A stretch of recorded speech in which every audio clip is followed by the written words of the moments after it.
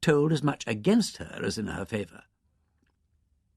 Another trifling but curious episode, occurring on the third morning in term, was the complaint of an agitated and conscientious first year that she had left a harmless modern novel open upon the table in the fiction library, and that on her return to fetch it after an afternoon on the river, she found several pages from the middle of the book, just where she was reading, ripped out and strewn about the room.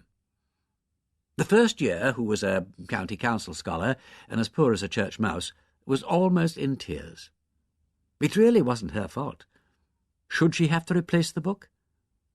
The dean, to whom the question was addressed, said no. It certainly didn't seem to be the first year's fault. She made a note of the outrage. The Search by C.P. Snow, pages 327 to 340, removed and mutilated, May 13th, and passed the information on to Harriet, who incorporated it in her diary of the case, together with such items as March 7, abusive letter by post to Miss Devine. March 11, ditto to Miss Hilliard and Miss Layton. April 29, harpy drawing to Miss Flaxman, of which she had now quite a formidable list. So the summer term set in, sun-flecked and lovely, a departing April whirled on wind-spurred feet towards the splendour of May. Tulips danced in the Fellows' garden. A fringe of golden green shimmered and deepened upon the secular beaches. The boats put out upon the char between budding banks, and the wide reaches of the Isis were strenuous with practising yates. Black gowns and summer frocks fluttered up and down the streets of the city and through the college gates, making a careless heraldry with the green of smooth turf and the silver sable of ancient stone. Motor car and bicycle raced perilously side by side through narrow turnings, and the wail of gramophones made hideous the waterways, from Magdalen Bridge to far above the new bypass. Sunbathers and untidy tea-parties desecrated Shrewsbury Old Quad. Newly whitened tennis shoes broke out like strange, unwholesome flowers along the plinth and window ledge, and the dean was forced to issue a ukase in the matter of the bathing dresses which flapped and fluttered, flag-fashion, from every coign of advantage. Solicitors' tutors began to cluck and brood tenderly over such ripening eggs of scholarship as were destined to hatch out damply in the examination schools of their 3-year incubation. Candidates, realizing with a pang that they had no fewer than 8 weeks in which to make up for cut lectures and misspent working hours, went flashing from Bodley to lecture-room and from camera to coaching. And the thin trickle of abuse from the poison pen was swamped and well-nigh forgotten in that stream of genial commination always poured out from the lips of examinees elect upon the examining bodies. Nor in the onset of school's fever was a lighter note lacking to the general delirium. The draw for the school's sweep was made in the senior common room, and Harriet found herself furnished with the names of 2 horses, one of whom, a Miss Newland, was said to be well fancied. Harriet asked who she was, having never to her knowledge seen or heard of her. "I don't suppose you have," said the dean. "She's a shy child, but Miss Shaw thinks she's pretty safe for a first." "She isn't looking well this term, though," said the bursar. "I hope she isn't going to have a breakdown or anything. I told her the other day that she ought not to cut hall so often." "They will do it," said the dean. "It's all very well to say that they can't be bothered to change when they come off the river and prefer pyjamas and an egg in their rooms, but I'm sure a boiled egg and a sardine aren't sustaining enough to do schools on." "And the mess it all makes for the scouts to clear up," grumbled the bursar. "It's almost impossible to get the rooms done by 11 when they're crammed with filthy crockery." "It isn't being out on the river that's the matter with Newland," said the dean. "That child works." "All the worse," said the bursar. "I distrust the candidate who swots in her last term. I shouldn't be a bit surprised if your horse scratched, Miss Vane. She looks nervy to me." "That's very depressing," said Harriet. "Perhaps I'd better sell half my ticket while the price is good." "I agree with Edgar Wallace. Give me a good stupid horse who will eat his oats. Any offers for Newland?" "What's that about Newland?" demanded Miss Shaw, coming up to them. They were having coffee in the Fellows' garden at the time. "By the way, Dean, couldn't you put up a notice about sitting on the grass in the new quad? I've had to chase 2 parties off. We cannot have the place looking like Margate Beach." "Certainly not. They know quite well it isn't allowed. Why are women undergraduates so sloppy? "They're always exceedingly anxious to be like men," said Miss Hilliard sarcastically. "But I notice the likeness doesn't extend to showing respect for the college grounds." "Even you must admit that men have some virtues," said Miss Shaw. "More tradition and discipline, that's all," said Miss Hilliard. "I don't know," said Miss Edwards. "I think women are messier by nature. They're naturally picnic-minded." "It's nice to sit in the open air in this lovely weather," suggested Miss Chilperic almost apologetically, for her student days were not far behind her, "and they don't think how awful it looks." "In hot weather," said Harriet, moving her chair back into the shade, "men have the common sense to stay indoors when it's cooler." "Men," said Miss Hilliard, "have a passion for frowst." "Yes," said Miss Shaw. "But what were you saying about Miss Newland? You weren't offering to sell your chance, Miss Vane, were you? Because, take it from me, she's a hot favourite. She's the Latimer scholar, and her work's brilliant." "Somebody suggested she was off her feed and likely to be a non-starter."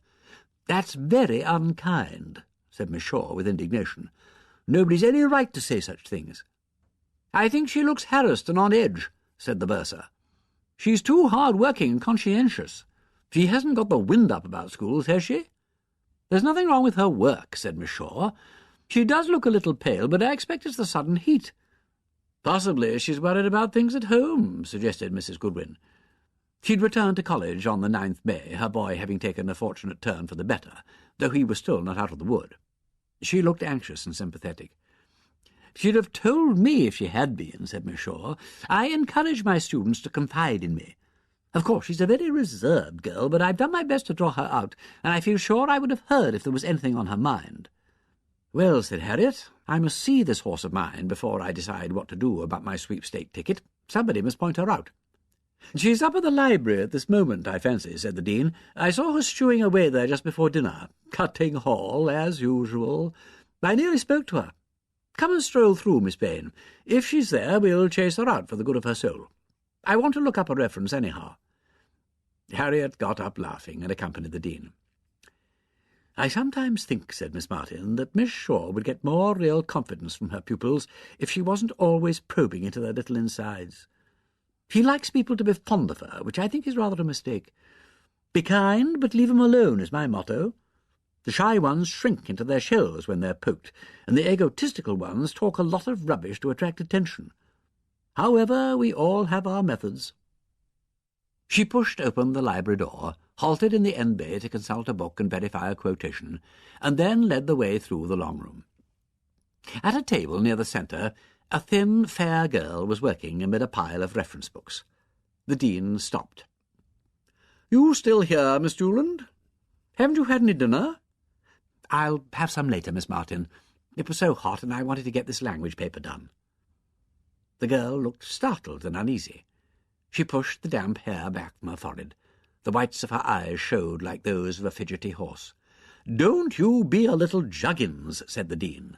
"All work and no play is simply silly in your school's term. If you go on like this, we'll have to send you away for a rest cure and forbid work altogether for a week or so. Have you got a headache? You look as if you had." "Not very much, Miss Martin." "For goodness' sake," said the Dean, "chuck that perishing old Ducange and Meyer Lupka, or whatever it is, and go away and play. I'm always happy to chase the school's people off to the river and into the country," she added, turning to Harriet. "I wish they'd all be like Miss Camperdown. She was after your time. She frightened Miss Pike by dividing the whole of her school's term between the river and the tennis courts, and she ended up with a first in Greats." Miss Newland looked more alarmed than ever. "I don't seem able to think," she confessed. "I forget things and go blank." "Well, of course you do," said the Dean briskly. "Sure sign you're doing too much. Now stop it at once. Get up now and get yourself some food, and then take a nice novel or something, or find somebody to have a knock-up with you." "Please don't bother, Miss Martin. I'd rather go on with this. I don't feel like eating, and I don't care about tennis."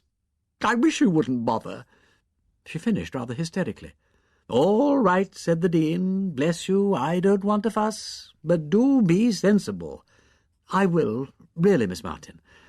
I'll just finish this paper. I couldn't feel comfortable if I hadn't.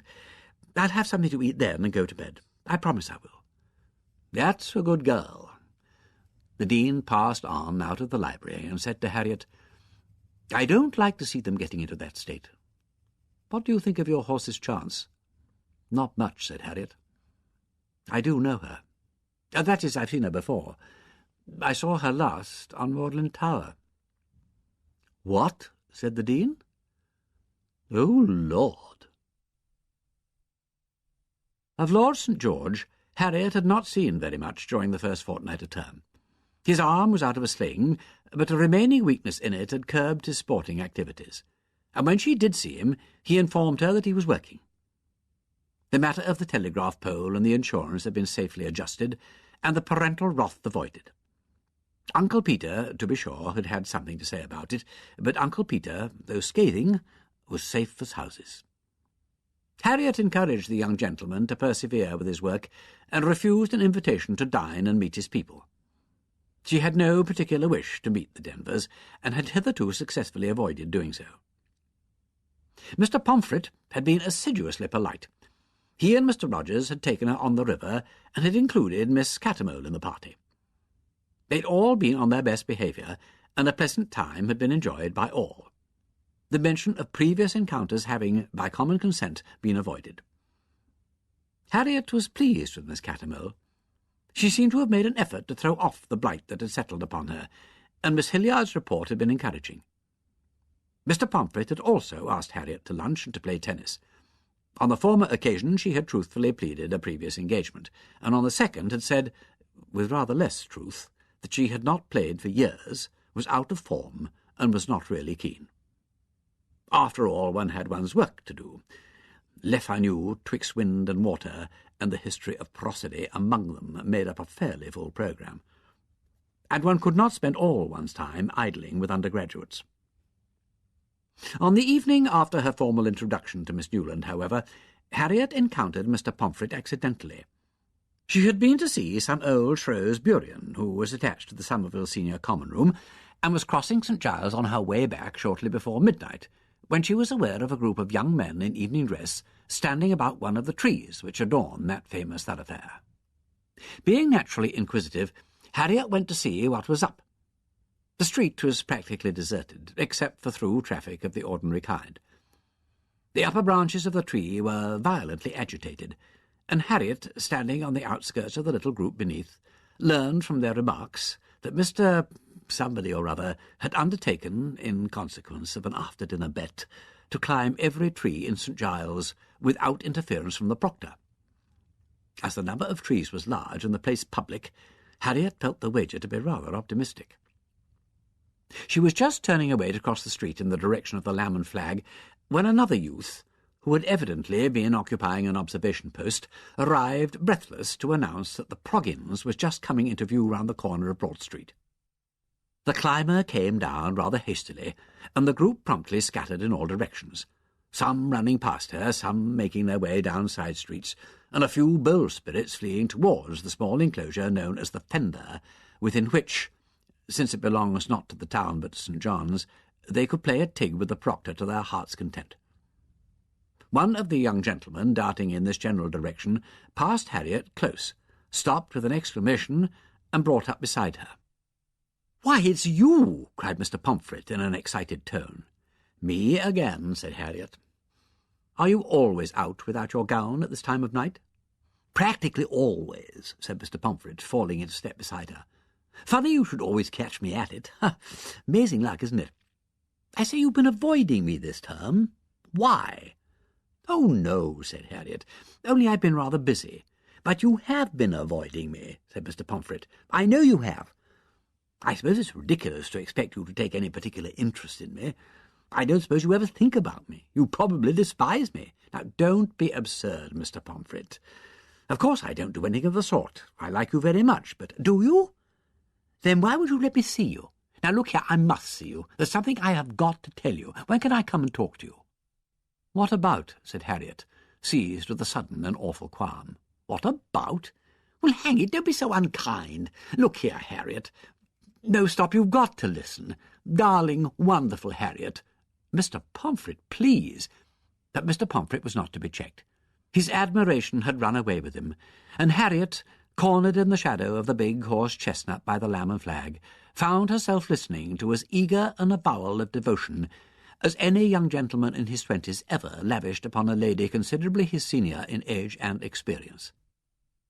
"I'm frightfully sorry, Mr. Pomfret. I never thought— No, really, it's quite impossible. I'm at least 10 years older than you are. And besides— Look, what does that matter?" With a large and clumsy gesture, Mr. Pomfret swept away the difference of age and plunged on in a flood of eloquence, which Harriet, exasperated with herself and him, could not stop. He loved her, he adored her, he was intensely miserable, he could neither work nor play games for thinking of her. If she refused him, he didn't know what he should do with himself. She must have seen, she must have realized. He wanted to stand between her and the world. Mr. Pomfret was 6'3" and broad and strong in proportion. "Oh, please don't do that," said Harriet, feeling as though she were feebly saying, "Drop it, Caesar," to somebody else's large and disobedient Alsatian. "No, I mean it. I can't let you." And then in a different tone, "Look out, Juggins, here's the proctor." Mr. Pomfret, in some consternation, gathered himself together and turned as to flee. But the proctor's bulldog, who'd been having a lively time with the tree climbers in St. Giles and was now out for blood, had come through the archway at a smart trot, and seeing a young gentleman not only engaged in nocturnal vagation without his gown, but actually embracing a female, mulier vel meretrix, cujus consortio Christianis process interdictum est, leapt gleefully upon him as upon a lawful prey. "Oh, blast!" said Mr. Pomfret. "Here you are." "The proctor would like to speak to you, sir," said the bulldog grimly. Harriet debated with herself whether it might not be more tactful to depart, leaving Mr. Pomfret to his fate. But the proctor was close on the heels of his men. He was standing within a few yards of her and already demanding to know the offender's name and college. There seemed to be nothing for it but to face the matter out. "Just a moment, Mr. Proctor," began Harriet, struggling for Mr. Pomfret's sake to control a rebellious uprush of laughter. "This gentleman is with me, and you can't—" "Oh, good evening, Mr. Jenkin." It was, indeed, that amiable pro-proctor. He gazed at Harriet and was struck dumb with embarrassment. "I say," broke in Mr. Pomfret awkwardly, but with the gentlemanly feeling that some explanation was due from him, "it was entirely my fault. I'm afraid I was annoying Miss Vane. Look, you can't very well prog him, you know," said Harriet persuasively. "Can you now?" "Come to think of it," replied Mr. Jenkin, "I suppose I can't. You're a senior member, aren't you?" He waved his bulldogs to a distance.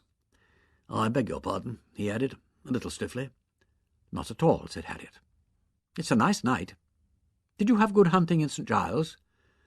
2 culprits will appear before their dean tomorrow," said the pro-proctor rather more cheerfully. "I suppose nobody came through here?" "Nobody but ourselves," said Harriet, "and I can assure you that we haven't been climbing trees." A wicked facility in quotation tempted her to add, "except in the Hesperides," but she respected Mr. Pomfret's feeling and restrained herself. "No, no," said Mr. Jenkin. He fingered his bands nervously and hitched his gowns with his velvet facings protectively about his shoulders. "I'd better be away in pursuit of those that have." "Good night," said Harriet.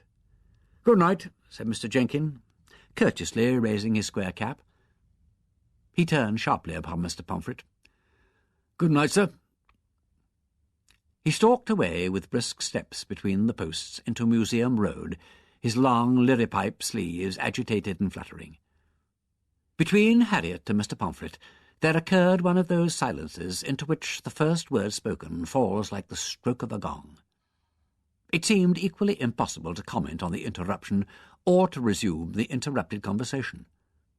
By common consent, however, they turned their backs upon the pro-proctor and moved out once more into St. Giles. They had turned left and were passing through the now deserted fender before Mr. Pomfret found his tongue. "A nice fool I look," said Mr. Pomfret bitterly.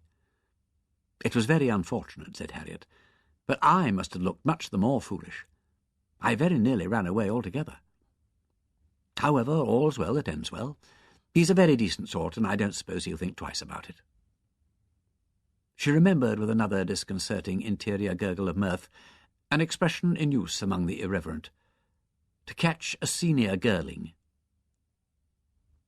To boy was presumably the feminine equivalent of the verb to girl.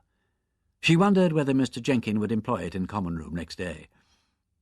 She didn't grudge him his entertainment, being old enough to know that even the most crashing social bricks make but a small ripple in the ocean of time which quickly dies away. To Mr. Pomfret, however, the ripple must inevitably appear of the dimensions of a maelstrom. He was muttering sulkily something about a laughing-stock. "Please," said Harriet, "don't worry about it. It's of no importance. I don't mind one bit." "Oh, well, of course not," said Mr. Pomfret. "Naturally you can't take me seriously. You're treating me like a child." "Indeed I'm not. I'm very grateful. I'm very much honoured by everything you said to me. But really and truly, it's quite impossible." Oh, never mind," said Mr. Pomfret angrily. It was too bad, thought Harriet. To have one's young affections trampled upon was galling enough. To have been made an object of official ridicule as well was almost unbearable. She must do something to restore the young gentleman's self-respect. "Listen, Mr. Pomfret, I don't think I shall ever marry anybody. Please believe that my objection isn't personal at all. We've been very good friends. Can't we—" Mr. Pomfret greeted this fine old bromide with a dreary snort. "I suppose," he said, in a savage tone, "there's somebody else." "I don't know that you've any right to ask that." "Of course not," said Mr. Pomfret, affronted. "I've no right to ask you anything. I ought to apologise for asking you to marry me, and for making a scene in front of the Proggins. In fact, for existing. I'm exceedingly sorry." Very clearly, the only balm that could in the least soothe the wounded vanity of Mr. Pomfret would be the assurance that there was somebody else. But Harriet was not prepared to make any such admission. And besides, whether there was anybody else or not, nothing could make the notion of marrying Mr. Pomfret anything but preposterous. She begged him to take a reasonable view of the matter.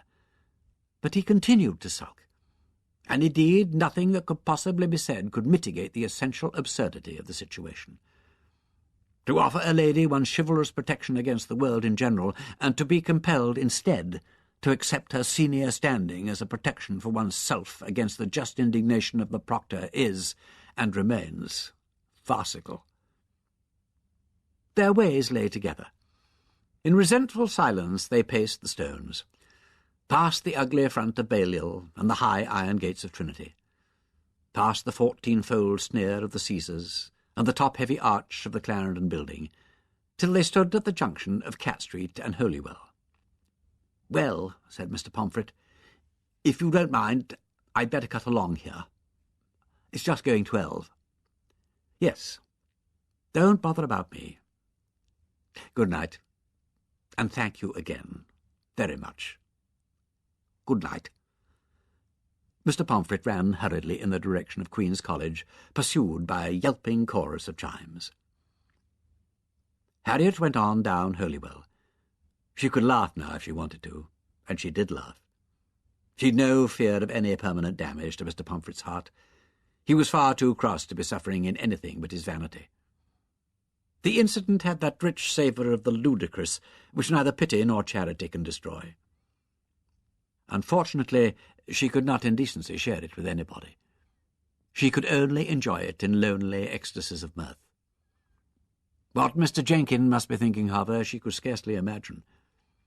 Did he suppose her to be an unprincipled cradle-snatcher, or a promiscuous sexual maniac, or a disappointed woman eagerly grasping at the rapidly disappearing skirts of opportunity, or what? The more she thought about her own part in the episode, the funnier it appeared to her. She wondered what she should say to Mr. Jenkin if she ever met him again. She was surprised to find how much Mr. Pomfret's simple-minded proposal had elated her. She ought to have been thoroughly ashamed of herself. She ought to be blaming herself for not having seen what was happening to Mr. Pomfret and taken steps to stop it. Why hadn't she? Simply she never supposed, because the possibility of such a thing had never occurred to her. She had taken it for granted that she could never again attract any man's fancy except the eccentric fancy of Peter Wimsey. And to him she was, of course, only the creature of his making and the mirror of his magnanimity.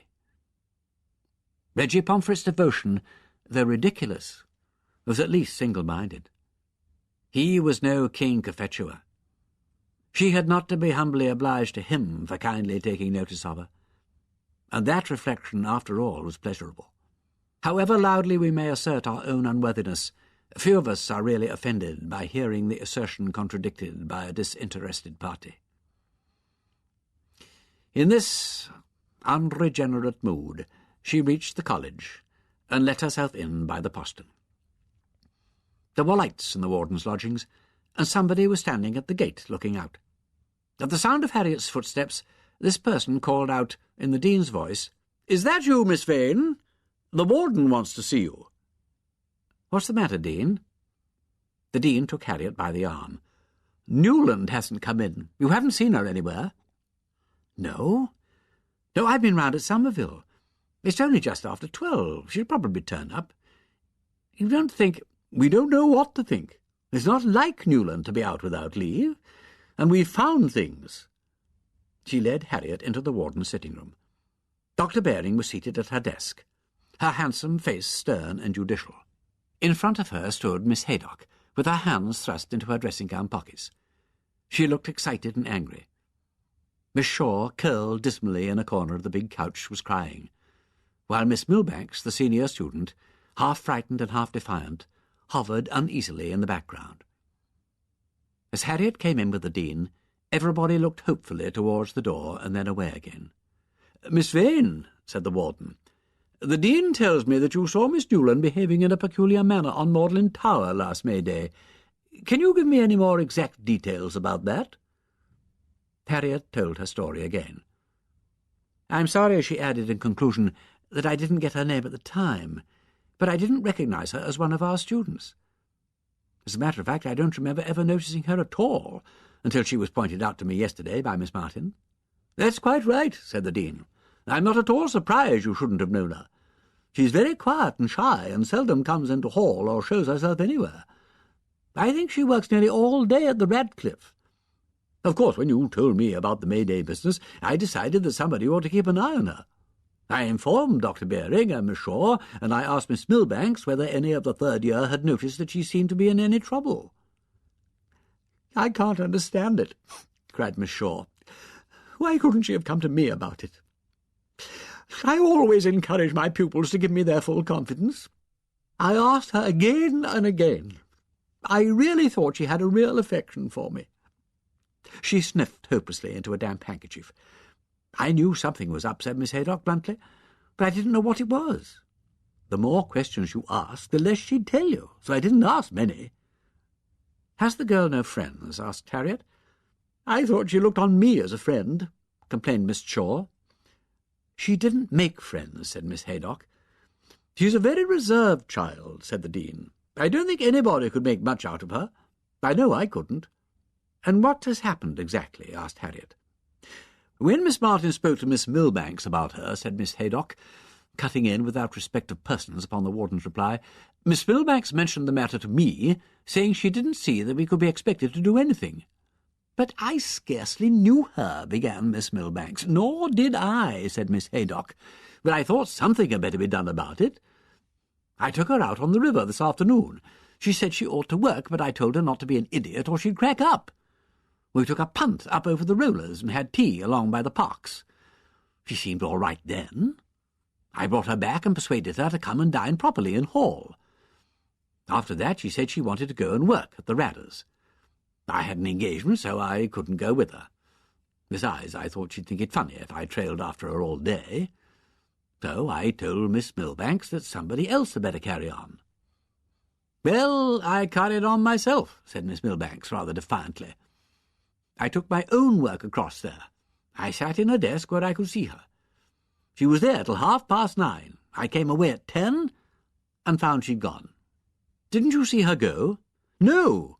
I was reading, and I suppose she slipped out. I'm sorry, but how was I to know? I've got schools this term. It's all very well to say I oughtn't to have taken my eyes off her, but I'm not a nurse or anything." Harriet noticed how Miss Milbanks' self-assurance had broken down. She was defending herself angrily and clumsily like a schoolgirl.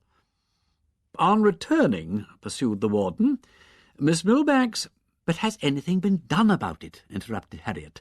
impatient with this orderly academic exposition. "I suppose you asked whether she's been up to the gallery of the Radcliffe?" "I thought of that later on," replied the warden, "and suggested that a search should be made there. I understand that it has been made, without result. However, a subsequent— How about the river? I am coming to that. Perhaps I'd better continue in chronological order. I can assure you that no time has been wasted." "Very well, Warden." "On returning," said the warden, taking up her tale exactly where she'd left it, "Miss Milbanks told Miss Haydock about it, and they ascertained that Miss Newland was not in college. They then, very properly, informed the dean, who instructed Paget to telephone through as soon as she came in. At 11:15 she had not returned, and Paget reported the fact. He mentioned at the same time that he had himself been feeling uneasy about Miss Newland. He had noticed that she had taken to going about alone, and that she looked strained and nervous. Paget is pretty shrewd," said the dean. "I often think he knows more about the students than any of us." "Up till tonight," wailed Miss Shaw, "I should have said I knew all my pupils intimately." Paget also said that he had seen several of the anonymous letters arrive at the lodge for Miss Newland. "He ought to have reported that," said Harriet. "No," said the dean. "It was after you came last term that we instructed him to report. The ones he saw came before that." "I see." "By that time," said the warden, "we were beginning to feel alarmed, and Miss Martin rang up the police. In the meantime, Miss Haydock made a search in Miss Newland's room for anything that might throw light on her state of mind, and found these." She took a little sheaf of papers from her desk and handed them to Harriet, who said, "Good God!" The poison pen this time had found a victim ready-made to her hand. There were the letters, 30 or more of them. "And I don't suppose that's the lot either," was the dean's comment. "Menacing, abusive, insinuating, all hammering remorselessly upon the same theme. You needn't think you will get away with it. What will you do when you fail in schools? You deserve to fail, and I shall see that you do." Then more horrible suggestions. "Don't you feel your brain going? If they see you're going mad, they'll send you down." And finally, in a sinister series, "You'd better end it now. Better dead than in the loony bin. In your place, I should throw myself out of the window. Try the river." And so on. The continuous, deadly beating on weak nerves. That, of all things, is hardest to resist. "If only she'd shown them to me," Miss Shaw was crying. "She wouldn't, of course," said Harriet. "You have to be very well balanced to admit that people think you're going mad. That's what's done the mischief." "Of all the wicked things," said the dean. "Think of that unfortunate child collecting all those horrors and brooding over them. I'd like to kill whoever it is." "It's a definite effort at murder," said Harriet. "But the point is, has it come off?" There was a pause. Then the warden said, in an expressionless voice, "One of the boathouse keys is missing." "Miss Stevens and Miss Edwards have gone upstream in the Waterfly," said the dean, "and Miss Burrows and Miss Barton have taken the other scull down to the Isis. The police are searching too. They've been gone about 3/4 of an hour. We didn't discover till then that the key was gone." "And there's not much we can do," said Harriet, suppressing the angry comment that the boathouse keys should have been checked the moment Miss Newland's absence had been remarked. "Miss Haydock, did Miss Newland say anything to you, anything at all, while you were out, that might suggest where she was likely to go in case she wanted to drown herself?" The blunt phrase, spoken openly for the first time, shook everybody. Miss Haydock put her head in her hands. "Wait a minute," she said. I do remember something. We were well up through the parks. Yes, it was after tea, and went a bit farther before turning. I struck a bad bit of water and nearly lost the pole. I remember saying it would be a nasty place to go in because of the weeds. It's a bad bottom, all mud with deep holes in it. Miss Newland asked if that wasn't the place where a man had been drowned last year. I said I didn't know, but I thought it was near there. She didn't say anything more, and I'd forgotten until this moment. Harriet looked at her watch. 9:30 she was last seen. She'd have to get to the boathouse. Had she a bicycle? No? Then it must take her nearly half an hour. 10. Say another 40 minutes to the rollers, unless she was very quick. She's not a quick punter. She'd take a canoe. She'd have the wind and stream against her. Say 10:45. And she'd have to get the canoe over the rollers by herself. That takes time. But she'd still have over an hour. We may be too late, but it's just worth trying. But she might have gone in anywhere. Of course she might. But there's just a chance. People get an idea and stick to it, and they don't always make their minds up instantly. If I know anything of the girl's psychology, began Miss Shaw. What's the good of arguing, said Harriet. She's either dead or alive, and we've got to risk a guess. Who'll come with me? I'll get the car. We shall go quicker by road than by river. We can commandeer a boat somewhere above the parks, if we have to break open a boathouse. Dean, I'm with you, said Miss Martin. We want torches and blankets, hot coffee, brandy. Better get the police to send up a constable to meet us at Tim's. Miss Haydock, you're a better oar than I am. I'll come, said Miss Haydock. Thank God for something to do. Lights on the river, the splash of sculls, the steady chock of the rowlocks. The boat crept slowly downstream. The constable, crouched in the bows, swept the beam of a powerful torch from bank to bank. Harriet, holding the rudder lines, divided her attention between the dark current and the moving light ahead.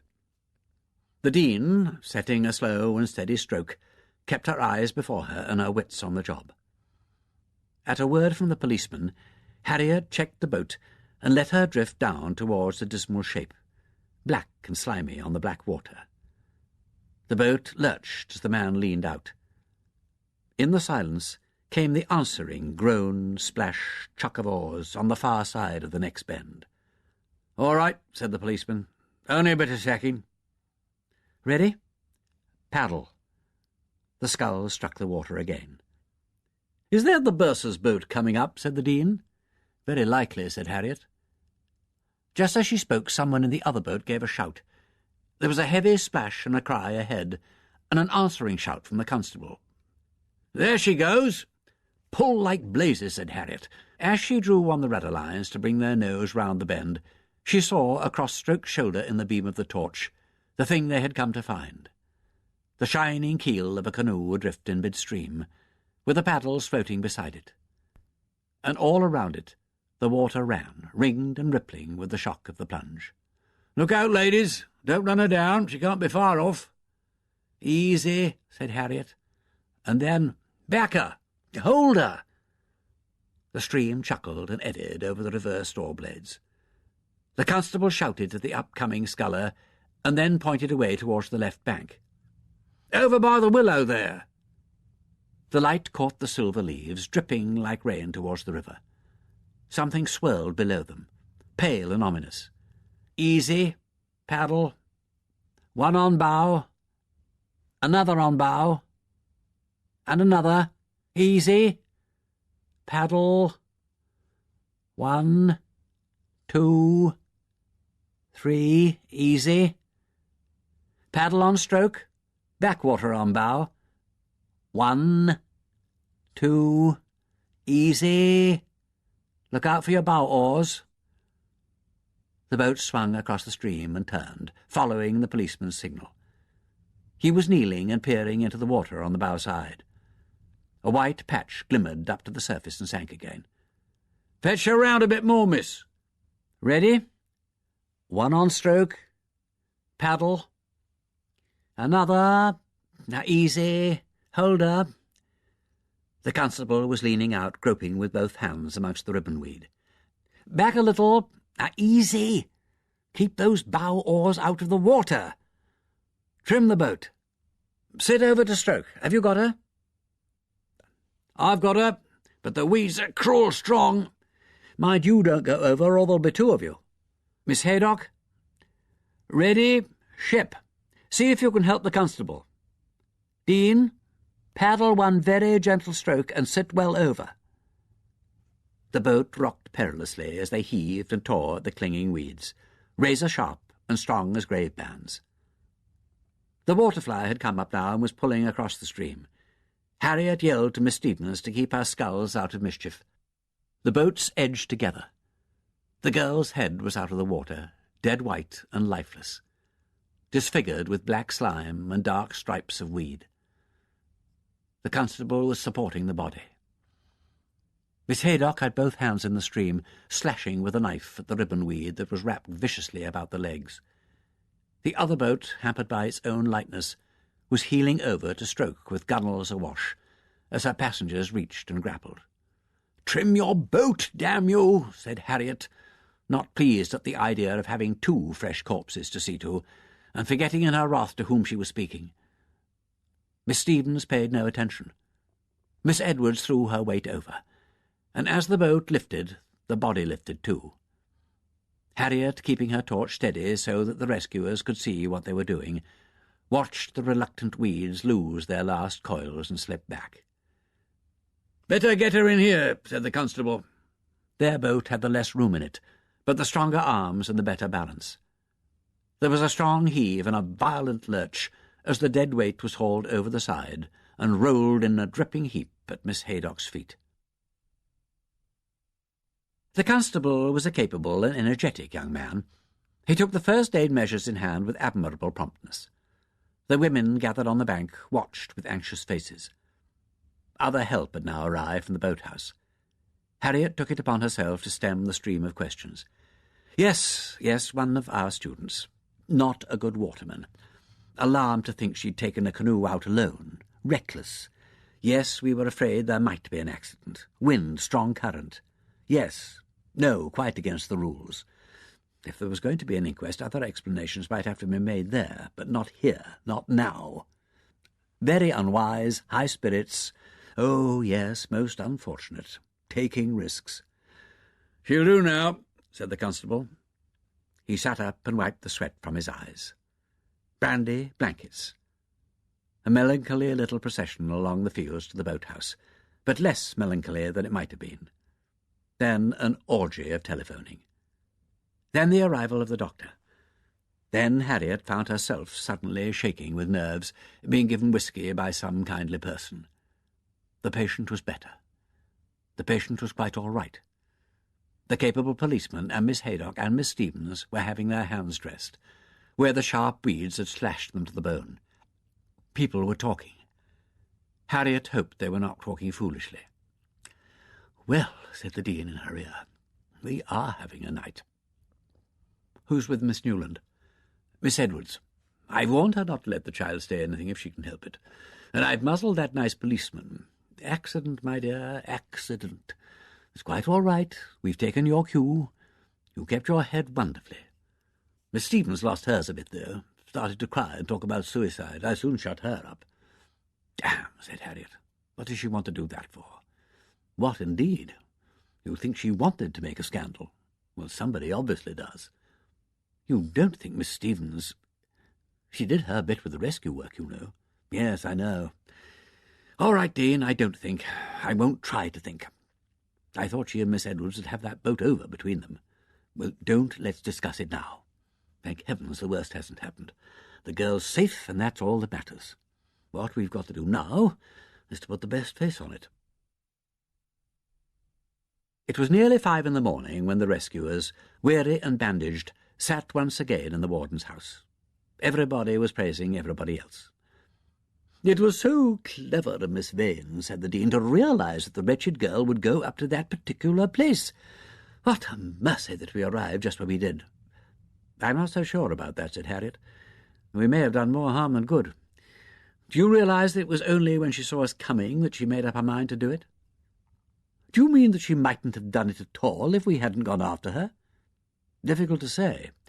She was putting it off, I think. What really sent her in was that shout from the other boat." "Who shouted, by the way?" "I shouted," said Miss Stevens. "I looked over my shoulder and saw her, so I shouted." "What was she doing when you saw her?" "Standing up in the canoe." "No, she wasn't," said Miss Edwards. "I looked round when you shouted, and she was just getting to her feet then." "You're quite mistaken," contradicted Miss Stevens. "I say she was standing up when I saw her, and I shouted to stop her. You couldn't have seen past me." "I saw perfectly plainly," said Miss Edwards. "Miss Vane is quite right. It was when she heard the shout that she got up." "I know what I saw," said the bursar obstinately. "It's a pity you didn't take somebody to Cox," said the Dean. "Nobody can see clearly what's going on behind her back." "Well, it's hardly necessary to argue about it," said the warden a little sharply. "The tragedy has been prevented, and that is all that matters. I'm exceedingly grateful to everybody." "I resent suggestions," said Miss Stevens, "that I drove the unfortunate girl to destroy herself. And as for saying that we ought not to have gone in search of her—" "I never said that," said Harriet wearily. "I only said that if we had not gone, it might not have happened. But of course we had to go." "What does Newland say herself?" demanded the Dean. "Says why couldn't we leave her alone," replied Miss Edwards. "I told her not to be an inconsiderate little ass." "Poor child," said Miss Shaw. "If I were you," said Miss Edwards, "I shouldn't be too soft with these people. Bracing up is what does them good. You let them talk too much about themselves." "But she didn't talk to me," said Miss Shaw. "I tried very hard to make her."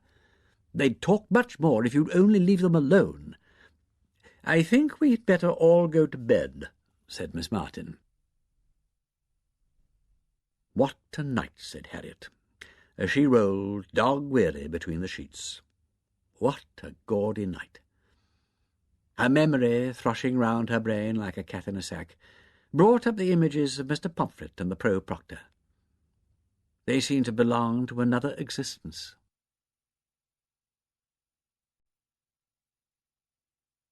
Chapter 13.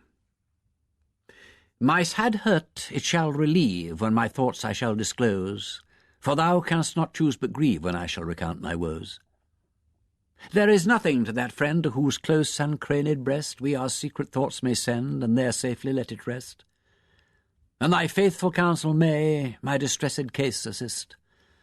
Sad affliction else may sway me, a woman, as it list." Michael Drayton. "You must see," said Harriet, "that it's impossible to go on like this. You've got to call in expert help and risk the consequences. Any scandal is better than a suicide and an inquest." "I think you're right," said the warden. Only Miss Lydgate, the Dean, and Miss Edwards sat with Dr. Baring in the warden's sitting-room. The brave pretence at confidence had been given up.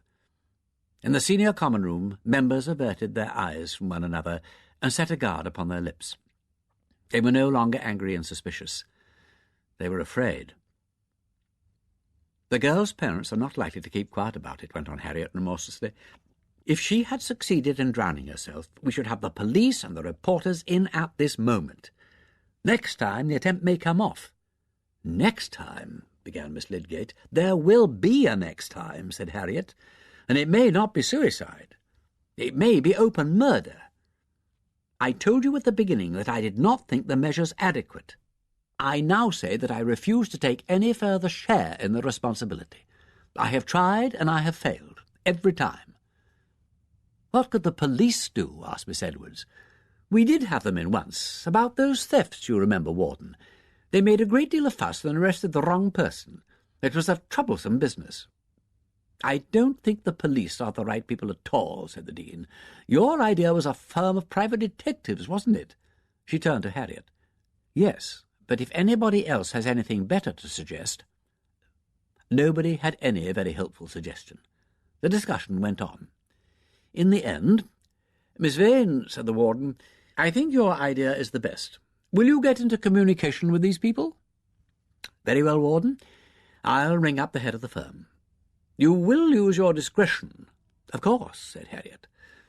She was becoming a little impatient. The time for discretion seemed to her to be past.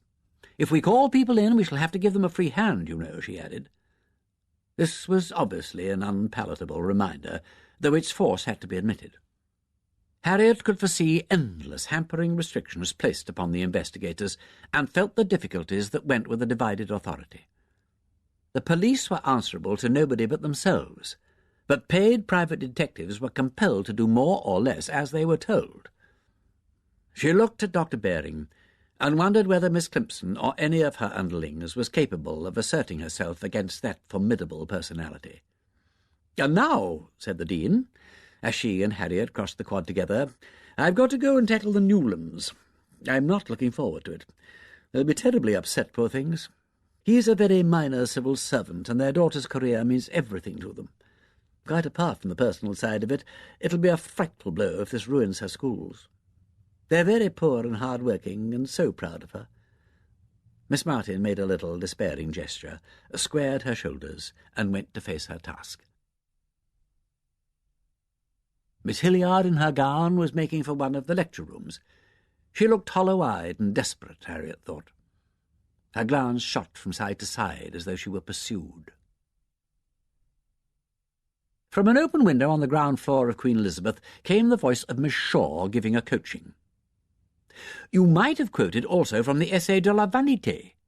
You remember the passage, 'Je me suis couché 1000 fois chez moi, imaginant qu'on me trahirait et assommerait cette nuit-là.' His morbid preoccupation with the idea of death and his—" The academic machine was grinding on. At the entrance leading to their offices, the bursar and treasurer stood together, their hands full of papers. They seemed to be discussing some question of finance. Their glances were secretive and mutually hostile. They looked like sullen dogs chained together and forced into a grumbling amity by the reprimand of their master. Miss Pike came down her staircase and passed them without a word. Still without a word, she passed Harriet and turned along the plinth, her head held high and defiantly. Harriet went in and along to Miss Lydgate's room. Miss Lydgate, as she knew, was lecturing. She could use her telephone undisturbed. She put her call through to London. A quarter of an hour later she hung up the receiver with a sinking heart. Why she should be surprised to learn that Miss Climpson was absent from town, engaged on a case, she could not have said.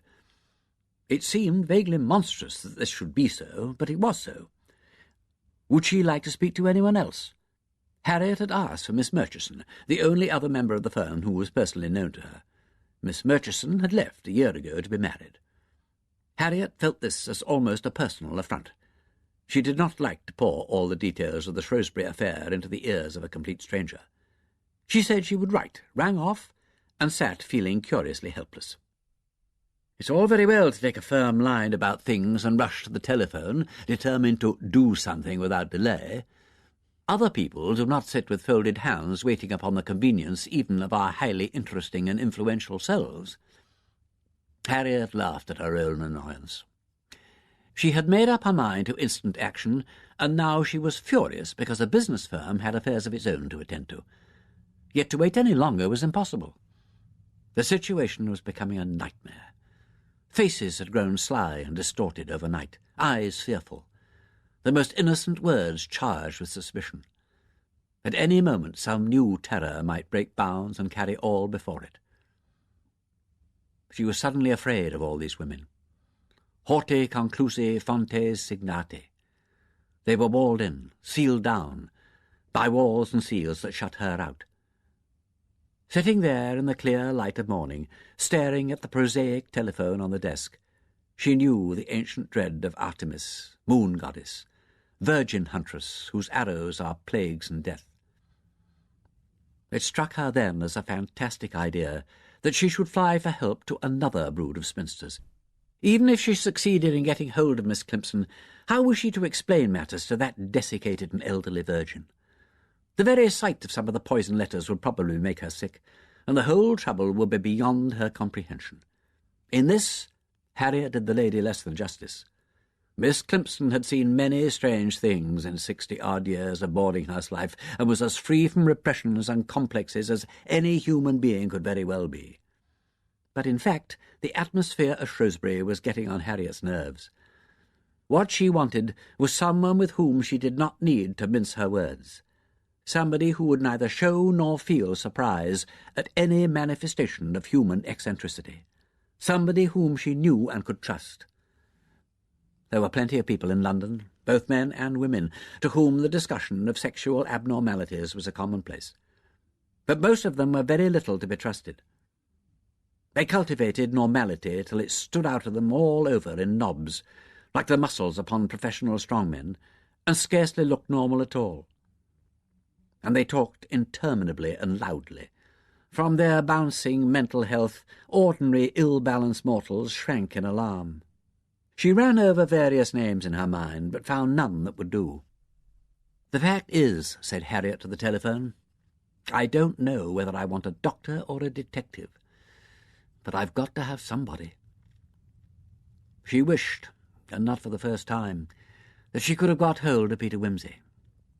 Not, of course, that this was the kind of case he could very suitably have investigated himself, but he would probably have known the right person. He, at least, would be surprised at nothing, shocked at nothing. He'd far too wide an experience of the world, and he was completely to be trusted. But he was not there. He had vanished from view at the very moment when the Shrewsbury affair had first come to her notice. It seemed almost pointed. Like Lord St. George, she began to feel that Peter really had no right to disappear just when he was wanted. The fact that she had spent 5 years angrily refusing to contract further obligations towards Peter Wimsey had no weight with her now. She would readily have contracted obligations towards the devil himself if she could have been sure that the Prince of Darkness was a gentleman of Peter's kidney. But Peter was as far from beyond reach as Lucifer. Was he? There was the telephone at her elbow. She could speak to Rome as easily as to London, though at a trifle more expense. It was probably only the financial modesty of the person whose income is all earned by work that made it seem more momentous to ring somebody up across a continent than across a city. At any rate, it could do no harm to fetch Peter's last letter and find the telephone number of his hotel. She went out quickly and encountered Mr. Vane. "Oh," said the fellow, "I was coming to look for you. I thought I'd better show you this." She held out a piece of paper. The sight of the printed letters was odiously familiar. "Your turn's coming." "Well, it's nice to be warned," said Harriet, with a lightness she didn't feel. "Where, when, and how?" "It fell out of one of the books I'm using," said Mr. Vane, blinking behind her glasses at the question. "Just now." "When did you use the book last?" "That," said Mr. Vane, blinking again, "is the odd thing about it. I didn't. Miss Hilliard borrowed it last night, and Mrs. Goodwin brought it back to me this morning." Considering the things Miss Hilliard had said about Mrs. Goodwin, Harriet was faintly surprised that she should have chosen her to run her errands, but in certain circumstances the choice might, of course, be a wise one. "Are you sure the paper wasn't there yesterday?" "I don't think it could have been. I was referring to various pages, and I think I should have seen it." "Did you give it directly into Miss Hilliard's own hands?"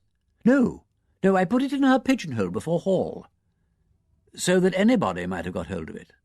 "Oh, yes." Exasperating. Harriet took possession of the paper and passed it on. It was now not even clear against whom the threat was directed, much less from whom it came. She fetched Peter's letter and discovered that in the interval she had made up her mind. She said she would ring up the head of the firm, and so she would. If he was not technically the head, he was certainly the brains of it. She put the call through. She did not know how long it would take, but left instructions at the lodge that when it came through she was to be searched for and found without fail. She felt abominably restless. The next piece of news was that a violent quarrel had taken place between Miss Shaw and Miss Stevens, who were normally the closest of friends. Miss Shaw, having heard the full story of the previous night's adventure, had accused Miss Stevens of frightening Miss Newland into the river. Miss Stevens had in turn accused Miss Shaw of deliberately playing on the girl's feelings so as to work her up into a state of nerves. The next disturber of the peace was Miss Allison. As Harriet had discovered the previous term, Miss Allison had a way of passing on to people the things other people had said of them. In a spirit of candour she had now chosen to pass on to Mrs. Goodwin the hints thrown out by Miss Hilliard. Mrs. Goodwin had tackled Miss Hilliard about it, and there had been a most unpleasant scene in which Miss Allison, the Dean, and poor little Miss Chilperic, who had been drawn into the discussion by malignant chance, took sides with Mrs. Goodwin against Miss Pike and Miss Burrows, who, though they thought Miss Hilliard had spoken ill-advisedly, resented any aspersions cast against the unmarried state as such. This unpleasantness took place in the Fellows' garden. Finally, Miss Allison had further inflamed the situation by passing on a vivid account of the matter to Miss Barton, who had gone away indignantly to tell Miss Lydgate and Mr. Vine exactly what she thought of the psychology both of Miss Hilliard and Miss Allison. It was not an agreeable morning. Between the married, or about to be married, and the unmarried, Harriet felt herself to be like Aesop's bat between the birds and beasts. An odd result, she felt, of having sown her wild oats in public. Lunch was a strained meal. She came into hall rather late, to find that the high table had sorted itself out into opposing camps, with Miss Hilliard at one end and Mrs. Goodwin at the other. She found an empty chair between Mr. Vine and Miss Stevens, and amused herself by drawing them and Miss Allison, who was next to Mr. Vine on the other side, into a discussion of currency and inflation. She knew nothing about the subject, but they naturally knew a good deal, and her tact was rewarded. Conversation spread. The table presented a less sullen front to the assembled students, and Miss Lydgate beamed approval. Things were moving nicely when a scout, leaning between Miss Allison and Mr. Vine, murmured a message. "From Rome," said Mr. Vine. "Who can that be, I wonder?" "Telephoning from Rome?" said Miss Allison in piercing accents. "Oh, one of your correspondents, I suppose. He must be better off than most historians."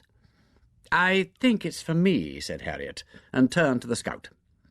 "Are you sure they said Devine and not Vane?" The scout was not very sure. "If you're expecting it, it must be for you," said Mr. Vine. Miss Allison made some rather sharp observation about writers of international celebrity, and Harriet left the table, flushing uncomfortably and angry with herself for doing so. As she went down to the public call-box in Queen Elizabeth, to which the call had been put through, she tried to arrange in her own mind what to say. A brief sentence of apology, another brief sentence of explanation, and a request for advice. Into whose hands should the case be put? There was surely nothing difficult about that. The voice from Rome spoke English very well. It did not think Lord Peter Wimsey was in his hotel, but would inquire. A pause, during which she could hear feet passing to and fro on the other side of the continent. Then the voice again, suave and apologetic. "His lordship left Rome 3 days ago." "Oh, did they know for what destination?" They would inquire. Another pause, and voices speaking Italian. Then the same voice again. "His lordship left for Warsaw." "Oh, thank you very much." And that was that. At the thought of ringing up the British Embassy at Warsaw, her heart failed her.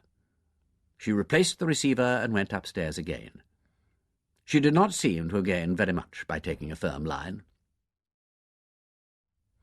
Friday afternoon. Crises always, thought Harriet, occurred at the weekend when there were no posts. If she wrote now to London and they replied by return, she would still, in all probability, be able to take no action till Monday.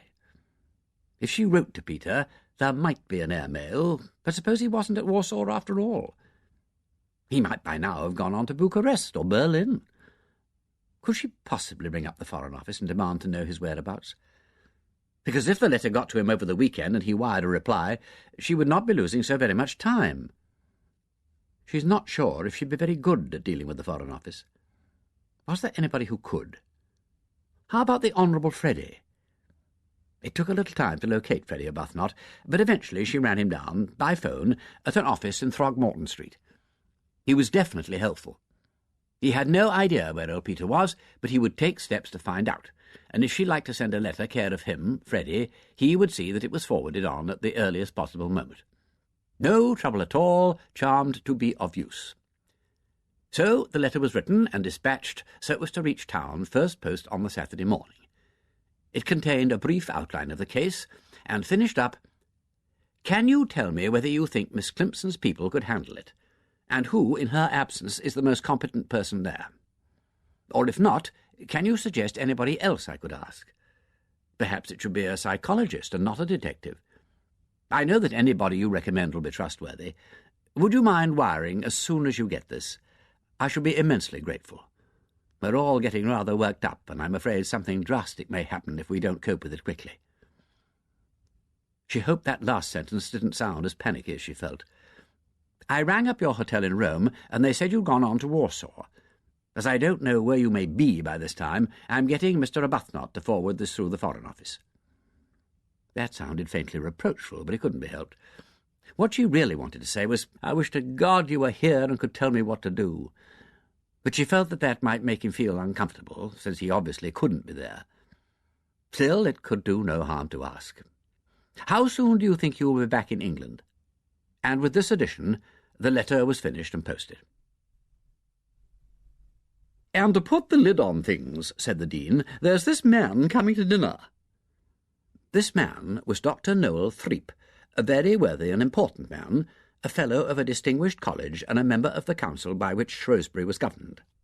Friends and benefactors of this kind were not infrequently entertained in college, and as a rule the high table was glad of their presence. But the moment was scarcely auspicious. However, the engagement had been made early in the term, and it was quite impossible to put Dr. Threep off. Harriet said she thought this visit might be a good thing, and help to keep the minds of the SCR off their troubles. "We'll hope so," said the Dean. "He's a very nice man, and talks very interestingly. He's a political economist." "Hard-boiled or soft-boiled?" "Hard, I think." This question had no reference to Dr. Threep's politics or economics, but only to his shirt-front. Harriet and the Dean had begun to collect shirt-fronts. Miss Choprick's young man had started the collection. He was extremely tall and thin and rather hollow-chested. By way of emphasizing this latter defect, he always wore a soft pleated dress shirt, which made him look, according to the Dean, like the scooped-out rind of a melon.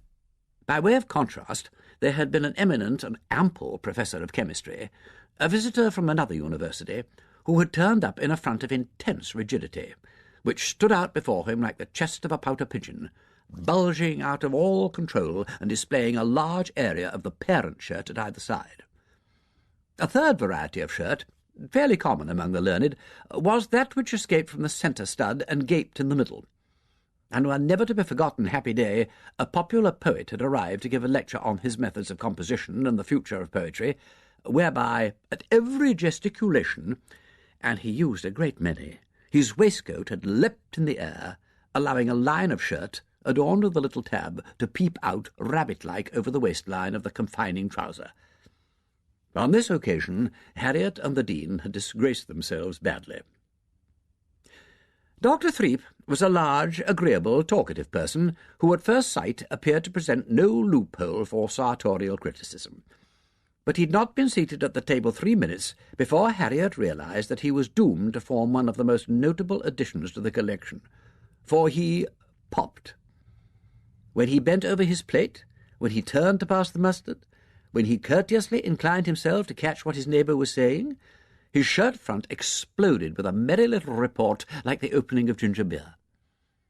The clamour in hall seemed louder than usual that night, so that the poppings were inaudible beyond a few places to right and left of him, but the warden and the Dean, who sat beside him, heard them, and Harriet, sitting opposite, heard them.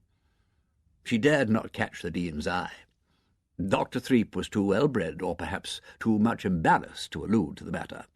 He talked on imperturbably, raising his voice more and more to be heard above the din of the undergraduates. The warden was frowning. "The excellent relations between the women's colleges and the university," said Dr. Threep. "All the same—" The warden summoned a scout, who presently went down to the junior high and thence to the other tables with the usual message. The warden's compliments, and she would be obliged if there could be rather less noise. "I beg your pardon, Dr. Threep, I didn't quite catch." "All the same," repeated Dr. Threep with a polite bend and pop, "it is curious to see how traces of the old prejudice linger. Only yesterday the Vice-Chancellor showed me a remarkably vulgar anonymous letter sent to him that very morning." The noise in hall was dying down gradually. It was like a lull in the interval of a storm. "Making the most absurd accusations, oddly enough, against your own senior common room in particular. Accusations of murder, of all things. The Vice-Chancellor—" Harriet missed the next few words. She was watching how, as Dr. Threep's voice rang out in the comparative quiet, the heads at the high table jerked towards him as though pulled by wires. pasted on paper. It's quite ingenious. I said, my dear Mr. Vice-Chancellor, I doubt whether the police could do much. It's probably the work of some harmless crank. But is it not curious that such peculiar delusions should exist and persist at this day? Very curious indeed, said the warden with stiff lips. So I advised against police interference for the moment at any rate. But I said I would put the matter before you, since Shrewsbury was particularly mentioned. I defer, of course, to your opinion. The dons sat spellbound, and in that moment Dr. Threep, bowing to the warden's decisions, popped with so loud and violent an explosion that it resounded from end to end of the table, and the major embarrassment was swallowed up in the minor. Miss Chilperic suddenly broke out into a spasm of high, nervous laughter. How dinner ended, Harriet could never properly recall. Dr. Threep went over to have coffee with the warden, and Harriet found herself in the dean's room, helpless between mirth and alarm. "It's really very serious," said Miss Martin. "Horribly. I said to the Vice-Chancellor, 'Pop.' No, but honestly, what are we to do about it?" "I defer to your opinion. Pop. I can't imagine what makes shirts do that, can you? I have no idea. And I meant to be so clever this evening. Here, said I, is a man come among us. I will watch everybody's reactions."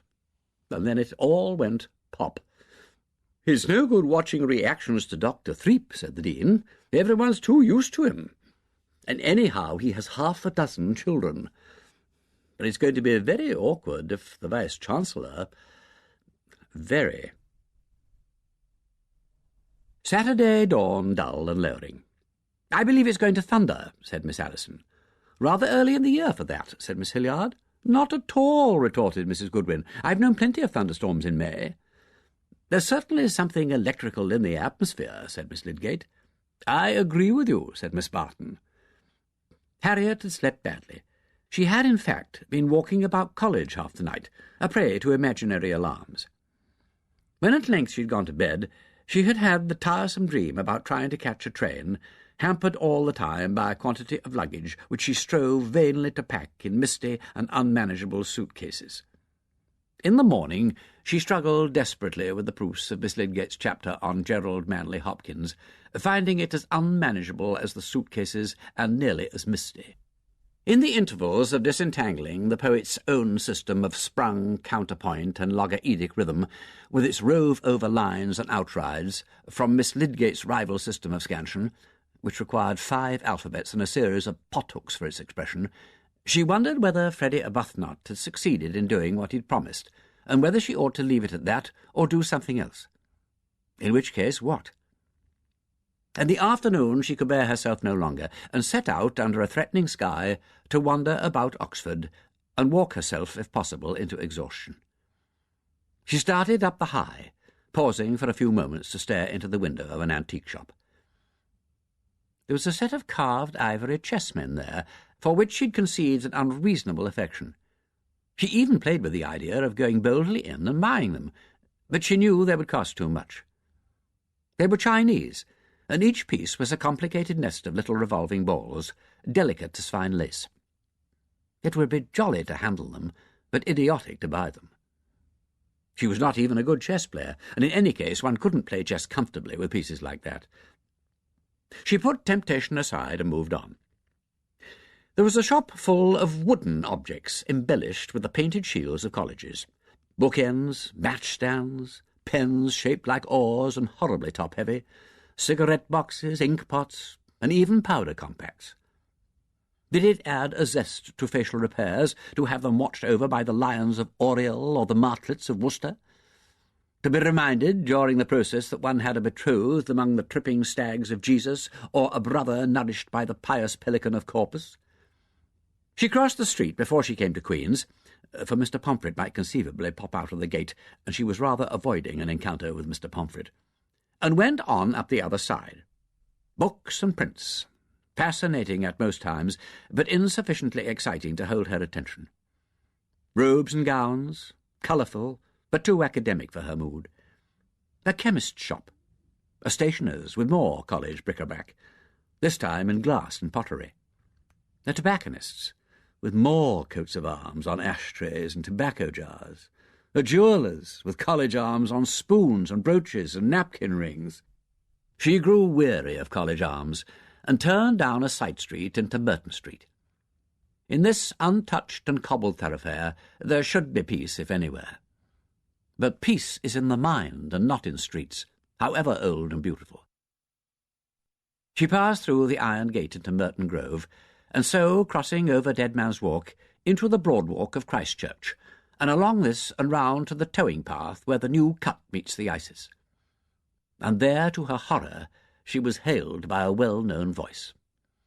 Here, by special interposition of all the powers of evil, was Miss Schuster Slat, whose presence in Oxford she had, till that moment, mercifully forgotten, convoying a party of American visitors, all eager for information.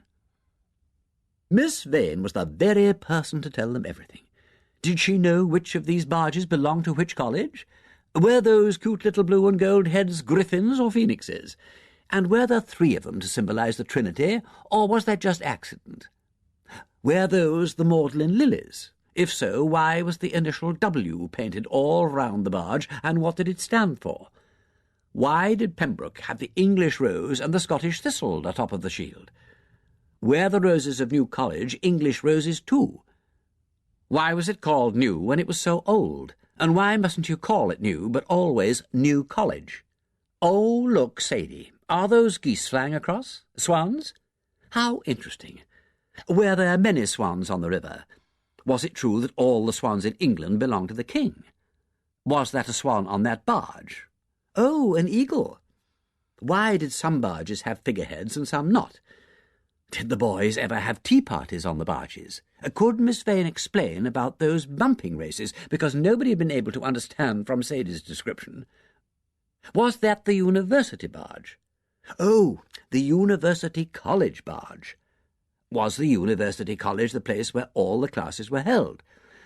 And so forth and so on, all along the towing path, all the way up the long avenue to the Meadow Building, and all the way round Christ Church, from hall to kitchen, from cathedral to library, from Mercury to Great Tom, while all the time the sky brooded lower and the weather became more oppressive, until Harriet, who had started out feeling as though her skull was stuffed with wool, ended up with a raging headache. The storm held off till after hall, except for threatenings and grumblings of thunder. At 10 o'clock, the first great flash went across the sky like a searchlight, picking out roof and treetop, violet blue against the blackness, and followed by a clap that shook the walls. Harriet flung her window open and leaned out. There was a sweet smell of approaching rain. Another flash and a crash, a swift gust of wind, and then the swish and rush of falling water, the gurgle of overflowing gutters, and peace.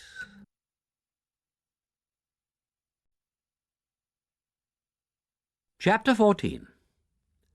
Truce, gentle love, a parley now I crave. Methinks 'tis long since first these wars begun, nor thou nor I the better yet can have. Bad is the match where neither party won. I offer 3 conditions of fair peace, my heart for hostage, that it shall remain. Discharge our forces here, let malice cease. So for my pledge, thou give me pledge again. Michael Drayton. It was a good storm, said the Dean. First class, said the Bursar dryly, for those who like it and don't have to cope with those that don't. The scouts' quarters were a pandemonium. I had to go over. There was Carrie in hysterics, and Cook thinking her last hour had come, and Annie shrieking to heaven that her darling children would be terrified and wanted to rush off to Headington then and there to comfort them. I wonder you didn't send her there at once in the best car available, put in Miss Hilliard in sarcastic tones. And one of the kitchen maids having an outbreak of religious blues, went on Miss Stevens, and confessing her sins to an admiring circle.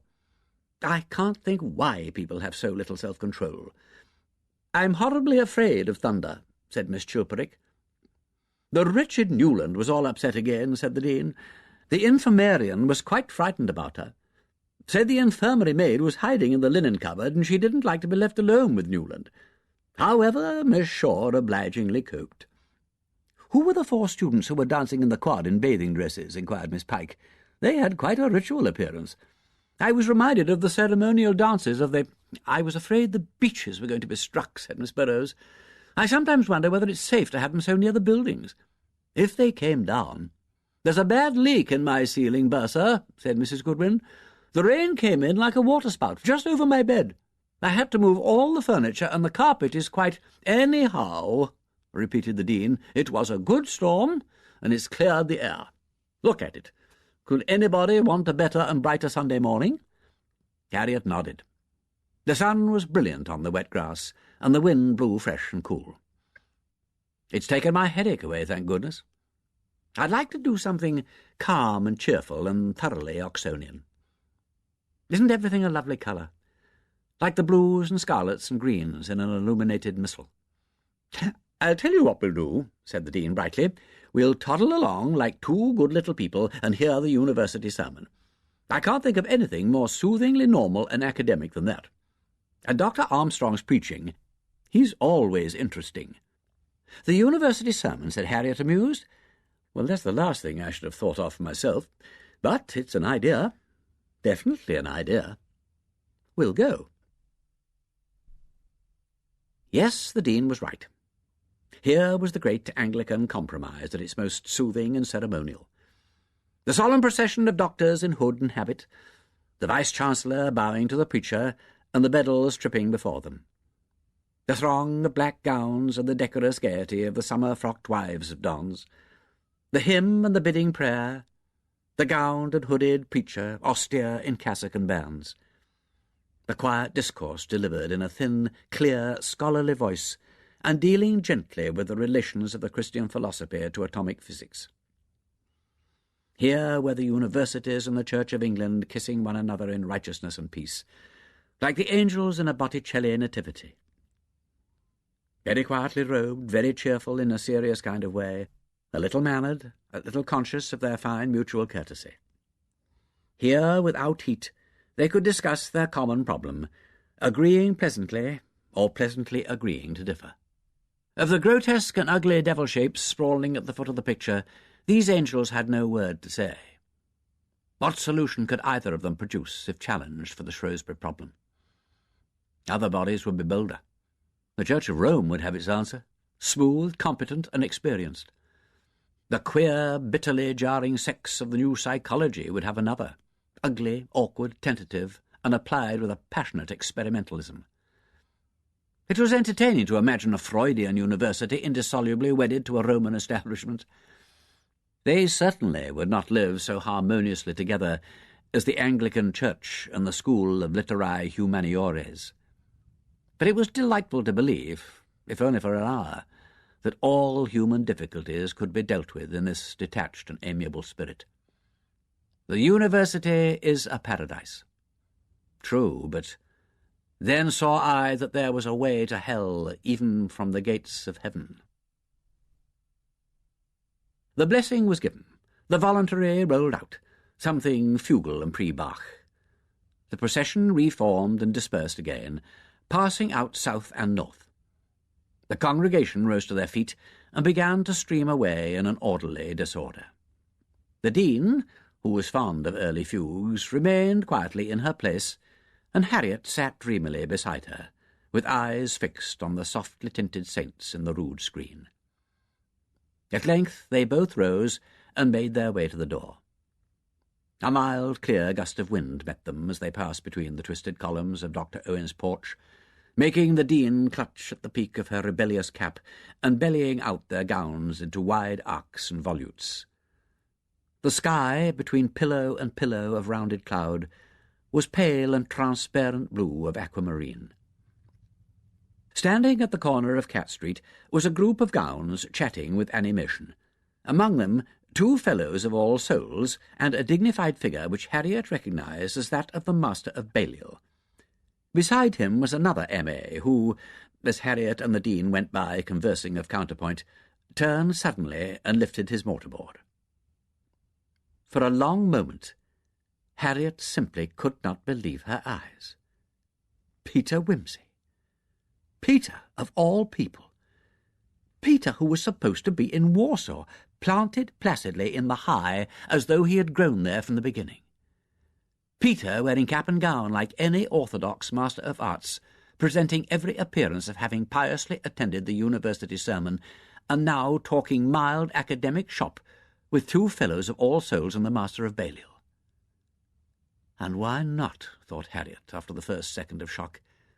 He is a Master of Arts. He was at Balliol. Why shouldn't he talk to the Master if he likes? But how did he get here, and why? And when did he come, and why didn't he let me know? She found herself confusedly receiving introductions and presenting Lord Peter to the Dean. "I rang up yesterday from town," Wimsey was saying, "but you were out." And then more explanations, something about flying over from Warsaw, and my nephew at the house, and the Master's kind hospitality, and sending a note round to college. Then, out of the jumble of polite nothings, a sentence she grasped clearly. "If you're free and in college during the next half hour or so, may I come round and look you up?" "Yes, do," said Harriet lamely. "That would be delightful." She pulled herself together. "I suppose it's no good asking you to lunch." It appeared that he was lunching with the Master, and that one of the All Souls men was lunching also. In fact, a little lunch party with, she gathered, some kind of historical basis. Mention of somebody's article for the proceedings of something or other, which Wimsey was going to step into All Souls and look at. It won't take you 10 minutes. And references to the printing and distribution of Reformation polemical pamphlets, to Wimsey's expert knowledge, to the other man's expert knowledge, and to the inexpert pretence at knowledge of some historian from another university. Then the whole group broke up. The Master raised his cap and drifted away, reminding Wimsey and the historian that lunch would be at 1:15. Peter said something to Harriet about round in 20 minutes, and then vanished with the two fellows into All Souls, and Harriet and the Dean were walking together again. "Well," said the Dean, "so that's the man." "Yes," said Harriet weakly, "that's him." "My dear, he's perfectly charming. You never said he was coming to Oxford." "I didn't know. I thought he was in Warsaw." "I knew he was supposed to be coming up sometime this term to see his nephew, but I'd no idea he could get away so soon. As a matter of fact, I wanted to ask him, only I don't suppose he could have got my letter." She felt that her efforts at explanation were only darkening counsel. In the end, she made a clean breast of the whole affair to the Dean. "I don't know whether he got my letter and knows already, or whether, if he doesn't, I ought to tell him. I know he's absolutely safe. But whether the warden and the SCR... I didn't expect him to turn up like this." "I should think it was the wisest thing you could have done," said Miss Martin. "I shouldn't say too much at college. Bring him along if he'll come, and let him turn the whole lot of us inside out. A man with manners like that could twist the whole high table round his little finger. What a mercy he's a historian. That'll put him on the right side of Miss Hilliard." "I never thought of him as a historian." "Well, he took her first, anyway. Didn't you know?" She had not known. She had not even troubled to wonder. She had never consciously connected Wimsey and Oxford in her mind. This was the Foreign Office business all over again. If he had realized her thoughtlessness, it must have hurt him. She saw herself as a monster of callous ingratitude. "I'm told he was looked upon as one of the ablest scholars of his year," pursued the Dean. "A. L. Smith thought highly of him. It's a pity in a way he didn't stick to history, but naturally his chief interests wouldn't be academic." "No," said Harriet. So the Dean had been making inquiries. Naturally she would. Probably the whole SCR could by now give her detailed information about Wimsey's university career. That was comprehensible enough. They thought along those lines. But she herself might surely have found the energy for 2 minutes' study of the calendar. "But where shall I put him when he comes? I suppose if I take him off to my own room it will set a bad example to the students. And it's a bit cramped." "You can have my sitting room. Much better than any of the public rooms if you're going to discuss this beastly business. I wonder if he did get that letter. Perhaps the eager interest behind that penetrating eye was due to his suspicions of me. And I put it all down to my personal fascination. Oh, the man's dangerous, though he doesn't look it. That's why he's dangerous. But if he read my letter, he'll know that it isn't you."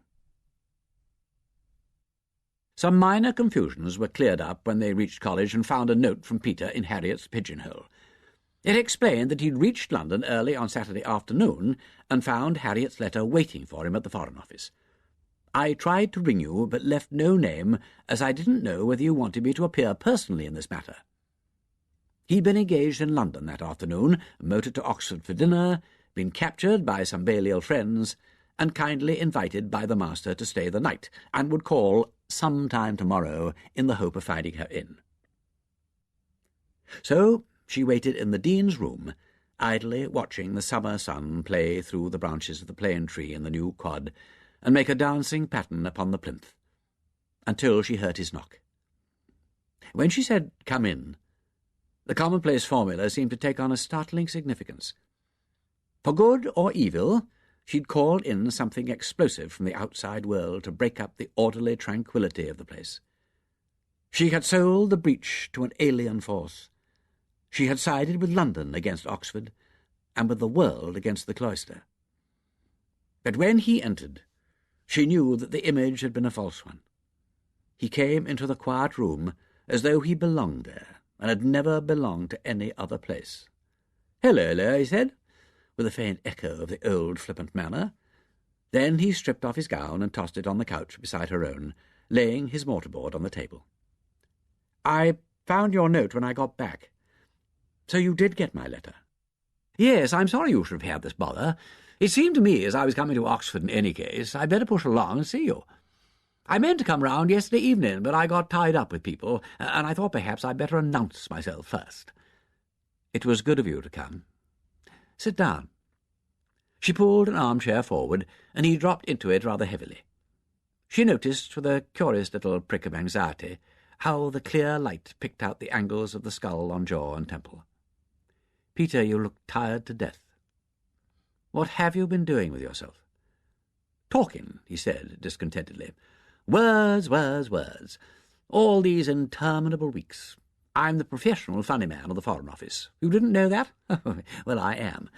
Not often, but waiting in the wings if wanted. Some turn goes wrong, some under-secretary's secretary with small discretion and less French uses an ill-considered phrase in an after-dinner speech, and they send on the patter comedian to talk the house into a good humour again. I take people out to lunch and tell them funny stories and work them up to mellowing point. God, what a game!" "I didn't know this, Peter. I've just discovered that I've been too selfish even to try and know anything. But it isn't like you to sound so dreadfully discouraged. You look— Spare me, Harriet. Don't say I'm getting to look my age. That won't do. An eternal childishness is my one diplomatic asset. You look as though you hadn't slept for weeks. I'm not sure that I have, now you mention it. I thought, at one point, we all thought something might be going to happen. All the old filthy uproar. I got as far as saying to Bunter one night, 'It's coming, it's here. Back to the army again, Sergeant.' But in the end, you know, it made a noise like a hoop and rolled away. For the moment. Thanks to the comic crosstalk? Oh, no, great Scott, no. Mine was a very trivial affair. Slight frontier skirmish. Don't get into your head that I'm the man who saved the Empire. Then who did? Dunno, nobody knows. Nobody ever does know for certain. The old bus wobbles one way, and you think, that's done it, and then it wobbles the other way, and you think, all serene. And then one day it wobbles over too far, and you're in the soup and can't remember how you got there. That's what we're all afraid of inside ourselves. Yes, terrifies me. It's a relief to get back and find you here, and all this going on as it used to do. Here's where the real things are done, Harriet. If only those bunglers out there will keep quiet and let it go on. God, how I loathe haste and violence and all that ghastly, slippery cleverness. Unsound, unscholarly, insincere. Nothing but propaganda and special pleading, and what do we get out of this? No time, no peace, no silence. Nothing but conferences and newspapers and public speeches till one can't hear oneself think. If only one could root oneself in here among the grass and stones and do something worth doing. Even if it was only restoring a loss of breathing for the love of the job and nothing else. She was astonished to hear him speak with so much passion. But, Peter, you're saying exactly what I've been feeling all the time. But can it be done? No. No, it can't be done. Though there are moments when one comes back and thinks it might. Ask for the old paths, where is the good way, and walk therein, and ye shall find rest for your souls. Yes, said he bitterly. Yeah, he goes on, but they said we will not walk therein. Rest? I've forgotten there was such a word. So had I. They sat silent for a few minutes. Wimsey offered her his cigarette case and struck a match for them both. Peter, it's queer we should sit here and talk like this. Do you remember that horrible time at Wilvercombe when we could find nothing to throw at one another but cheap wit and spiteful remarks? At least I was spiteful, you never were. It was the watering-place atmosphere, said Wimsey. One's always vulgar at watering-places. It is the one haunting terror of my life, that some day some perfectly irresistible peach of a problem will blossom out at Brighton or Blackpool, and that I shall be weak-minded enough to go and meddle with it. The laughter had come back to his voice, and his eyes were tranquil. Thank heaven it's extremely difficult to be cheap in Oxford. After one's second year, at any rate. Which reminds me that I haven't yet properly thanked you for being so kind to St. George. Have you seen him yet? No. I threatened to descend on him on Monday and show him a damned disinheriting countenance. He's gone off somewhere today with a party of friends. I know what that means. He's getting thoroughly spoiled. Well, Peter, you can't wonder. He's terribly good-looking. He's a precocious little monkey, said his uncle without enthusiasm. No, I can't blame him for that. It runs in the blood. But it's characteristic of his impudence that he should have gate-crashed your acquaintance after you'd firmly refused to meet any of my people. I found him for myself, you see, Peter. Literally, or so he says. I gather that he nearly knocked you down, damaged your property, and generally made a nuisance of himself, and that you instantly concluded he must be some relation to me. That's... If he said that, you know better than to believe it. But I couldn't very well miss the likeness. Yet people have been known to speak slightingly of my personal appearance. I congratulate you on a perception worthy of Sherlock Holmes at his keenest. It amused and touched her to discover this childish streak of vanity in him, but she knew that he would see through her at once if she tried to pander to it by saying anything more flattering than the truth. I recognized the voice before I looked at him at all, and he has your hands. I shouldn't think anybody has ever spoken slightingly about those. Confound it, Harriet! My one really shameful weakness, my most jealously guarded bit of personal conceit, dragged into the light of day and remorselessly exposed. I am idiotically proud of having inherited the Wimsey hands. My brother and my sister both missed them, but they go back in the family portraits for 300 years. His face clouded for a moment. I wonder all the strength hasn't been bred out of them by this time. Our sands are running down fast.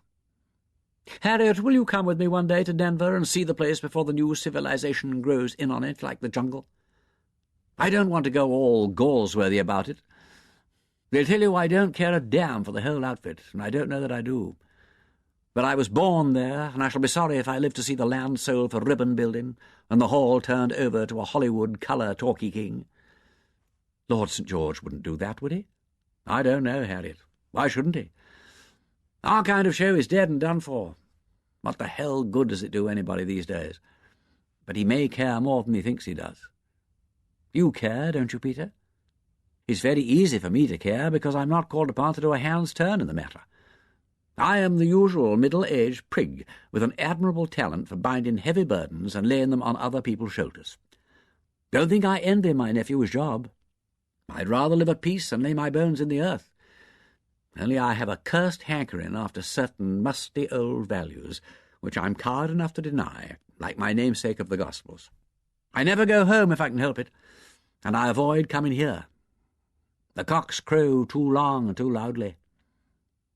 Peter, I had no idea you felt like that. I'd like to see your home. Would you? Then we'll go, one of these days. I won't inflict the family on you, though I think you'd like my mother. But we'll choose a time when they're all away, except a dozen or so harmless dukes in the family vault, all embalmed, poor devils, to linger on dustily to the day of judgment. Typical, ain't it, a family tradition that it won't even let you rot? Harriet could find nothing to say to him.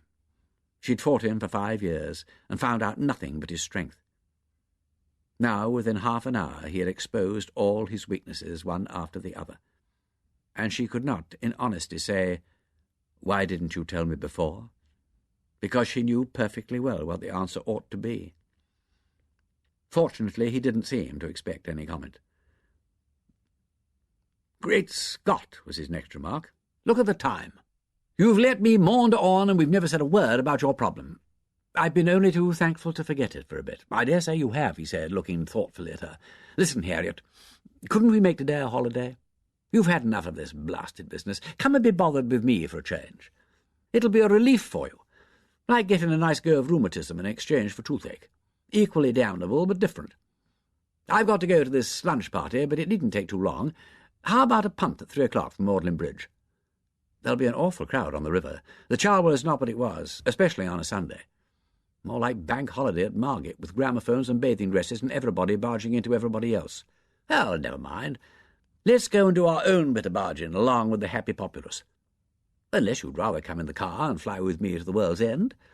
But the roads will be worse than the river. And if we find a quiet spot, either I shall make a pest of myself, or else we shall start on the infernal problem. There's safety in publicity."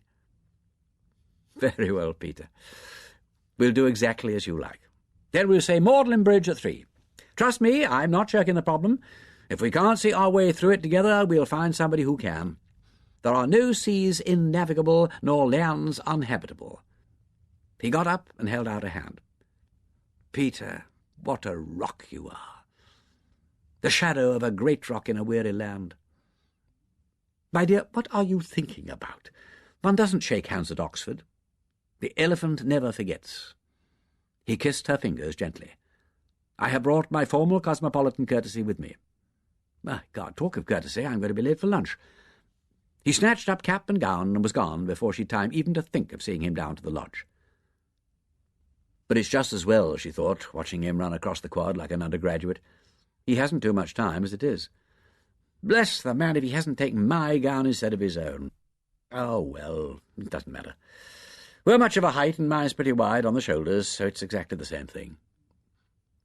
And then it struck her as strange that it should be the same thing. Harriet smiled to herself as she went to change for the river.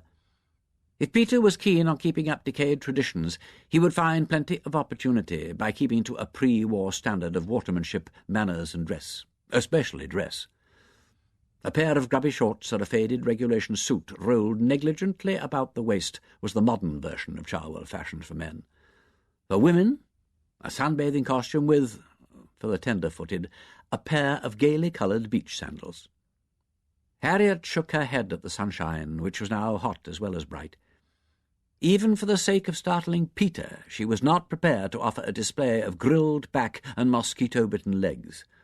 She would go seemly and comfortable.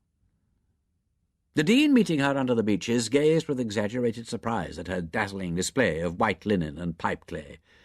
"If this were 20 years ago, I should say you were going on the river." "I am, hand in hand with a statelier past."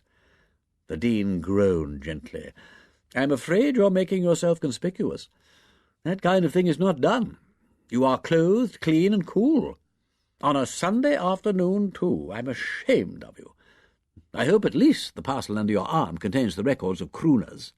"Not even that," said Harriet. Actually, it contained her diary of the Shrewsbury scandal.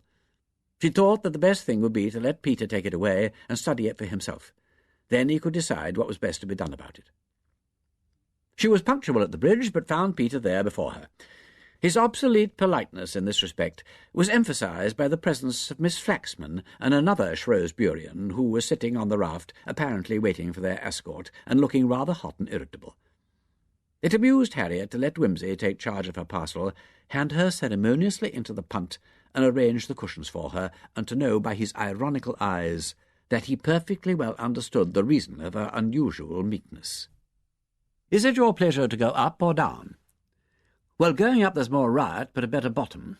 Going down you're right as far as the fork, and then you choose between thick mud and the corporation dump. It appears to be altogether a choice of evils, but you have only to command. My ear is open like a greedy shark to catch the tune-ins of a voice divine." "Great heavens, where did you find that?" That, though you might not believe it, is the crashing conclusion of a sonnet by Keats. True, it's a youthful effort, but there are some things that even youth doesn't excuse. Let's go downstream. I need solitude to recover from the shock. She turned the punt out into the stream and shot the bridge accurately. Then, "Admirable woman, you have allowed me to spread the tale of vanity before that pair of deserted Ariadnes.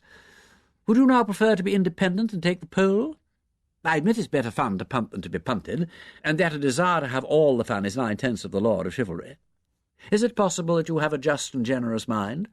I will not be outdone in generosity. I will sit like a perfect lady and watch you do the work. It's nice to see things well done. If you say that, I shall get conceited and do something silly." He was, in fact, a pretty punter to watch, easy in action and quite remarkably quick. They picked their way at surprising speed down the crowded, tortuous stream until, in the narrow reach above the ferry, they were checked by another punt, which was clumsily revolving in midstream and cramming a couple of canoes rather dangerously against the bank. "Before you come on this water," cried Wimsey, thrusting the offenders off with his heel and staring offensively at the youth in charge, a stringy young man, naked to the waist and shrimp-pink with the sun, "you should learn the rule of the river. Those canoes have the right of way, and if you can't handle a pole better than that, I recommend you retire up the backwater and stay there till you know what God gave you feet for."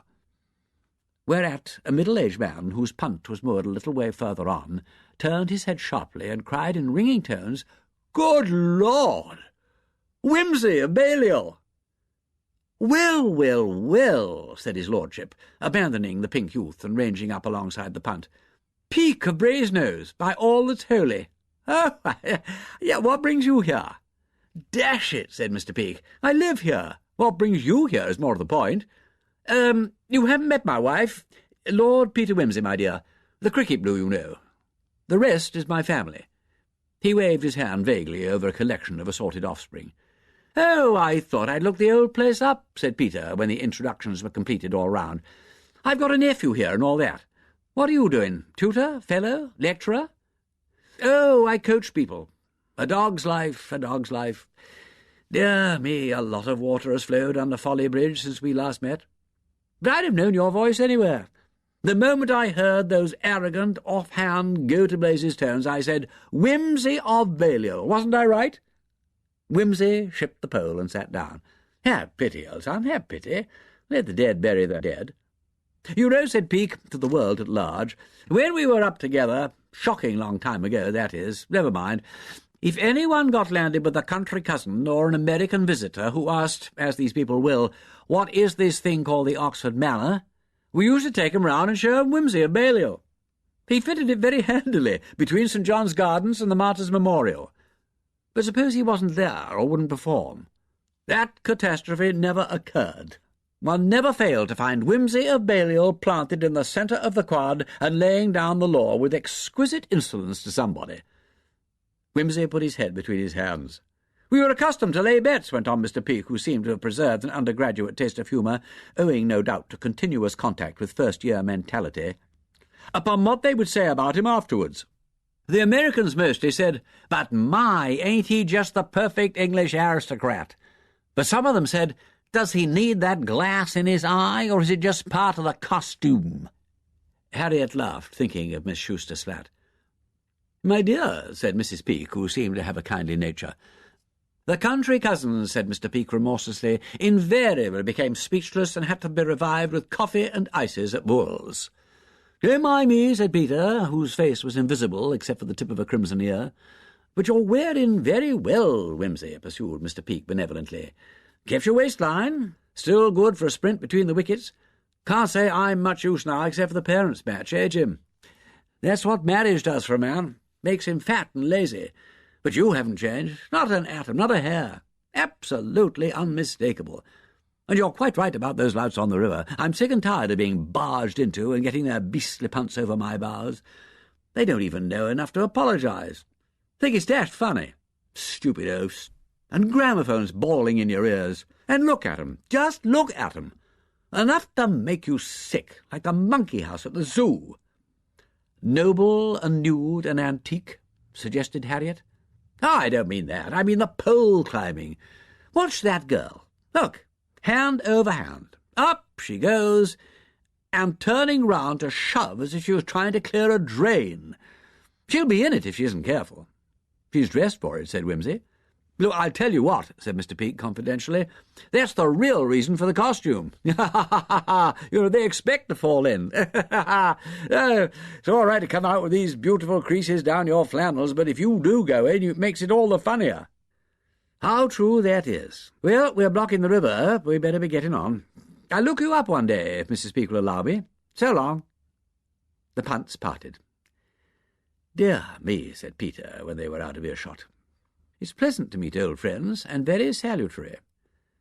Yes, but don't you find it depressing when they go on making the same joke they were making about 100 years ago? Devilishly depressing. It's the one great drawback to living in this place. It keeps you young. Too young. It's rather pathetic, isn't it? The river was wider here, and by way of answer he bent his knee to the stroke, making the punt curtsy and the water run chuckling under the bows. Would you have your youth back if you could, Harriet? Not for the world. Nor I. Nor for anything you could give me. Well, perhaps that's an exaggeration. For one thing you could give me, I might want 20 years of my life back. But not the same 20 years. And if I went back to my 20s, I shouldn't be wanting the same thing. What makes you so sure of that? Said Harriet suddenly, reminded of Mr. Pomfret and the pro-proctor. The vivid recollection of my follies, Harriet. Are you going to tell me that all young men in their 20s are not fools? He stood, trailing the pole and looking down at her. His raised eyebrow lent his face a touch of caricature. Well, well, well. I hope it's not St. George, by the way. That would be a most unfortunate domestic complication. No, not St. George. I thought not. His follies are less ingenuous. But somebody. Well, I refuse to be alarmed, since you've sent him about his business. I like the rapidity of your deductions. You are incurably honest. If you'd done anything drastic, you would have told me so in your letter. You would have said, Dear Peter, I have a case to submit to you. But before doing so, I think it only right to inform you that I am engaged to Mr. Jones of Jesus. Should you not? Probably. Should you have investigated the case all the same? Why not? A case is a case. What's the bottom like in the old river? Foul. You're pulled back 2 strokes for every stroke you make. Then we'll stick to the new cut. Well, Mr. Jones of Jesus has my sincere sympathy. I hope his troubles will not affect his class. He's only in his 2nd year. Then he's trying to get over it. I should like to meet him. He's probably the best friend I have in the world. Harriet said nothing. Peter's intelligence could always make rings round her own more slowly moving wits. It was quite true that the spontaneous affections of Reggie Pomfret had, somehow, made it easier to believe that Peter's own feelings might be something more than an artist's tenderness for his own achievements. But it was indecent of Peter to reach that conclusion so rapidly. She resented the way in which he walked in and out of her mind as if it was his own flat. "Good God!" said Peter suddenly. He peered with an air of alarm into the dark green water. A string of oily bubbles floated slowly to the surface, showing where the pole had struck a patch of mud, and at the same moment their nostrils were assaulted by a loathsome stench of decay. "What's the matter?" "I've struck something horrible. Can't you smell it? It's scandalous the way corpses pursue me about. Honestly, Harriet." "My dear idiot, it's only the corporation garbage dump." His eyes followed her pointing hand to the farther bank, where a cloud of flies circled about a horrid mound of putrefaction. "Well, of all the... What the devil do they mean by doing a thing like that?" He passed a wet hand across his forehead. "For a moment I really thought I had run across Mr. Jones of Jesus. I was beginning to be sorry I'd spoken so light-heartedly about the poor chap. Here, let's get out of this." He drove the punt vigorously forward. "The Isis is for me. There is no romance on this river."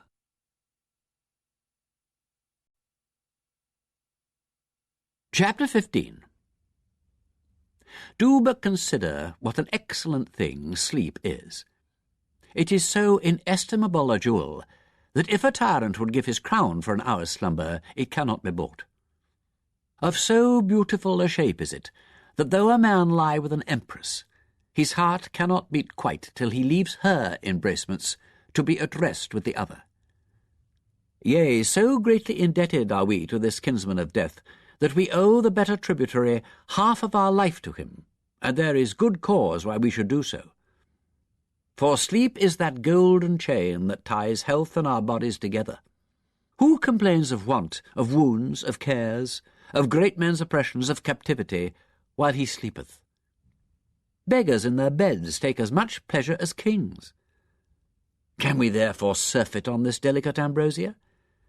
Can we drink too much of that whereof to taste too little tumbles us into a churchyard, and to use it but indifferently throws us into Bedlam? No, no. Look upon Endymion, the moon's minion, who slept 75 years, and was not a hair the worse for it. Thomas Dekker. "You'll find the tea-basket," said Wimsey, "behind you in the bows." They'd put in under the dappled shade of an overhanging willow a little down the left bank of the Isis. Here there was less crowd, and what there was could pass at a distance. Here, if anywhere, they might hope for comparative peace. It was, therefore, with more than ordinary irritation that Harriet, with the thermos yet in her hand, observed a heavily laden punt approaching. Miss Shrewsbury and her party. Oh, God! She says she knows you. The poles were firmly driven in at either end of the boat. Escape was impossible. Ineluctably, the American contingent advanced upon them. They were alongside. Miss Shrewsbury was crying out excitedly. It was Harriet's turn to blush for her friends. With incredible coyness, Miss Shrewsbury apologized for her intrusion, affected introductions, was sure they were terribly in the way, reminded Lord Peter of their former encounter, recognized that he was far too pleasantly occupied to wish to be bothered with her, poured out a flood of alarming enthusiasm about the propagation of the fit, again drew strident attention to her own tactlessness, informed Lord Peter that Harriet was a lovely person and just too sympathetic, and favoured each of them with an advance copy of her own new questionnaire. Wimsey listened and replied with imperturbable urbanity, while Harriet, wishing that the Isis would flood its banks and drown them all, envied his self-command. When at length Miss Shrewsbury removed herself and her party, the treacherous water wafted back her shrill voice from afar. "Well, girls, didn't I tell you he was just the perfect English aristocrat?" At which point the much-tried Wimsey lay down among the teacups and became hysterical. "Peter," said Harriet, when he'd finished crowing like a cock, "your unconquerable sweetness of disposition is very shaming. I lose my temper with that harmless woman.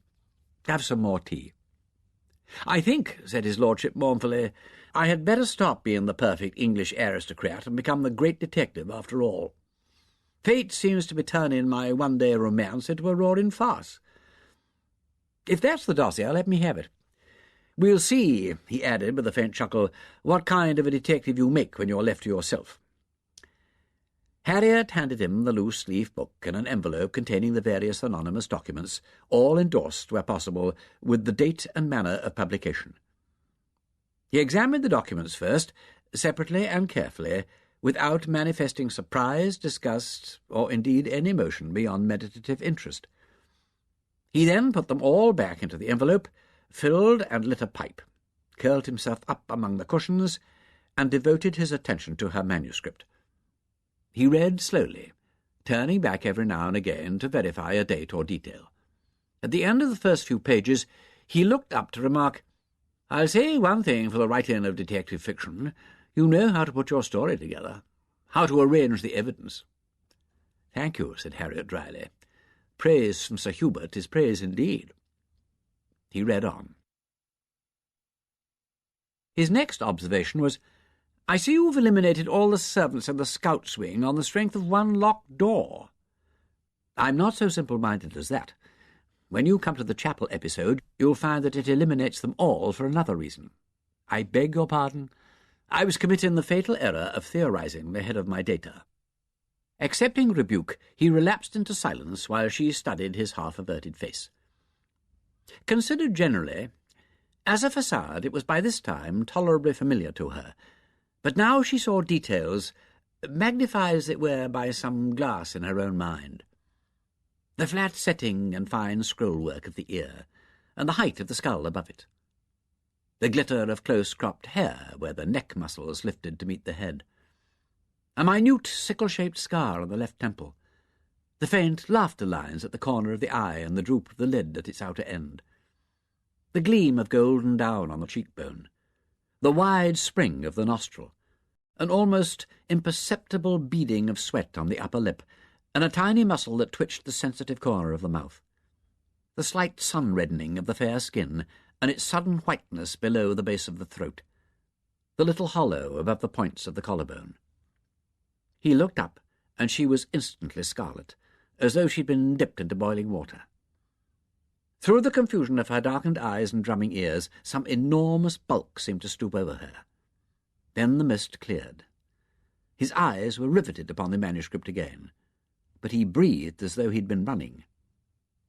So, thought Harriet, it has happened. But it happened long ago. The only new thing that has happened is that now I have got to admit it to myself. I've known it for some time, but does he know it? He's very little excuse after this for not knowing it. Apparently he refuses to see it, and that may be new. If so, it ought to be easier to do what I meant to do. She stared out resolutely across the dimpling water, but she was conscious of his every movement, of every page he turned, of every breath he drew. She seemed to be separately conscious of every bone in his body. At length he spoke, and she wondered how she could ever have mistaken another man's voice for his. "Well, Harriet, it's not a pretty problem. It's not. And it simply mustn't go on, Peter. We can't have any more people frightened into the river. Publicity or no publicity, it's got to be stopped. Otherwise, even if nobody else gets hurt, we shall all go mad. That's the devil of it. Tell me what we're to do, Peter." She had once again lost all consciousness of him except as the familiar intelligence that lived and moved so curiously behind an oddly amusing set of features. "Well, there are two possibilities. You can plant spies all over the place and wait to pounce on this person when the next outbreak occurs. But you don't know what a difficult place it is to police, and it's ghastly waiting for the outbreak. And suppose we don't catch her and something horrible happens. I agree. The other, and I think the better way, is to do what we can to frighten this lunatic into keeping quiet while we dig out the motive behind the whole thing. I'm sure it's not mere blind malignity. There's a method in it. Isn't the motive only too painfully obvious?" He stared pensively at her and then said, "You remind me of a charming old tutor, now dead, whose particular subject of research was the relations of the papacy to the Church of England between certain dates which I do not precisely recall. At one time a special subject on these lines was set for the history school, and undergraduates taking that subject were naturally sent to the old boy for coaching, and did very well.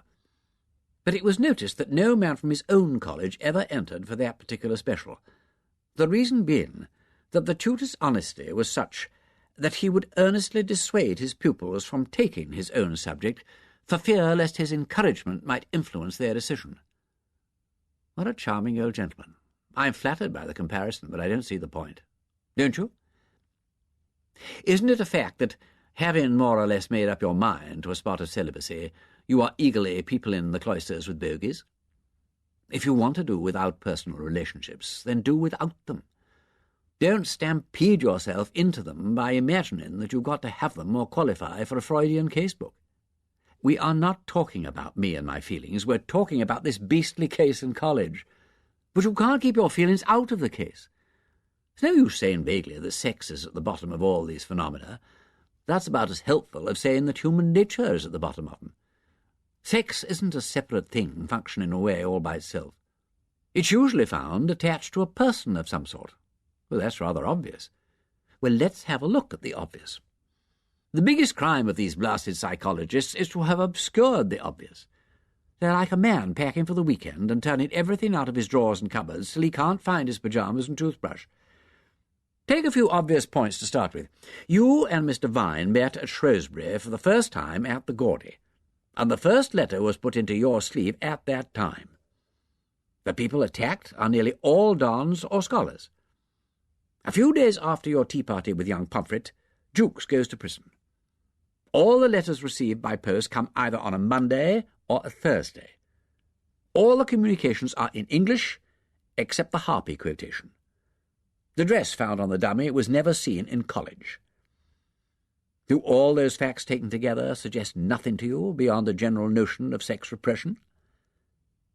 Well, they suggest a lot of things, separately, but I can't make anything of them taken together. You are usually better than that at synthesis. I wish you could clear this personal preoccupation out of your mind. My dear, what are you afraid of? The two great dangers of the celibate life are a forced choice and a vacant mind. Energies bombinating in a vacuum breed chimeras. But you are in no danger. If you want to set up your everlasting rest, you are far more likely to find it in the life of the mind than the life of the heart. You say that? I say that. It is your needs we are considering, you know, not anybody else's. That is my opinion as an honest scholar, viewing the question academically and on its merits.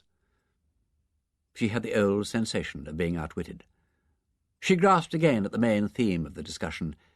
Then you think we can solve the problem by straight detection without calling in a mental specialist? I think it can be solved by a little straight and unprejudiced reasoning. Peter, I seem to be behaving very stupidly, but the reason why I want to get clear of people and feelings and go back to the intellectual side is that this is the only side of life I haven't betrayed and made a mess of. I know that, he said more gently, and it's upsetting to think that it may betray you in its turn. But why should you think that? Even if much learning makes one person mad, it need not make everybody mad. All these women are beginning to look abnormal to you because you don't know which one to suspect. But actually, even you don't suspect more than one. No, but I'm beginning to feel that almost any one of them might be capable of it. That, I fancy, is where your fears are distorting your judgment. If every frustrate person is heading straight for the asylum, I know at least one danger to society who ought to be shut up. Damn you, Peter, will you keep to the point? Meaning, what steps ought we to take? Will you give me tonight to think it over? If you'll trust me to deal with it, I fancy I see 1 or 2 lines that might be followed up with profit. I would rather trust you than anybody. Thank you, Harriet. Shall we now resume our interrupted holiday? Oh, my lost youth. Here are the ducks coming up for the remains of our sandwiches. 23 years ago I fed these identical ducks with these identical sandwiches. 10 years ago I too fed them to bursting point. And 10 and 20 years hence the same ducks and the same undergraduates will share the same ritual feast, and the ducks will bite the undergraduates' fingers as they had just bitten mine. How fleeting are all human passions compared with the massive continuity of ducks. Be off, cullies, that's the lot. He tossed the last crumbs of bread into the water, rolled over among the cushions, and lay watching the ripples with half-shut eyes. A punt went past, full of silent, sun-stupefied people, with a plop and a tinkle alternately as the pole entered and left the water. Then a noisy part with a gramophone bawling "Love in Bloom." Then a young man in spectacles by himself in a canoe, and paddling as though for dear life. Then another punt, paddled at a funereal pace by a whispering man and a girl. Then a hot and energetic party of girls in an outrigger, then another canoe driven swiftly by 2 Canadian undergraduates kneeling to their work. Then a very small canoe, punted dangerously by a giggling girl in a bathing dress with a jeering young man crouched in the bows, costumed and obviously prepared for the inevitable plunge. Then a very sedate and fully clothed party in a punt, mixed undergraduates being polite to a female don. Then a bunch of both sexes and all ages in an inrigger with another gramophone whining "Love in Bloom." The town at play. Then a succession of shrill cries which announced the arrival of a hilarious party teaching a novice to punt. Then, in ludicrous contrast, a very stout man in a blue suit and linen hat, solemnly propelling himself all alone in a two-pair tub, and a slim, singleted youth shooting contemptuously past him in a pair-oar skiff. Then 3 punts side by side, in which everybody seemed to be asleep except those actually responsible for pole and paddle. One of these passed within a paddle's length of Harriet. A tousle-headed, rather paunchy young man lay with his knees cocked up, his mouth slightly open, and his face flushed with the heat. A girl sprawled against his shoulder, while the man opposite, his hat over his face and his hands clasped over his chest with the thumbs beneath his braces, had also given up all interest in the outer world. The 4th passenger, a woman, was eating chocolates. The punter had a crumpled cotton frock and bare legs, much bitten. Harriet was reminded of a 3rd-class railway compartment in an excursion train on a hot day. It was fatal to sleep in public, and how tempting to throw something at the paunchy youth. At that moment the chocolate-eater screwed her remaining lollipops tightly in the bag and did throw it at the paunchy youth. It caught him in the midriff, and he woke with a loud snort. Harriet took a cigarette from her case and turned to ask her companion for a match. He was asleep. It was a neat and noiseless kind of sleep. The posture might be described as the half-hedgehog, and offered neither mouth nor stomach as a target for missiles. But asleep he undoubtedly was. And here was Miss Harriet Vane, gone suddenly sympathetic, afraid to move for fear of waking him, and savagely resenting the approach of a boatload of idiots whose gramophone was playing, for a change, Love in Bloom. How wonderful, says the poet, is death, death and his brother sleep? And having asked whether Ianthe will wake again, and being assured that she will, he proceeds to weave many beautiful thoughts about Ianthe's sleep. From this we may fairly deduce that he, like Henry who kneeled in silence by her couch, felt tenderly towards Ianthe. For another person's sleep is the acid test of our own sentiments. Unless we are savages, we react kindly to death, whether a friend or enemy. It does not exasperate us. It does not tempt us to throw things at it. We do not find it funny. Death is the ultimate weakness, and we dare not insult it. But sleep is only an illusion of weakness, and unless it appeals to our protective instincts, is likely to arouse in us a nasty bullying spirit. From a height of conscious superiority, we look down on the sleeper, thus exposing himself in all his frailty, and indulge in derisive comments upon his appearance, his manners, and, if the occasion is a public one, the absurdity of the position in which he has placed his companion, if he has one, and particularly if we are that companion. Harriet, thus cozened into playing Phoebe to the sleeping Endymion, had plenty of opportunity to examine herself. After careful consideration, she decided that what she most needed was a box of matches. Peter had used matches to light his pipe. Where were they? He'd gone to sleep on the whole outfit, confound him. But his blazer was beside him on the cushions. Had anyone ever known a man to carry only one box of matches in his pockets? To take possession of the blazer was ticklish work, for the punt rocked at every movement, and she had to lift the garment over his knees. But his sleep was the deep sleep of physical fatigue, and she crawled back in triumph without having wakened him. With a curious sense of guilt, she ransacked his pockets, finding 3 boxes of matches, a book and a corkscrew. With tobacco and literature one could face out any situation, provided, of course, that the book was not written in an unknown tongue. The spine was untitled, and as she turned back the worn calf cover, the first thing she saw was the engraved bookplate with its achievement of arms. The 3 silver mice on a field sable, and the domestic cat, couched menacingly on the helmeted wreath. 2 armed Saracens supported the shield, beneath which ran the mocking and arrogant motto, "As my whimsy takes me." She turned onto the title page. Religio Medici. Well, well. Was that so very unexpected? Why did he travel about with that?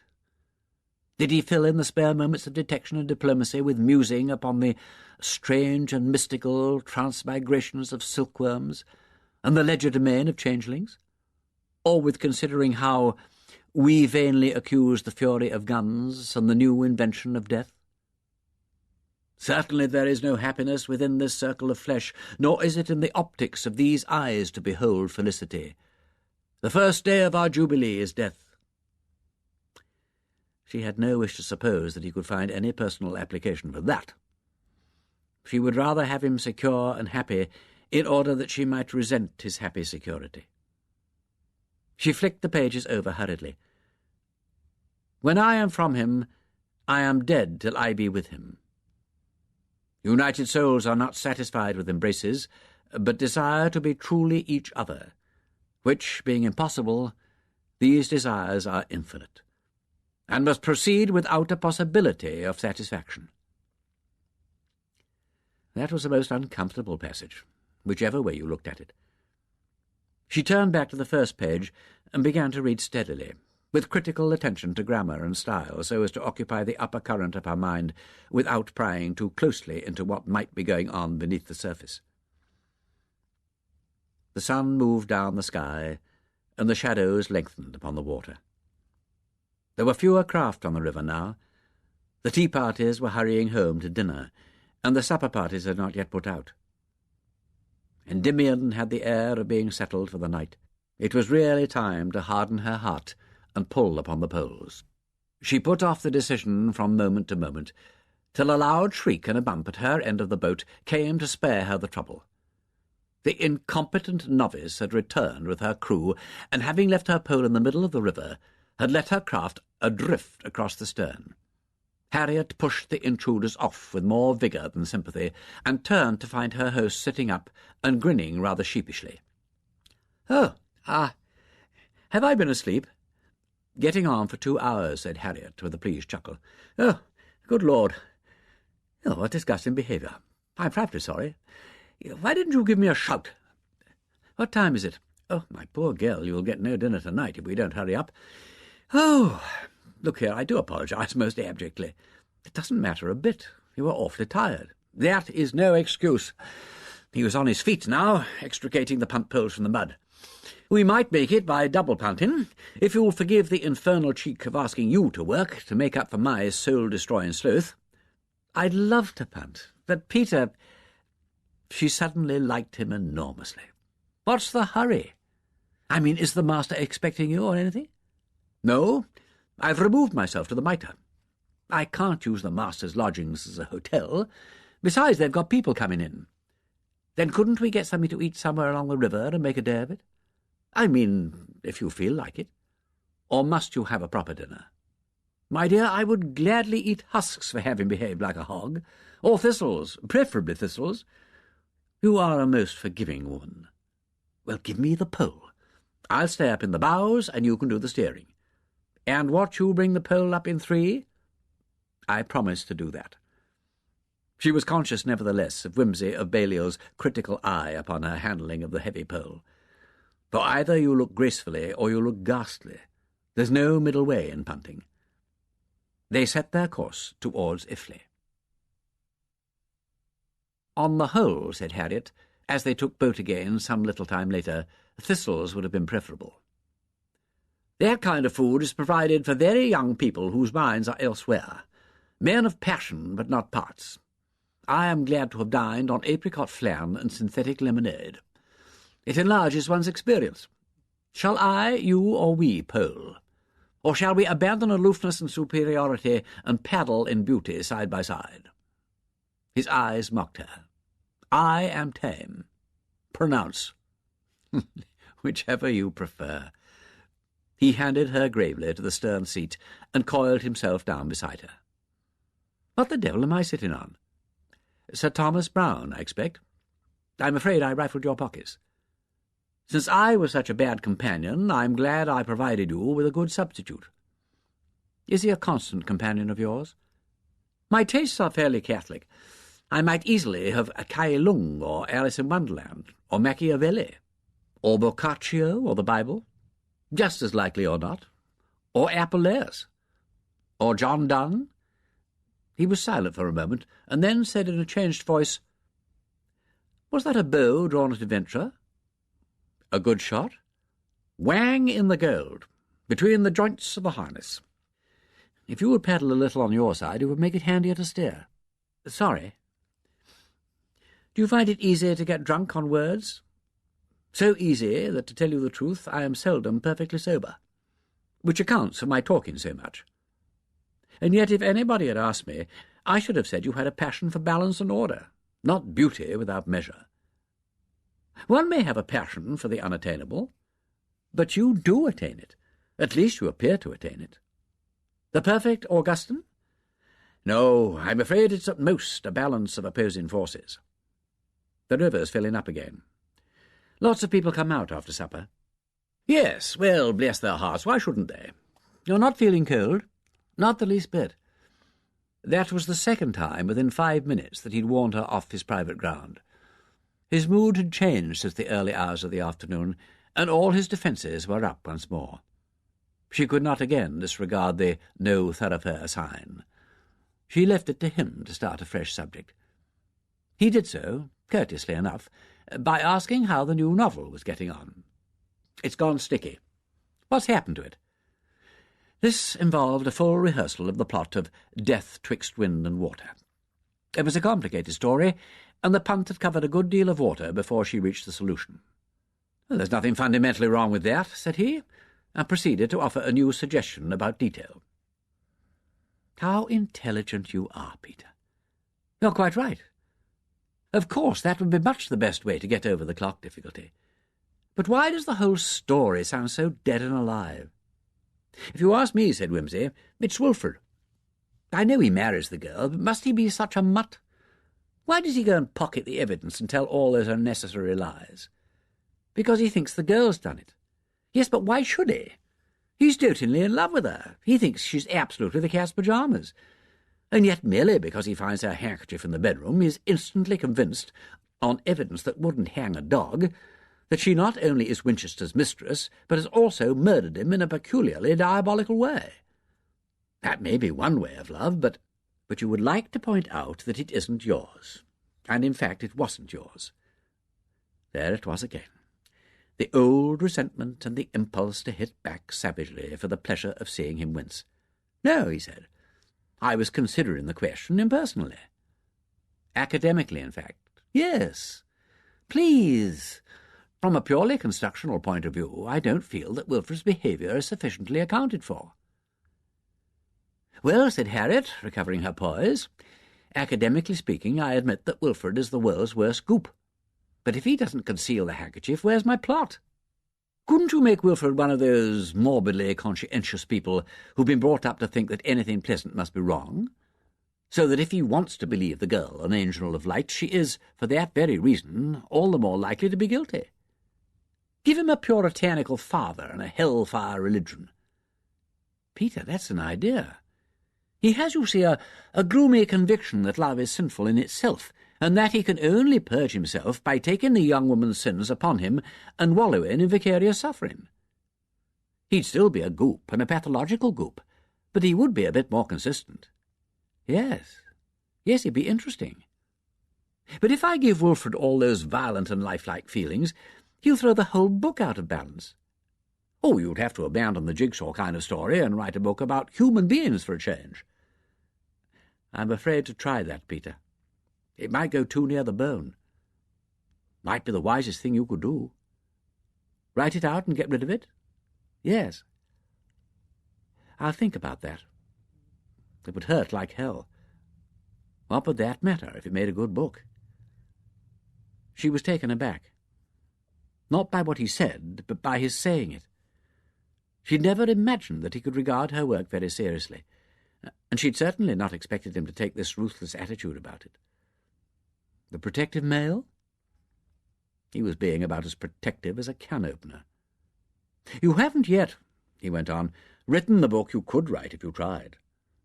Probably you couldn't write it when you were too close to things, but you could do it now, if you had the guts." "Exactly. I don't think I could face it." "Yes, you could. And you'll get no peace until you do. I've been running away from myself for 20 years, and it doesn't work. What's the good of making mistakes if you don't use them? Have a shot.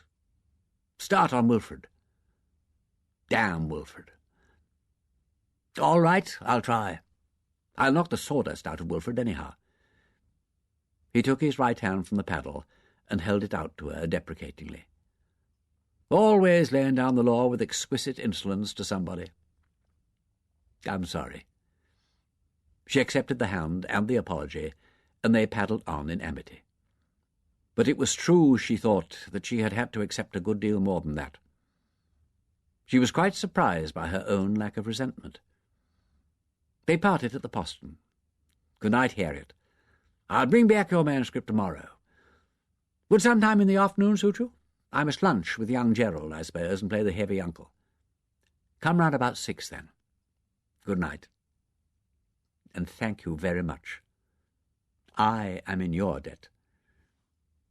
He waited politely while she shut and locked the heavy grille against him. And so, in saccharine accents, the convent gates closed behind Sonia. He smote his forehead with a theatrical gesture and an anguished cry, and reeled away almost into the arms of the Dean, who was coming up the road at her usual brisk trot. Serve him right, said Harriet, and fled up the path without waiting to see what happened.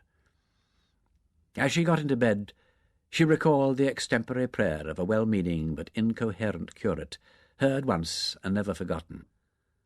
Lord, teach us to take our hearts and look them in the face, however difficult it may be.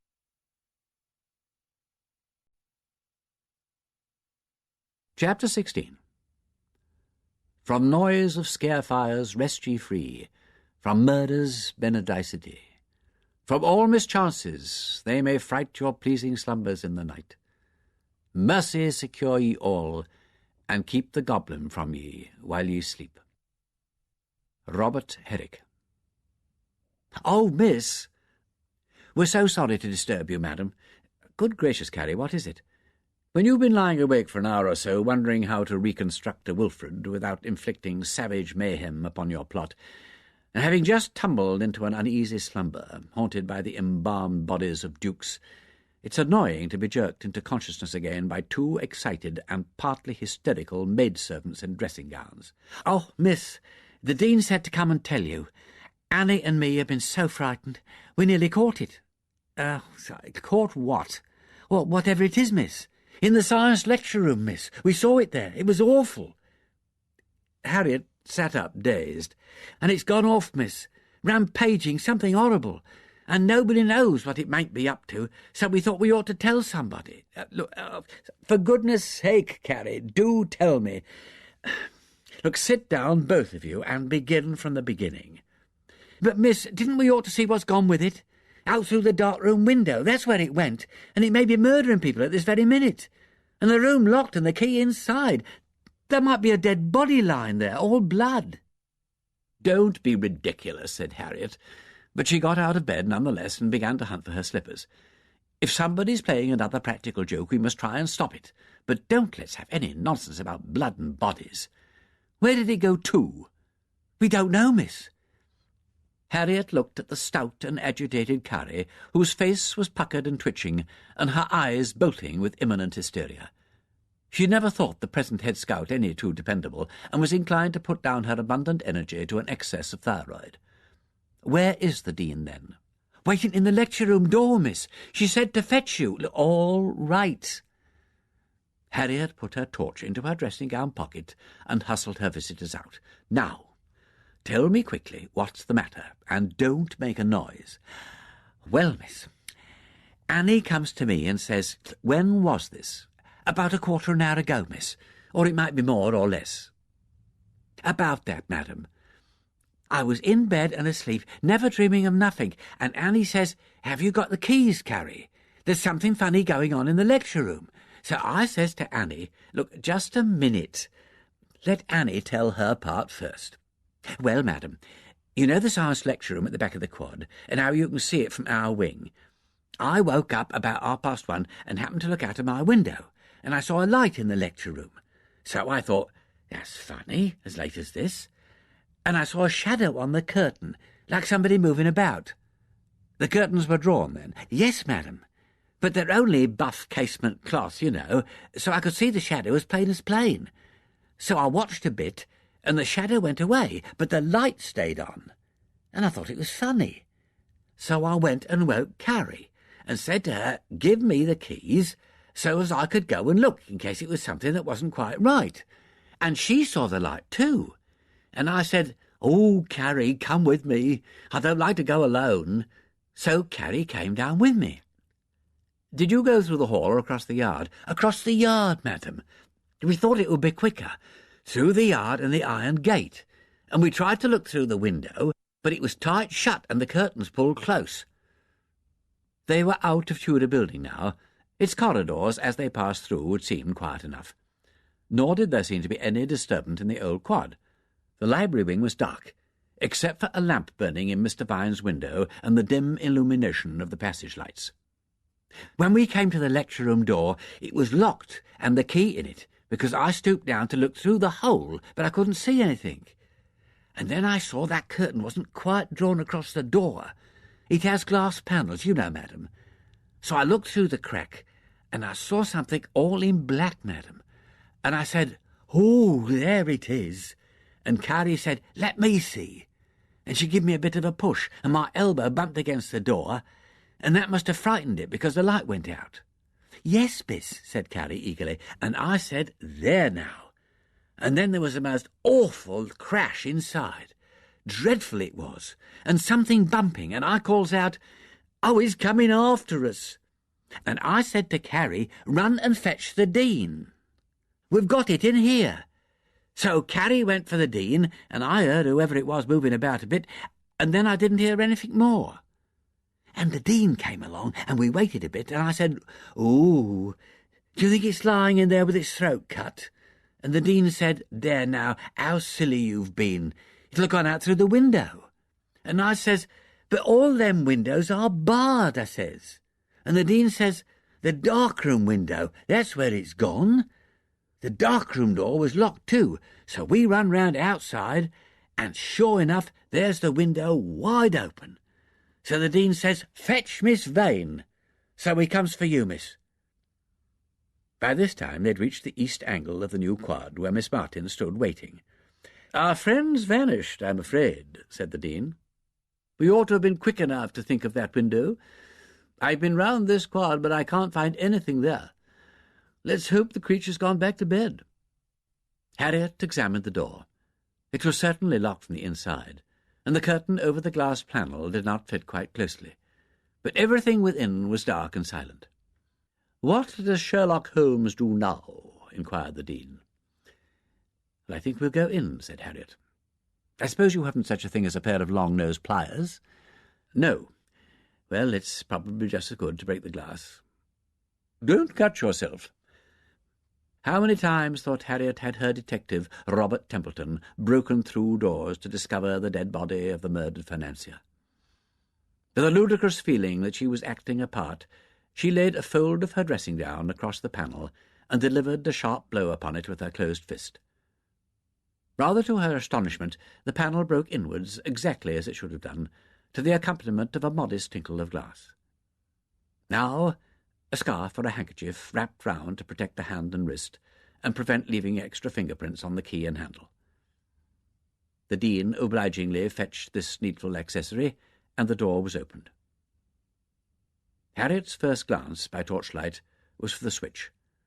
It stood in the off position, and she struck it down with the handle of the torch. The room stood revealed. It was a rather bare, uncomfortable place, furnished with a couple of long tables, a quantity of hard chairs, and a blackboard. It was called the Science Lecture Room, partly because Miss Edwards occasionally used it for coachings that needed little in the way of apparatus, but chiefly because some dead and damned benefactor had left to the college a sum of money, together with a quantity of scientific books, anatomical casts, portraits of deceased scientists, and glass cases filled with geological specimens. Saddling this already sufficiently embarrassing bequest with the condition that all the bric-a-brac should be housed in one room together. Otherwise there was nothing that particularly fitted the room for scientific study, except that it communicated on one side with a closet containing a sink. The closet was occasionally used by photographic enthusiasts as a darkroom, and was so called. The cause of the crash and bumping heard by the two scouts was plain enough as soon as the light was turned on. The blackboard had been flung to the ground, and a few chairs displaced, as though somebody, hurriedly making her way from the room in the dark, had become entangled among the furniture. The most interesting thing about the room was the collection of things that lay on one of the tables. There was a spread sheet of newspaper, on which stood a paste-pot with a brush in it, part of a cheap scribbling block, and the lid of a cardboard box filled with cut-out letters. Also laid out upon the table were several messages couched in poison pens, now familiar style, and pasted together in the usual way, while a half-finished work in the same style of art had fluttered to the floor, showing that the pen had been interrupted in the middle of her work. "So here's where she does it," cried the Dean. "Yes," said Harriet. "I wonder why. It seems unnecessarily public. Why not her own room?" "I say, Dean, don't pick that up, if you don't mind. Better leave everything as it is." The door in the dark room was open. Harriet went in and examined the sink and the open window above it. Marks in the dust showed clearly where something had scrambled over the sill. "What's underneath this window outside?" "It's a flagged path. I'm afraid you won't find much there." "No. And it happens to be a spot that's overlooked by absolutely nothing except those bathroom windows in the corridor. It's very unlikely that the person should have been seen getting out. If the letters had to be concocted in a lecture room, this is as good a place as any. Well, I don't see that we can do much here at the moment." Harriet turned sharply on the two scouts. "You say you saw the person, Annie?" "Well, not exactly saw her, madam. Not to recognise. She had on something black and was sitting at the far table with her back to the door. I thought she was writing." "Didn't you see her face when she got up and came across to turn off the light?" "No, madam. I told Carrie what I saw, and Carrie asked to look and bumped the door, and while I was telling her not to make a noise, the light went out." "Didn't you see anything, Carrie?" "Well, I don't hardly know, miss. I was in such a fluster. I saw the light, and then I didn't see nothing." "Perhaps she crept round the wall to get to the light," said the Dean. "Must have, Dean. Will you go in and sit at the table on the chair that's pulled out a bit, while I see what I can see from the door? Then, when I knock on the glass, will you get up and out of sight as quickly as you can and work round to the switch and turn it off? Is the curtain much as it was, Annie, or did I disarrange it when I broke the glass?" "Oh, I think it's much the same, madam." The Dean went in and sat down. Harriet shut the door and put her eye to the chink in the curtain. This was at the hinge side of the door, and gave her a sight of the window, the ends of the two tables, and the place where the blackboard had stood beneath the window. "Have a look, Annie. Was it like that?" "Yes, madam. Only the blackboard was standing up then, of course." "Now, do as you did then. Say to Carrie whatever it was you said, and Carrie, you knock on the door, and then look as you did for the first time." "Yes, madam. I said, 'There she is, we've got her,' and I jumped back like this." "Yes, and I said, 'Oh dear, let's have a look,' and then I sort of caught against Annie and knocked like that. And I said, 'Look out, now you've done it,' and I says, 'Coo,' or something like that, and I looked in and I didn't see nobody." "Can you see anybody now?" "No, miss. And I was trying to see when the light went out all of a sudden." The light went out. "How did that go off?" asked the Dean cautiously, with her mouth in the hole in the panel. "First-rate performance," said Harriet. "Dead on time. The second I heard the knock, I just nipped away to the right and crept round the wall. Did you hear me?" "Not a sound. You've got soft slippers on, haven't you?" "We didn't hear the other one either, miss." "She'd be wearing soft slippers too. Well, I suppose that settles it. We'd better have a look round college to see that all's well and get back to bed. You two can be off now, Carrie. Miss Martin and I can see to things." "Oh, very good, miss. Come along, Annie. Though I'm sure I don't know how anybody's to get to sleep." "Will you stop making that filthy row?" An exasperated voice heralded the appearance of an exceedingly angry student in pyjamas. "Do remember, some people want to get a bit of rest at night. This corridor's a—" Oh, I'm sorry, Miss Martin. Is anything wrong?" "Nothing at all, Miss Perry. I'm sorry we disturbed you. Somebody left the lights on in the lecture room, and we came to see if it was all right." The student vanished with a jerk of a tousled head that showed what she thought of the matter. The two servants went on their way. The Dean turned to Harriet. "Why all that business of reconstructing the crime?" "I wanted to find out whether Annie could really have seen what she said she saw. These people sometimes let their imagination run away with them. If you don't mind, I'm going to lock these doors and remove the keys. I'd rather like a second opinion." "Aha," said the Dean. "The exquisite gentleman who kissed my feet in St. Cross Road, crying, 'Vera incessu partuit Dian'? That sounds characteristic. Well, Dean, you have got pretty feet. I've noticed them." "They have been admired," said the Dean complacently, "but seldom in so public a place, or after 5 minutes' acquaintance. I said to his lordship, 'You are a foolish young man.' He said, 'A man, certainly, and sometimes foolish enough to be young.' 'Well,' I said, 'please get up, you can't be young here.' So then he said very nicely, 'I beg your pardon for behaving like a mountebank. I have no excuse to offer, so will you forgive me?' So I asked him to dinner." Harriet shook her head.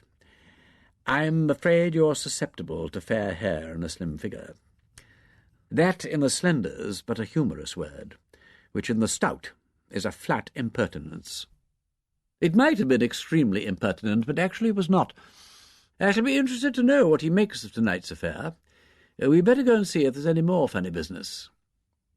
Nothing unusual was, however, to be observed. Harriet rang up the mitre before breakfast.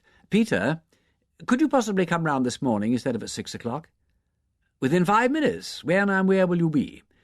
"If she bid them, they will go barefoot to Jerusalem, to the great Cham's Court, to the East Indies, to fetch her a bird to wear in her hat." "Has anything happened?"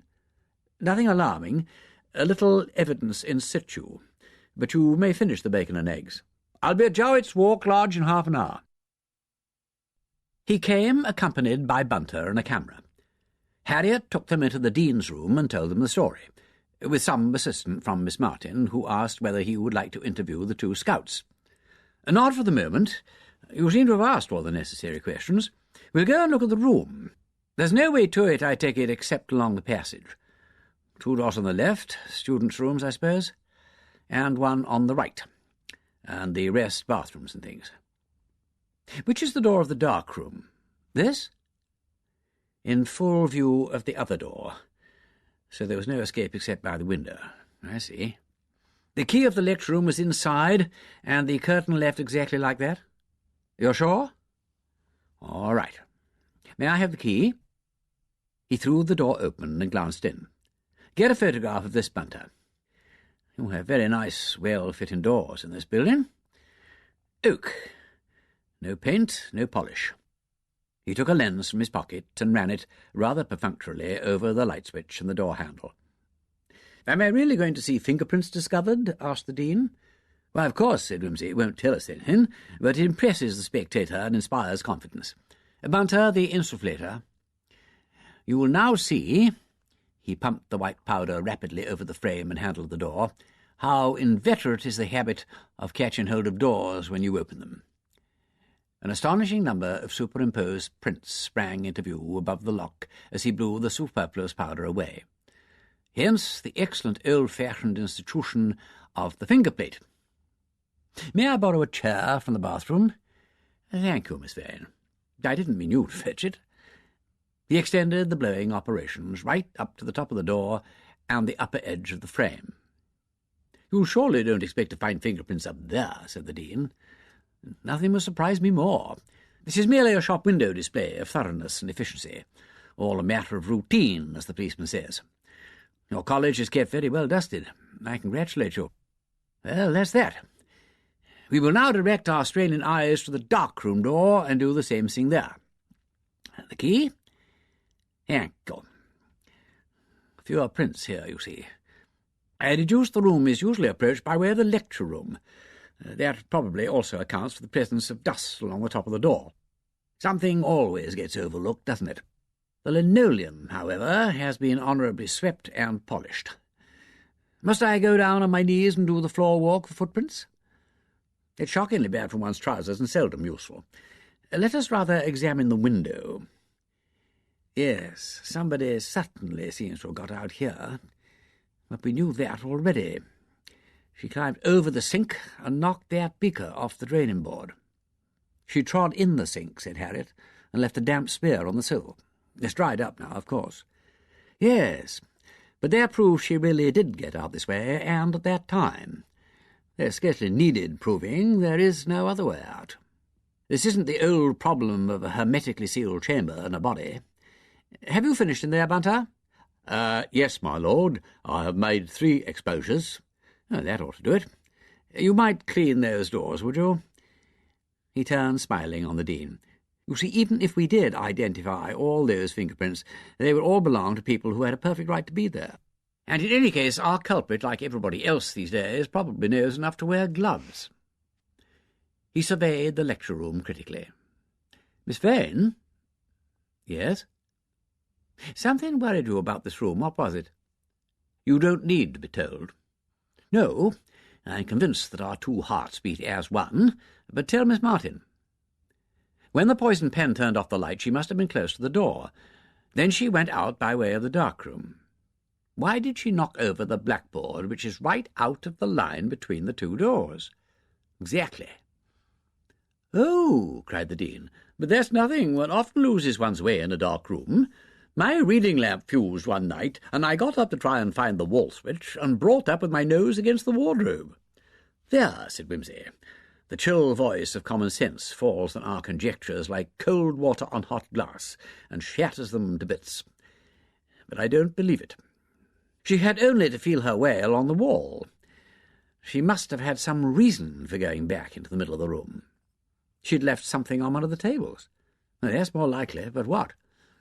Something identifiable. A handkerchief, or something that she'd been using to press down the letters as she pasted them on. Well, say it was that. These papers are just as you found them, I imagine. Did you test them to see if the paste was still wet?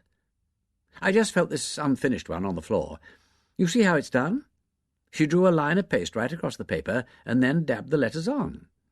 The unfinished line was just tacky, but not wet.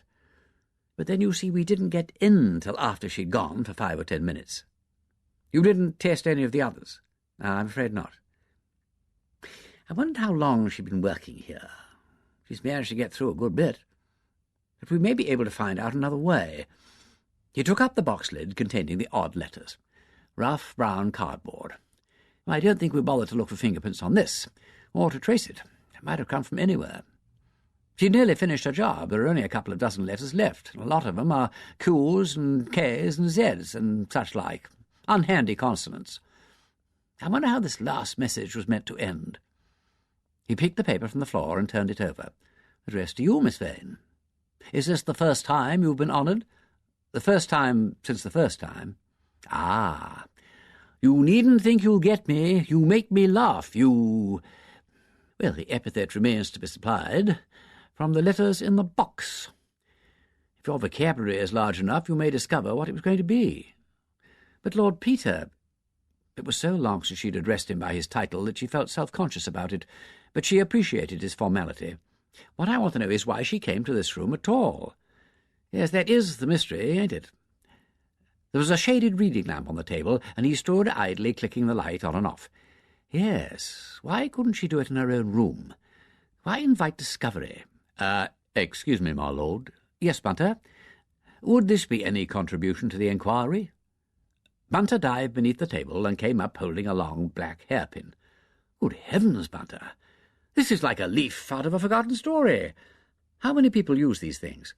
Oh, quite a number nowadays, said the Dean. Little buns in the neck have come back. I use them myself, but mine are bronze ones, and some of the students. And Miss Lydgate, I think hers are bronze too. I know who uses black ones this shape, said Harriet. I once had the pleasure of sticking them in for her. Mr. Vane, of course, always the White Queen, and she would drop them all over the place.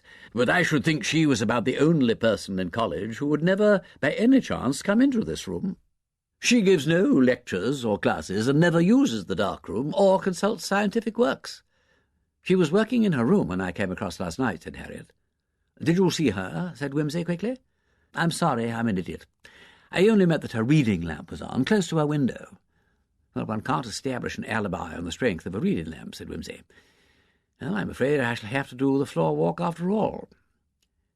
It was the Dean who picked up a second hairpin in the place where one might most reasonably expect to find it, in a corner near the sink in the darkroom. She was so pleased with herself as a detective that she almost forgot the implication of the discovery till Harriet's distressed exclamation forced them upon her. "We haven't identified the hairpins for certain," said Peter comfortingly. "That'll be a little task for Miss Vane." He gathered up the papers. "I'll take these and add them to the dossier. I suppose there's no message for us on the blackboard." He picked up the board, which contained only a few chemical formulae, scribbled in chalk in Miss Edwards' handwriting, and restored the easel to an upright position on the far side of the window. "Look," said Harriet suddenly. "I know why she went round that way. She meant to get out by the lecture-room window and had forgotten the bars.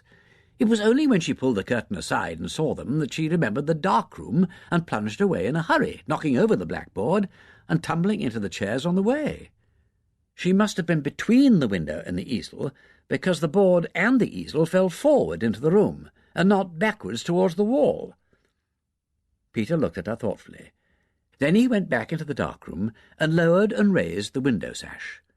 It moved easily and almost in silence. "If this place wasn't so well built," he said, almost accusingly to the Dean, "someone would have heard this window go up and run round in time to catch the lady. Yes, it is. I wonder that Annie didn't notice the noise of the beaker falling into the sink. But if she did, she probably thought it was something in the lecture-room. One of those glass cases or what-not. You didn't hear anything after you arrived, did you?" "Not a thing." "Then she must have got out while Carrie was fetching you out of bed." "I suppose nobody saw her go." "Well, I've asked the only 3 students whose windows overlooked that wall, and they saw nothing," said Harriet. "Well, you might ask Annie about the beaker, and ask both of them whether they noticed, as they came past, if the dark-room window was open or shut. I don't suppose they noticed anything, but you never can tell." "What does it matter?" asked the Dean. "Well, not very much. But if it was shut, it rather supports Miss Vane's theory about the blackboard. If it was open, it would suggest that a retreat had been planned in that direction. It's a question of whether we're dealing with a short-sighted or a long-sighted person, mentally, I mean. And you might inquire at the same time whether any of the other women in the Scouts' wing saw the light in the lecture-room, and if so, how early." Harriet laughed. "I can tell you that at once, none of them. If they had, there would have been an eager rush to tell us about it. You may be perfectly certain that Annie's and Carrie's adventure formed the staple of conversation in the servants' hall this morning." "That," said his lordship, "is very true indeed." There was a pause. The lecture-room seemed to offer no further field for research. Harriet suggested that Wimsey might like to look round the college. "I was about to suggest it," said he, "if you can spare the time." "Miss Lidgett is expecting me in half an hour for a fresh attack on the prosody," said Harriet. "I mustn't cut that, because her time is so precious, poor dear, and she's suddenly thought of a new appendix." "Oh, no," cried the Dean. "Alas, yes. But we could just go round and view the more important battlefields. I should like particularly to see the hall and library and the connection between them, the entrance to Tudor Building with Miss Barton's former room, the layout of the chapel, with reference to the postern, and the place where, with the help of God, one leaps over the wall, and the way from Queen Elizabeth into the New Quad." "Great heaven," said Harriet. "Did you sit up all night with a dossier?" "Hush! No, I woke rather early. But don't let Bunter hear, or he'll start being solicitous. Men have died, and the worms have eaten them, but not for early rising. In fact, it is said that it's the early worm that gets the bird." "You remind me," said the Dean, "that there are 6 worms waiting in my room to get the bird this minute. 3 late without leaves, 2 gramophones out of doors, and an irregular motor vehicle. We shall meet again at dinner, Lord Peter." She ran briskly away to deal with the malefactors, leaving Peter and Harriet to make their tour. From Peter's comments, Harriet could make out little of his mind. She fancied, indeed, that he was somewhat abstracted from the matter in hand. "I fancy," he said at last, as they came to the Jowett Walk Lodge where he had left his car, "that you will have very little more trouble at night." "Why?" "Well, for one thing, the nights are getting very short, and the risks very great. All the same, shall you be offended if I suggest that you should take some personal precautions?" "What sort of precautions?" "I won't offer you a revolver to take to bed with you, but I have an idea that from now on you and at least one other person may be in some danger of attack. That may be imagination, but if this joker is alarmed and bottled up for a bit, and I think she has been alarmed, the next outrage may be a serious one, when it comes." "Well," said Harriet, "we have her word for it that she finds me merely funny." His attention seemed to be abstracted by something among the dashboard fittings, and he said, looking not at her but at the car, "Yes, but without any vanity, I wish I were your husband, or your brother, or your lover, or anything but what I am." "You mean your being here is a danger to me?" "I dare say I'm flattering myself. But it wouldn't stop you to damage me. She may not think very clearly about that. Well, I don't mind taking the risks if it is one. I don't see why it would be any less if you were a relation of mine. There'd be an innocent excuse for my presence, wouldn't there? I don't think I'm trying to make capital out of this on my own account. I'm being careful to observe formalities, as you may have noticed. I'm only warning you that I'm sometimes a dangerous person to know. Let's have this clear, Peter. You think that your being here may make this person desperate, and that she may try to take it out of me? And you're trying to tell me very delicately that it might be safer if we camouflaged your interest? Safer for you? Yes, though I can't see why you think so. But you're sure I'd rather die than make such an embarrassing pretence? Well, wouldn't you? And on the whole you'd rather see me dead than embarrassed. That is probably another form of egotism, but I am entirely at your service. Of course, if you're such a perilous ally, I could tell you to go away. I can see you urging me to go away and leave a job undone. Well, Peter, I'd certainly rather die than make any sort of pretence to you or about you. But I think you're exaggerating the whole thing. You don't usually get the wind up like this. I do, though, quite often. But if it's only my own risk, I can afford to let it blow. When it comes to other people, your instinct is to clap the women and children under hatches. Well, he admitted deprecatingly, one can't suppress one's natural instincts altogether, even if one's reason and self-interests are all the other way. Peter, it's a shame. Let me introduce you to some nice little woman who adores being protected. I shall be wasted on her. Besides, she would always be deceiving me in the kindest manner for my own good, and that I could not stand. I object to being tactfully managed by somebody who ought to be my equal. If I want tactful dependents, I can hire them, and fire them if they get too tactful. I don't mean Bunter. He braces me by a continual cold shower of silent criticism. I don't protect him, he protects me, and preserves an independent judgment. However, without presuming to be protective, may I yet suggest that you should use a reasonable caution? I tell you frankly, I don't like your friend's preoccupation with knives and strangling. Are you serious? For once. Harriet was about to tell him not to be ridiculous. Then she remembered Miss Barton's story about the strong hands that had seized her from behind. It might have been quite true. The thought of perambulating the long corridors by night was suddenly disagreeable. Very well, I'll be careful. I think it would be wise. Well, I'd better push off now. I'll be round in time to face the high table at dinner. 7 o'clock? She nodded. He had interpreted strictly her injunction to come this morning instead of at 6. She went, feeling a little blank, to cope with Miss Lydgate's proofs.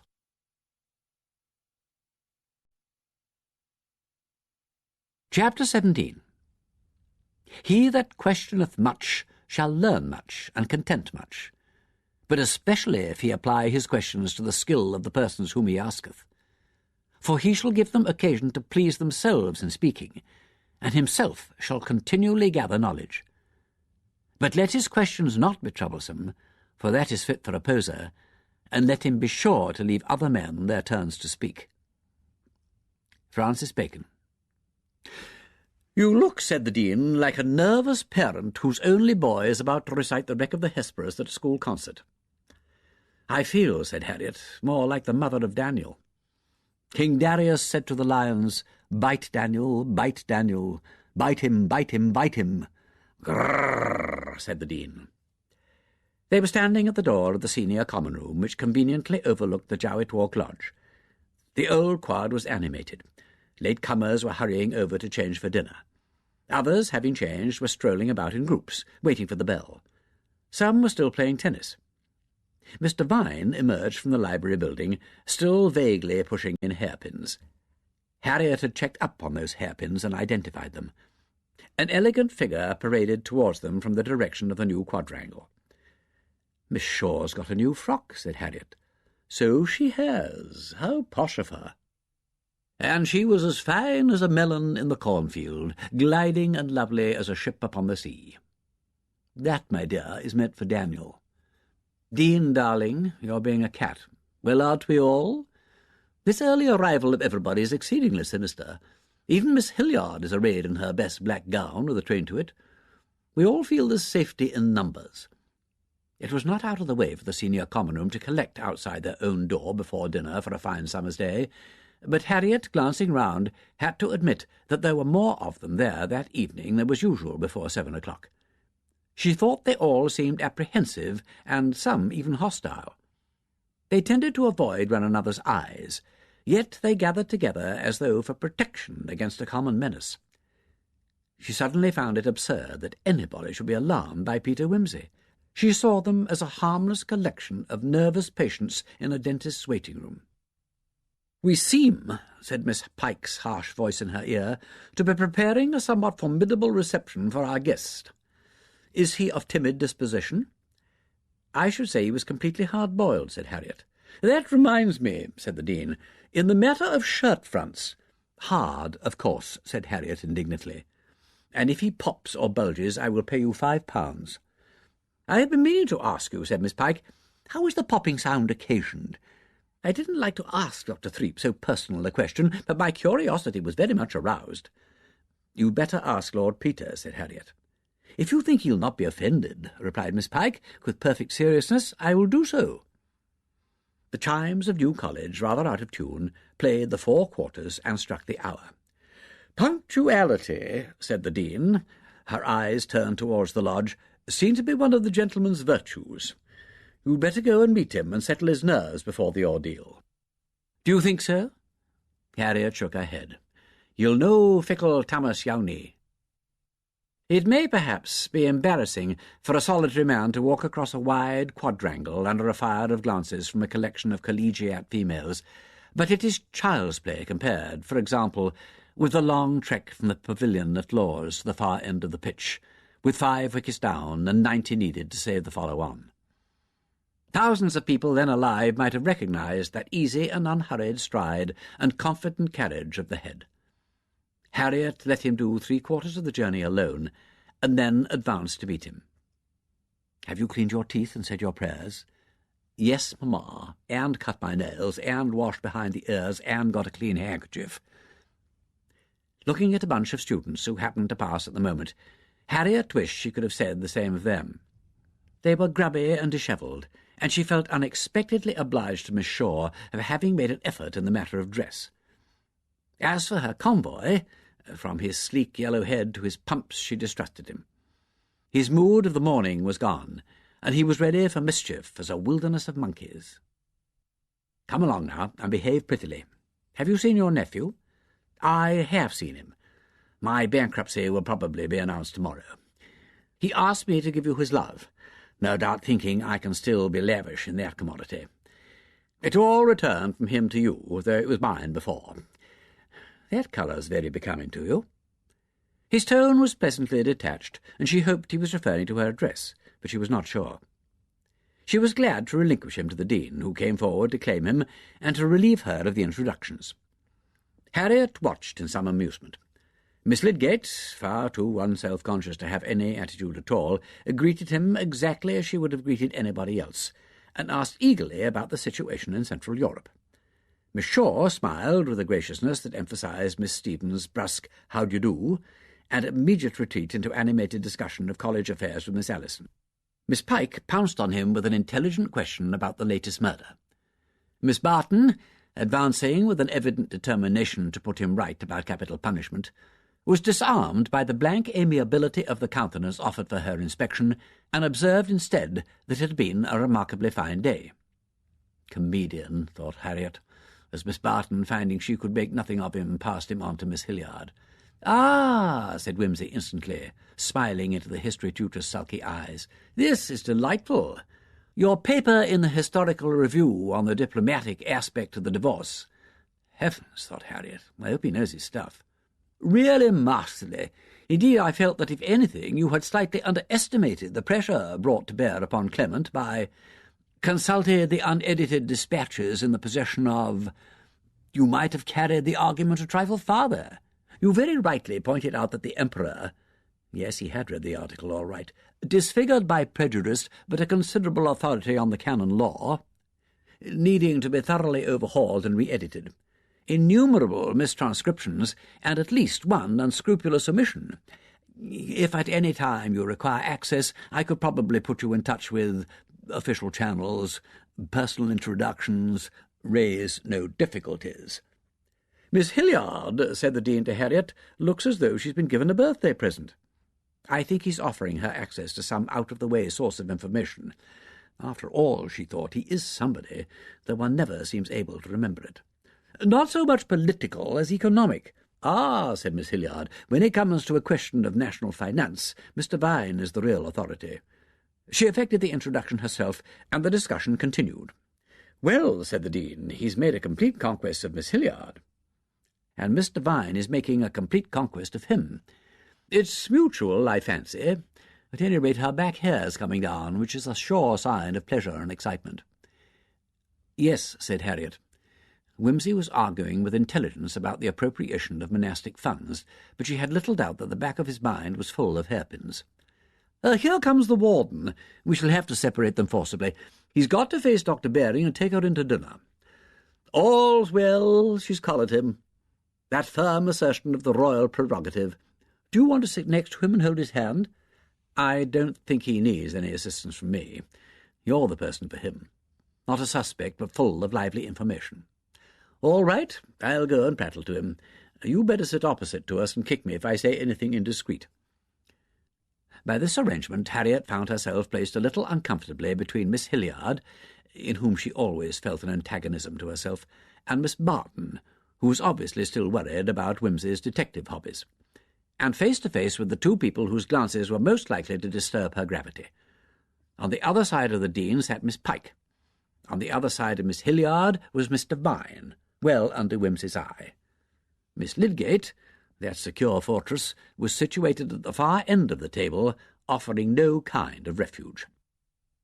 Neither Miss Hilliard nor Miss Barton had much to say to Harriet, who was thus able to follow, without too much difficulty, the warden's straightforward determination to size up Wimsey, and Wimsey's diplomatically veiled but equally obstinate determination to size up the warden, a contest carried on with unwavering courtesy on either side. Dr. Baring began by inquiring whether Lord Peter had been conducted over the college and what he thought of it, adding with due modesty that architecturally, of course, it could scarcely hope to compete with the more ancient foundations. "Considering," said his lordship plaintively, "that the architecture of my own ancient foundation is mathematically compounded of ambition, distraction, uglification, and derision, that remark sounds like sarcasm." The warden, almost seduced into believing herself guilty of a breach of manners, earnestly assured him that she had intended no personal allusion. "An occasional reminder is good for us," said he. "We are mortified in 19th century Gothic, lest in our overweening Balliolity we forget God. We pull down the good to make way for the bad. You, on the contrary, have made the world out of nothing. A more divine procedure." The warden, manoeuvring uneasily on this slippery ground between jest and earnest, found foothold. It's quite true that we've had to make what we can out of very little, and that, you know, is typical of our whole position here. Yes, you are practically without endowments?" The question was so offered as to include the Dean, who said cheerfully, "Quite right. All done by cheese-paring." "That being so," he said seriously, "even to admire seems to be a kind of impertinence. This is a very fine hall. Who is the architect?"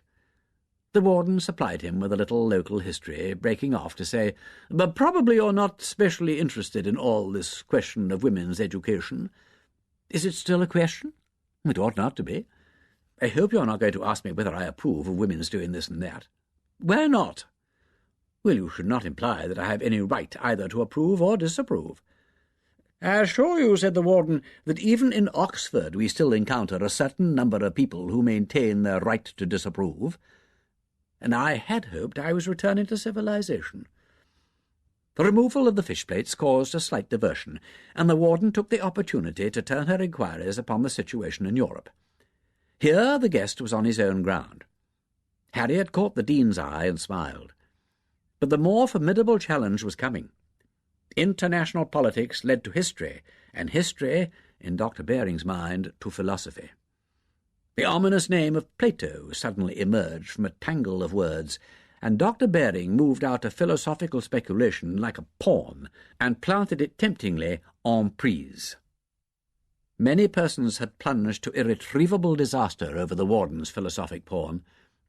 There were two ways of taking it, both disastrous. One was to pretend to knowledge, the other to profess an insincere eagerness for instruction. His lordship smiled gently and refused the gambit. "That is out of my stars. I have not the philosophic mind." "And how would you define the philosophic mind, Lord Peter?"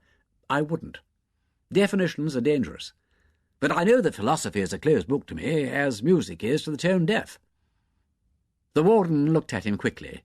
He presented her with an innocent profile, drooping and contemplative over his plates, like a heron brooding by a pond. "A very apt illustration," said the warden. "As it happens, I am tone-deaf myself." "Are you? I thought you might be," he said equably. "That is very interesting. How can you tell?" "Well, there's something in the quality of the voice." He offered candid grey eyes for examination. "But it's not a very safe conclusion to draw, and as you may have noticed, I didn't draw it. That is the art of the charlatan, to induce a confession and present it as the result of deduction." "I see," said Dr. Baring. "You expose your technique very frankly. You would have seen through it in any case, so it's better to expose oneself and acquire an unmerited reputation for candour. The great advantage about telling the truth is that nobody ever believes it. That is at the bottom of suam legaem hossi. So there is one philosopher whose books are not closed to you. Next time I will start by way of Aristotle." She turned to her left-hand neighbour and released him. "I am sorry," said the Dean, "we have no strong drink to offer you." His face was eloquent of mingled apprehension and mischief. The toad between the harrow knows where every separate tooth-point goes. "Do you always prove your guests with hard questions?" "Till they show themselves to be Solomons. You have passed the test with great credit." "Hush! There's only one kind of wisdom that has any social value, and that is the knowledge of one's own limitations. Nervous young dons and students have before now been carried out in convulsions through being afraid to say boldly that they did not know. Showing themselves," said Miss Pike across the Dean, "less wise than Socrates, who made the admission fairly frequently." "Oh, for heaven's sake," said Wimsey, "don't mention Socrates. You might start all over again." "Not now," said the Dean. "She will ask no questions now except for instruction." "There is a question on which I am anxious to be instructed," said Miss Pike, "if you will not take it amiss." Miss Pike, of course, was still worried about Dr. Threep's shirt-front, and determined on getting enlightenment. Harriet hoped that Wimsey would recognise her curiosity for what it was, not skittishness, but the embarrassing appetite for exact information which characterises the scholarly mind. "That phenomenon," he said readily, "comes within my own sphere of knowledge. It occurs because the human torso possesses a higher factor of variability than the ready-made shirt. The explosive sound you mention is produced when the shirt-front is slightly too long for the wearer. The stiff edges, being forced slightly apart by the inclination of the body, come back into contact with a sharp click, similar to that emitted by the elytra of certain beetles. It is not to be confused, however, with the ticking of the death watch, which is made by tapping with the jaws and is held to be a love call. The clicking of the shirt front has no amatory significance and is, indeed, an embarrassment to the insect. It may be obviated by an increased care in selection, or, in extreme cases, by having the garment made to measure. "Thank you so much," said Miss Pike. "That is a most satisfactory explanation. At this time of day it is perhaps not improper to adduce the parallel instance of the old-fashioned corset, which was subject to a similar inconvenience. That inconvenience," added Wimsey, "was even greater in the case of plate armour, which had to be very well tailored to allow of movement at all." At this point Miss Barton captured Harriet's attention with some remark or other, and she lost track of the conversation on the other side of the table. When she picked up the threads again, Miss Pike was giving her neighbours some curious details about ancient Minoan civilization, and the warden was apparently waiting till she had finished to pounce on Peter again. Turning to her right, Harriet saw that Miss Hilliard was watching the group with a curiously concentrated expression. Harriet asked her to pass the sugar, and she came back to earth with a slight start. "They seem to be getting on very well over there," said Harriet. "Miss Pike likes an audience," said Miss Hilliard, with so much venom that Harriet was quite astonished. "It's good for a man to have to do with listening sometimes," she suggested. Miss Hilliard agreed absently. After a slight pause, during which dinner proceeded without incident, she said, "Your friend tells me he can obtain access for me to some private collections of historical documents in Florence. Do you suppose he means what he says?" "If he says so, you may be sure he can and will." "That is a testimonial," said Miss Hilliard. "I am very glad to hear it." Meanwhile, the warden had effected her capture, and was talking to Peter in a low tone with some earnestness. He listened attentively while he peeled an apple, the narrow coils of the rind sliding slowly over his fingers. She concluded with some question, and he shook his head. "It's very unlikely. I should say there was no hope of it at all." Harriet wondered whether the subject of the poisoned pen had risen at last to the surface, but presently he said, 300 years ago it mattered comparatively little, but now that you have the age of national self-realization, the age of colonial expansion, the age of barbarian invasion, and the age of the decline and fall, all jammed cheek by jowl in time and space, all armed alike with poison gas and going through the outward motions of an advanced civilization, principles have become more dangerous than passions.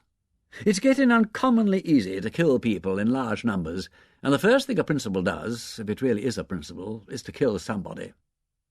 The real tragedy is not the conflict of good with evil, but of good with good. That means a problem with no solution. Yes, afflicting, of course, to the tidy mind. One may either halloo on the inevitable and be called a bloodthirsty progressive, or one may try to gain time and be called a bloodthirsty reactionary. But when blood is their argument, all argument is apt to be merely blood. The warden passed the adjective at its face value. "I sometimes wonder whether we gain anything by gaining time. Well, if one leaves letters unanswered long enough, some of them answer themselves. Nobody can prevent the fall of Troy, but a dull, careful person can manage to smuggle out the lares and penates, even at the risk of having the epithet pious tacked to his name. The universities are always being urged to march in the van of progress, but epic actions are all fought by the rearguard at Roncevaux and Thermopylae. Very well, said the warden, laughing. Let us die in our tracks, having accomplished nothing but an epic. She collected the high table with her eye, rose, and made a stately exit. Peter effaced himself politely against the panelling while the dons filed past him, arriving at the edge of the dais in time to pick up Miss Shaw's scarf as it slipped from her shoulders. Harriet found herself descending the staircase between Miss Martin and Mr. Vine, who remarked, "You are a courageous woman." "Why?" said Harriet lightly. "To bring my friends here and have them put to the question?" "Nonsense," interrupted the Dean. "We all behave beautifully. Daniel is still uneaten. In fact, at one point he bit the lion." "Was that genuine, by the way?" "About tone deafness?" Probably just a little more genuine than he made out. Will he lay traps all evening for us to walk into? Harriet realised for a moment how queer the whole situation was. Once again she felt Wimsey as a dangerous alien, and herself on the side of the women who, with so strange a generosity, were welcoming the Inquisitor among them. She said, however, "If he does, he will display all the mechanism in the most obliging manner." "After one is inside? Well, that's very comforting." "That," said Mr. Vine, brushing aside these surface commentaries, "is a man able to subdue himself to his own ends. I should be sorry for anyone who came up against his principles, whatever they are, and if he has any." She detached herself from the other two and went on into the senior common room with a sombre face. "Curious," said Harriet. "She is saying about Peter Wimsey exactly what I have always thought about herself."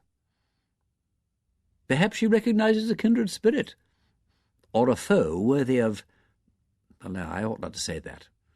Here Peter and his companion caught them up, and the Dean, joining Miss Shaw, went on in with her.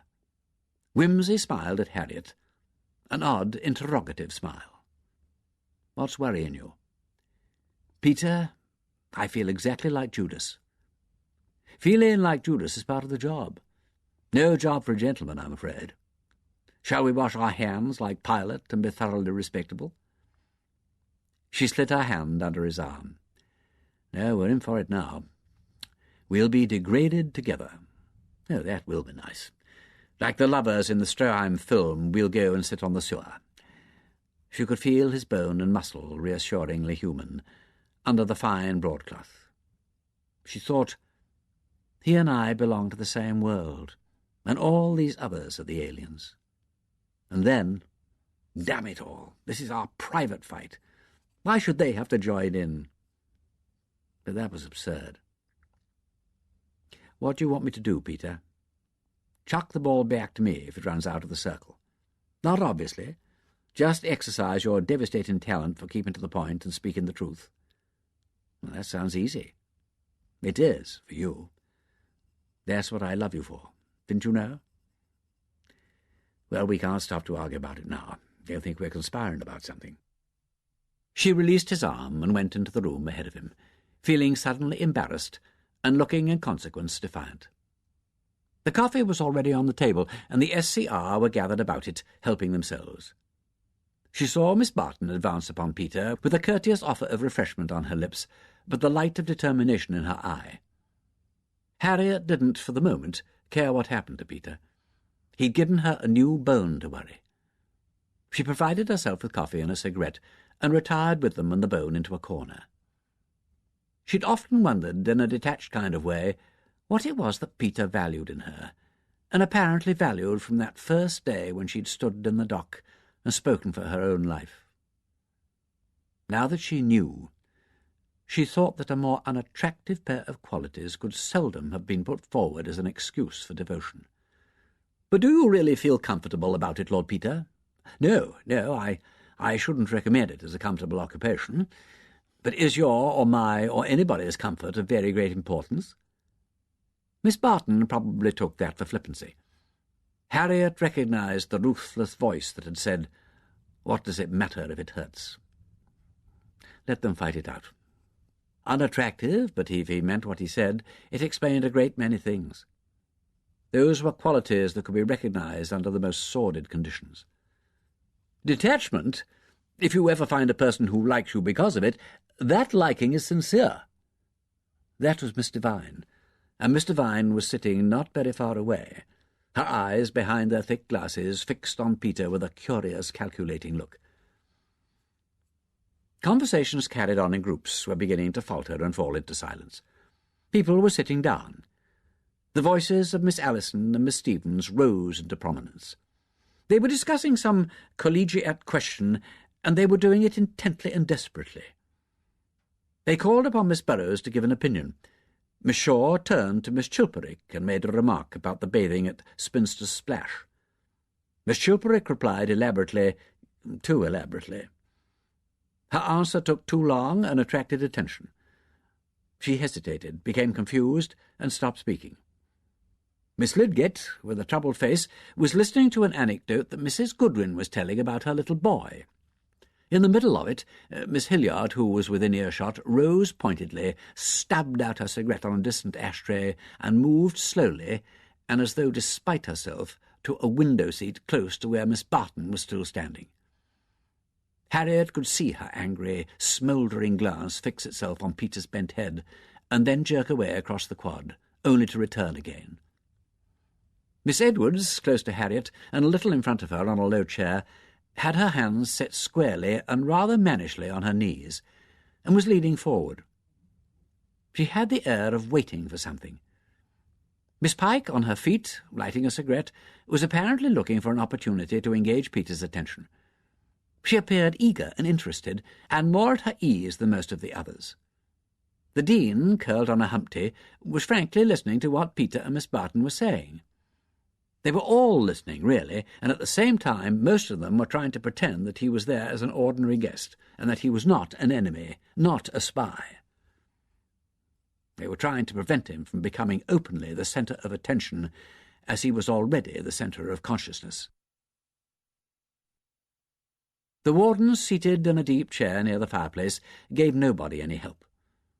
One by one the spurts of talk failed and died, leaving the one tenor floating, like a solo instrument executing a cadenza when the orchestra has fallen silent. The execution of the guilty is unpleasant, but not nearly so disturbing as the slaughter of the innocents. If you are out for my blood, won't you allow me to hand you a more serviceable weapon?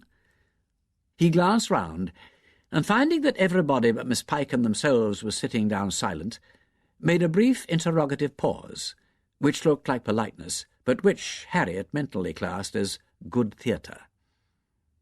Miss Pike led the way to a large sofa near Miss Hilliard's window-seat and said, as she settled herself into the corner of it, "Do you mean the murderer's victims?" "No," said Peter. "I meant my own victims." He sat down between Miss Pike and Miss Barton, and went on in a pleasantly conversational tone. "For example, I happened to find out that a young woman had murdered an old one for her money.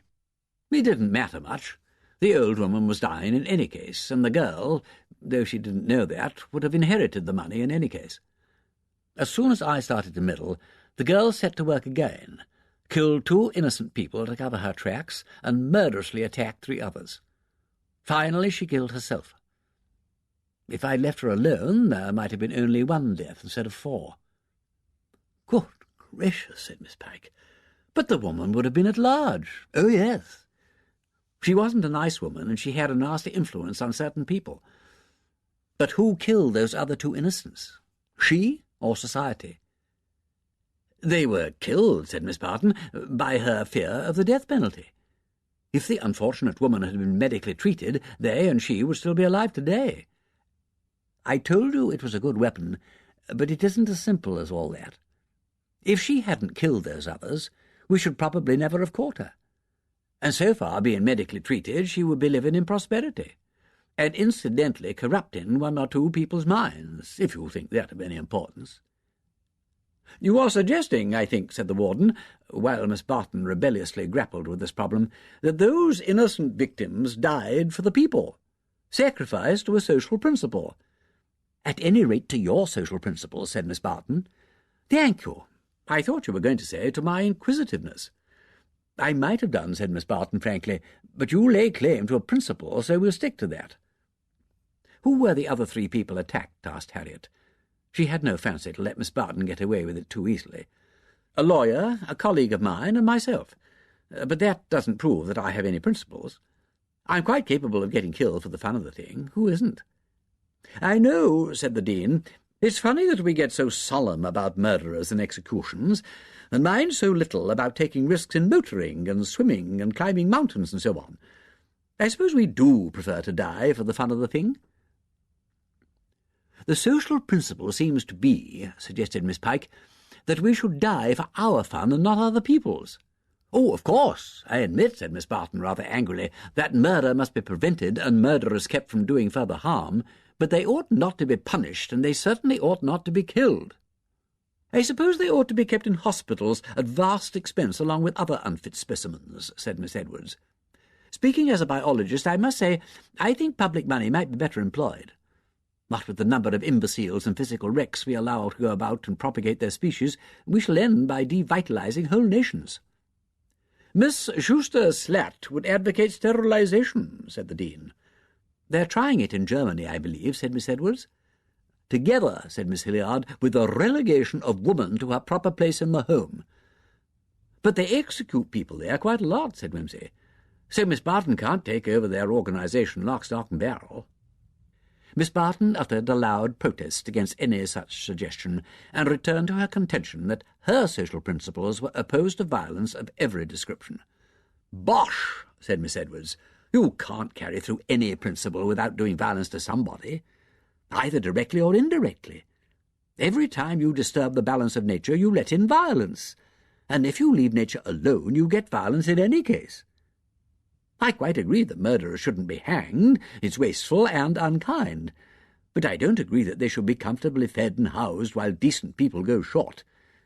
Economically speaking, they should be used for laboratory experiments."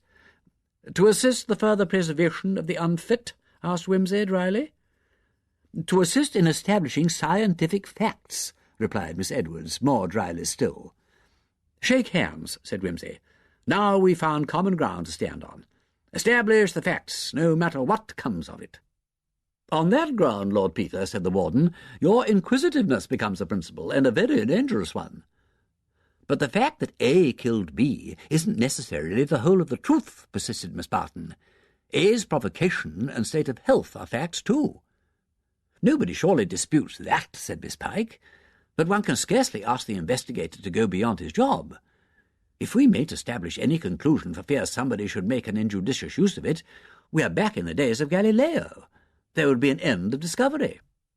"Well," said the Dean, "I wish we could stop discovering things like poison gas." "There can be no objection to the making of discoveries," said Miss Hilliard, "but is it always expedient to publish them? In the case of Galileo, the Church, you'll never get any scientist to agree there," broke in Miss Edwards. "To suppress a fact is to publish a falsehood." For a few minutes Harriet lost the thread of the discussion, which now became general. That it had been deliberately pushed to this point she could see, but what Peter wanted to make of it she had no idea. Yet he was obviously interested. His eyes under their half-closed lids were alert. He was like a cat waiting at a mouse-hole. Or was she half-consciously connecting him with his own blazon? Sable, 3 mice courant argent, a crescent for difference, the crest a domestic cat. "Of course," said Miss Hilliard in a hard, sarcastic voice, "if you think private loyalty should come before loyalty to one's job, couched as to spring proper." That was what he'd been waiting for, then. One could almost see the silken fur ripple. "Of course, I don't say that one should be disloyal to one's job for private reasons," said Miss Lydgate, "but surely if one takes on personal responsibilities, one owes a duty in that direction. If one's job interferes with them, perhaps one should give up the job." "I quite agree," said Miss Hilliard, "but then my private responsibilities are few, and possibly I have no right to speak. What is your opinion, Mrs. Goodwin?" There was a most unpleasant pause. "If you mean that personally," said the secretary, getting up and facing the tutor, "I am so far of your opinion that I have asked Dr. Baring to accept my resignation. Not because of any of the monstrous allegations that have been made about me, but because I realize that under the circumstances I can't do my work as well as I ought. But you are all very much mistaken if you think I am at the bottom of the trouble in this college. I'm going now, and you can say what you like about me. But may I say that anybody with a passion for facts will do better to collect them from unprejudiced sources. Miss Barton at least will admit that mental health is a fact like another." In the horrified silence that followed, Peter dropped 3 words like lumps of ice. "Please don't go." Mrs. Goodwin stopped short with her hand on the door.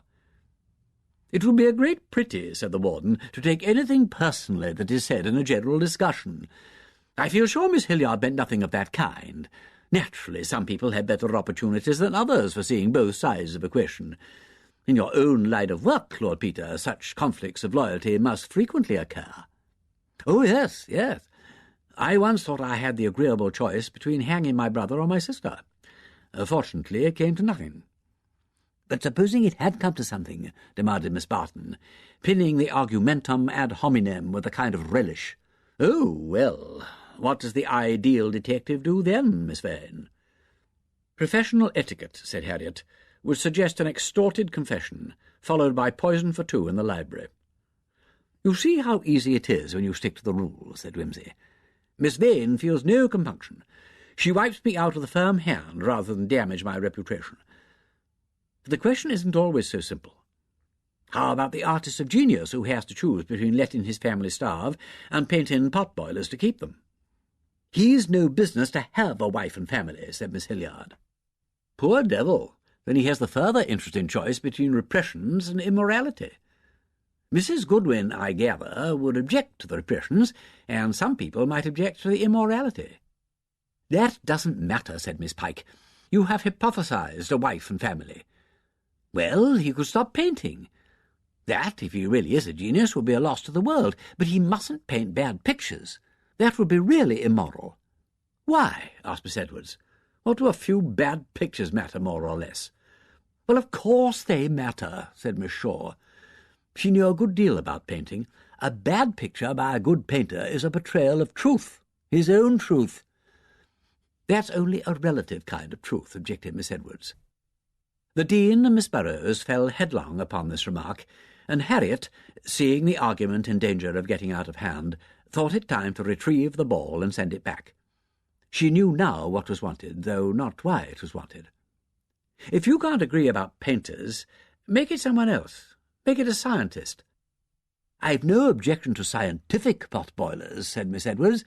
I mean, a popular book isn't necessarily unscientific. So long, said Wimsey, as it doesn't falsify the facts. But it might be a different kind of thing. To take a concrete instance, somebody wrote a novel called The Search. C.P. Snow, said Miss Burrows. It's funny you should mention that. It was the book that they— I know, said Peter. That's possibly why it was in my mind. I never read the book, said the warden. Oh, I did, said the Dean.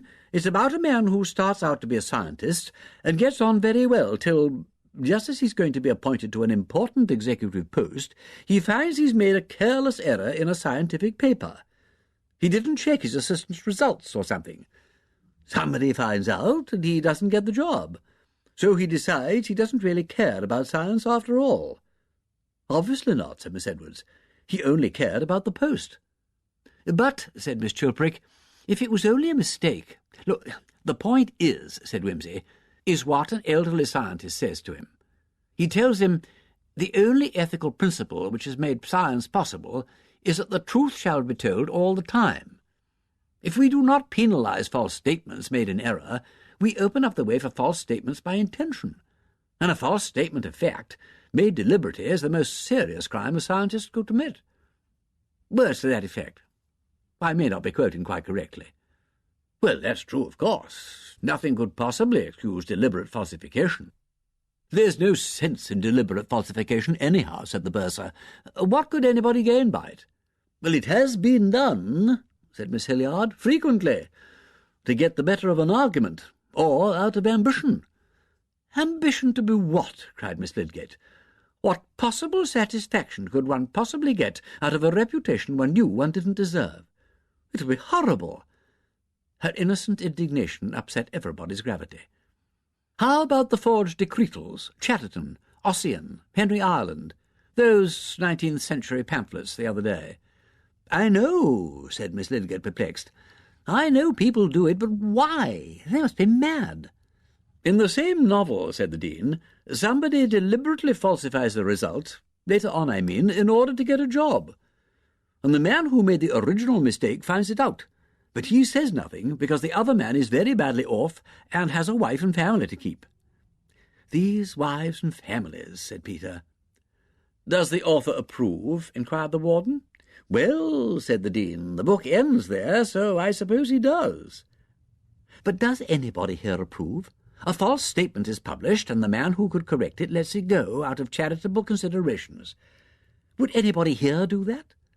Now, there is your test case, Miss Barton, with no personalities attached. Well, of course one couldn't do that, said Miss Barton. Not for 10 wives and 50 children. Not for Solomon and all his wives and concubines? "I congratulate you, Miss Barton, on striking such a fine, unfeminine note. Will nobody say a word for the women and children?" I knew he was going to be mischievous, thought Harriet. "You'd like to hear it, wouldn't you?" said Miss Hilliard.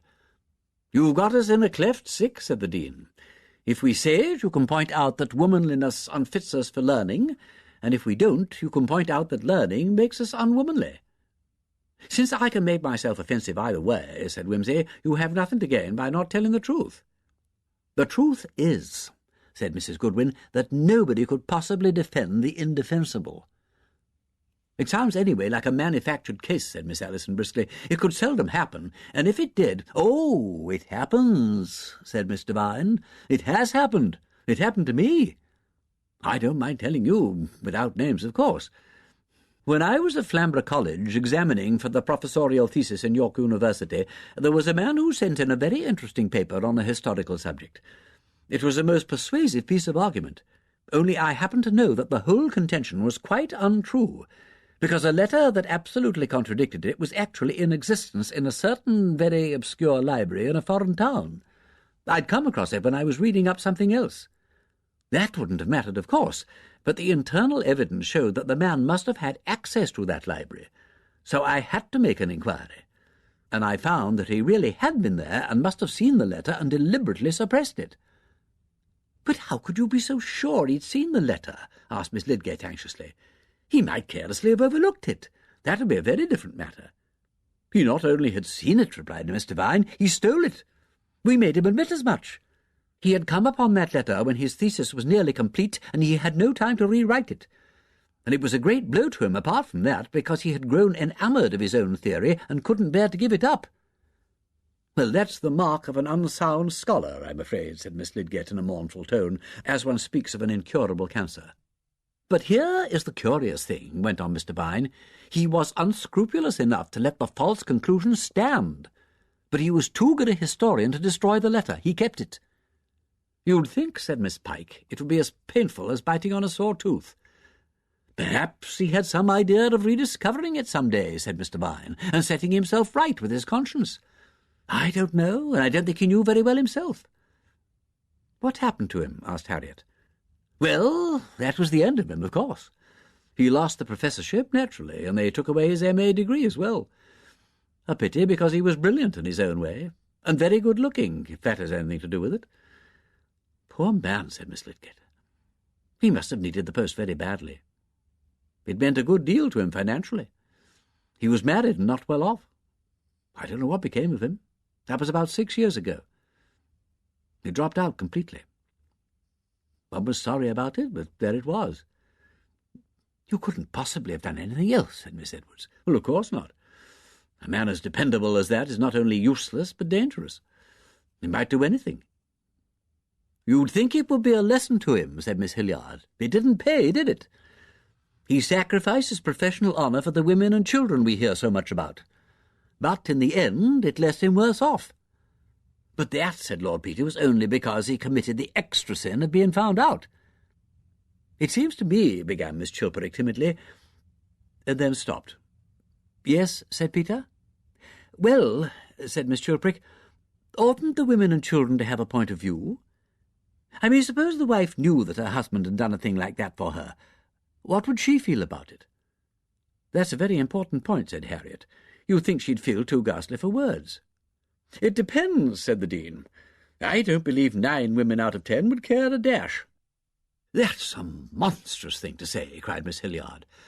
"You think a wife might feel sensitive about her husband's honour, even if it was sacrificed on her account?" said Miss Stevens. "Well, I don't know. I should think," said Miss Chilperic, stammering a little in her earnestness, "she would feel like a man who— I mean, wouldn't it be like living on somebody's immoral earnings?"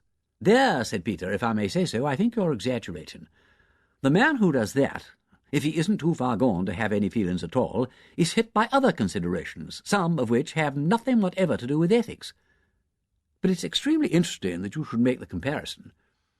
He looked at Miss Chilperic so intently that she blushed. Perhaps that was rather a stupid thing to say. "No! But if it ever occurs to people to value the honour of the mind equally with the honour of the body, we shall get a social revolution of a quite unparalleled sort." and very different from the kind that is being made at the moment." Miss Chilperic looked so much alarmed at the idea of fostering social revolution that only the opportune entry of 2 common-room scouts to remove the coffee-cups and relieve her of the necessity of replying seemed to have saved her from sinking through the floor. "Well," said Harriet, "I agree absolutely with Miss Chilperic. If anybody did a dishonourable thing and then said he did it for one's own sake, it would be the last insult. How would one ever feel the same to him again?" "Indeed," said Miss Pike, "it must surely vitiate the whole relationship." "Oh, nonsense," replied the Dean. "How many women care 2 hoots about anybody's intellectual integrity? Only over-educated women like us. So long as the man didn't forge a cheque, or rob the till, or do something socially degrading, most women would think that he was perfectly justified. Ask Mrs. Bones, the butcher's wife, or Miss Tape, the tailor's daughter, how much they would worry about suppressing a fact in a mouldy old historical thesis." "They'd back up their husbands in any case," said Miss Allison. "My man, right or wrong," they'd say, "even if he did rob the till." "Of course they would," said Miss Hilliard. "That's what the man wants. He wouldn't say thank you for a critic on the hearth." "He must have the womanly woman, you think?" said Harriet. "What is it, Annie? My coffee-cup? Here you are. Somebody who will say, 'The greater the sin, the greater the sacrifice, and consequently the greater devotion.'" Poor Miss Schuster-Slat. "I suppose it's comforting to be told that one is loved whatever one does." "Ah, yes," said Peter, in his reediest woodwind voice. "And these say, 'No more now my night, or God's night any longer.' You being than they so much more white, so much more pure and good and true, will cling to me for ever." William Morris had his moments of being 100% manly man. "Poor Morris," said the Dean. "He was young at the time," said Peter indulgently. "It's odd, when you come to think of it, that the expressions manly and womanly should be almost more offensive than their opposites. One is tempted to believe that there may be something indelicate about sex, after all." "It all comes of this here education," pronounced the Dean, as the door shut behind the last of the coffee service. "Here we sit round in a ring, dissociating ourselves from kind Mrs. Bones and that sweet girl, Miss Tape, not to mention," put in Harriet, "those fine manly fellows, the masculine Tapes and Boneses, and clacking on in the most unwomanly manner about intellectual integrity, while I," said Peter, "sit desolate in the midst, like a lodge in a garden of cucumbers." "You look it," said Harriet, laughing, "the sole relic of humanity in a cold, bitter, and indigestible wilderness." There was a laugh and a momentary silence. Harriet could feel the nervous tension in the room. Little threads of anxiety and expectation strung out, meeting, crossing, quivering. Now they were all saying to themselves, "Now something is going to be said about it." The ground had been surveyed, the coffee had been cleared out of the road, the combatants are stripped for action. Now this amiable gentleman with the well-filed tongue will come out in his true colours as an inquisitor, and it's all going to be very uncomfortable. Lord Peter took out his handkerchief, polished his monocle carefully, readjusted it, looked rather severely at the warden, and lifted up his voice in emphatic, pained, and querulous complaint about the corporation dump. The warden had gone, expressing courteous thanks to Miss Lidgett for the hospitality of the senior common room, and graciously inviting his lordship to call upon her in her own house at any convenient time during his stay in Oxford. Various dons rose up and drifted away, murmuring that they had essays to look through before they went to bed. The talk had ranged pleasantly over a variety of topics. Peter had let the reins drop from his hands and let it go whither it would, and Harriet, realizing this, had scarcely troubled to follow it.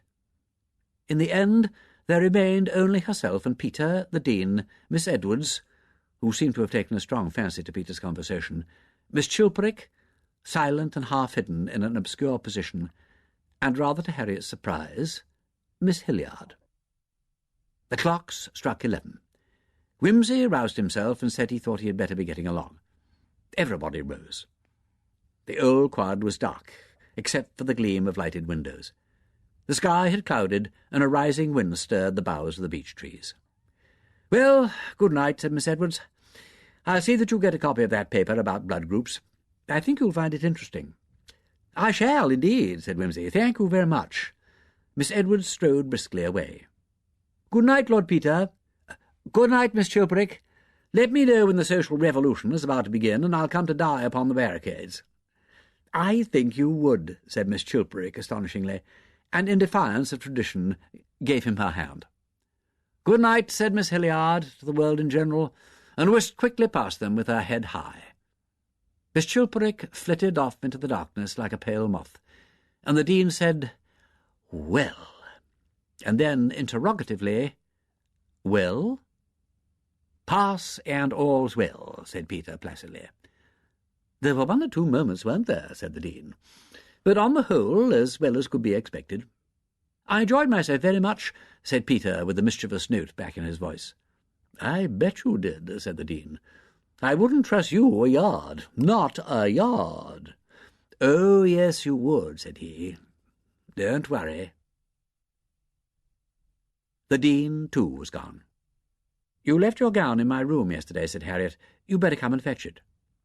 "I brought yours back with me and left it at the Jowett Walk Lodge. Also your dossier. I expect they've been taken up.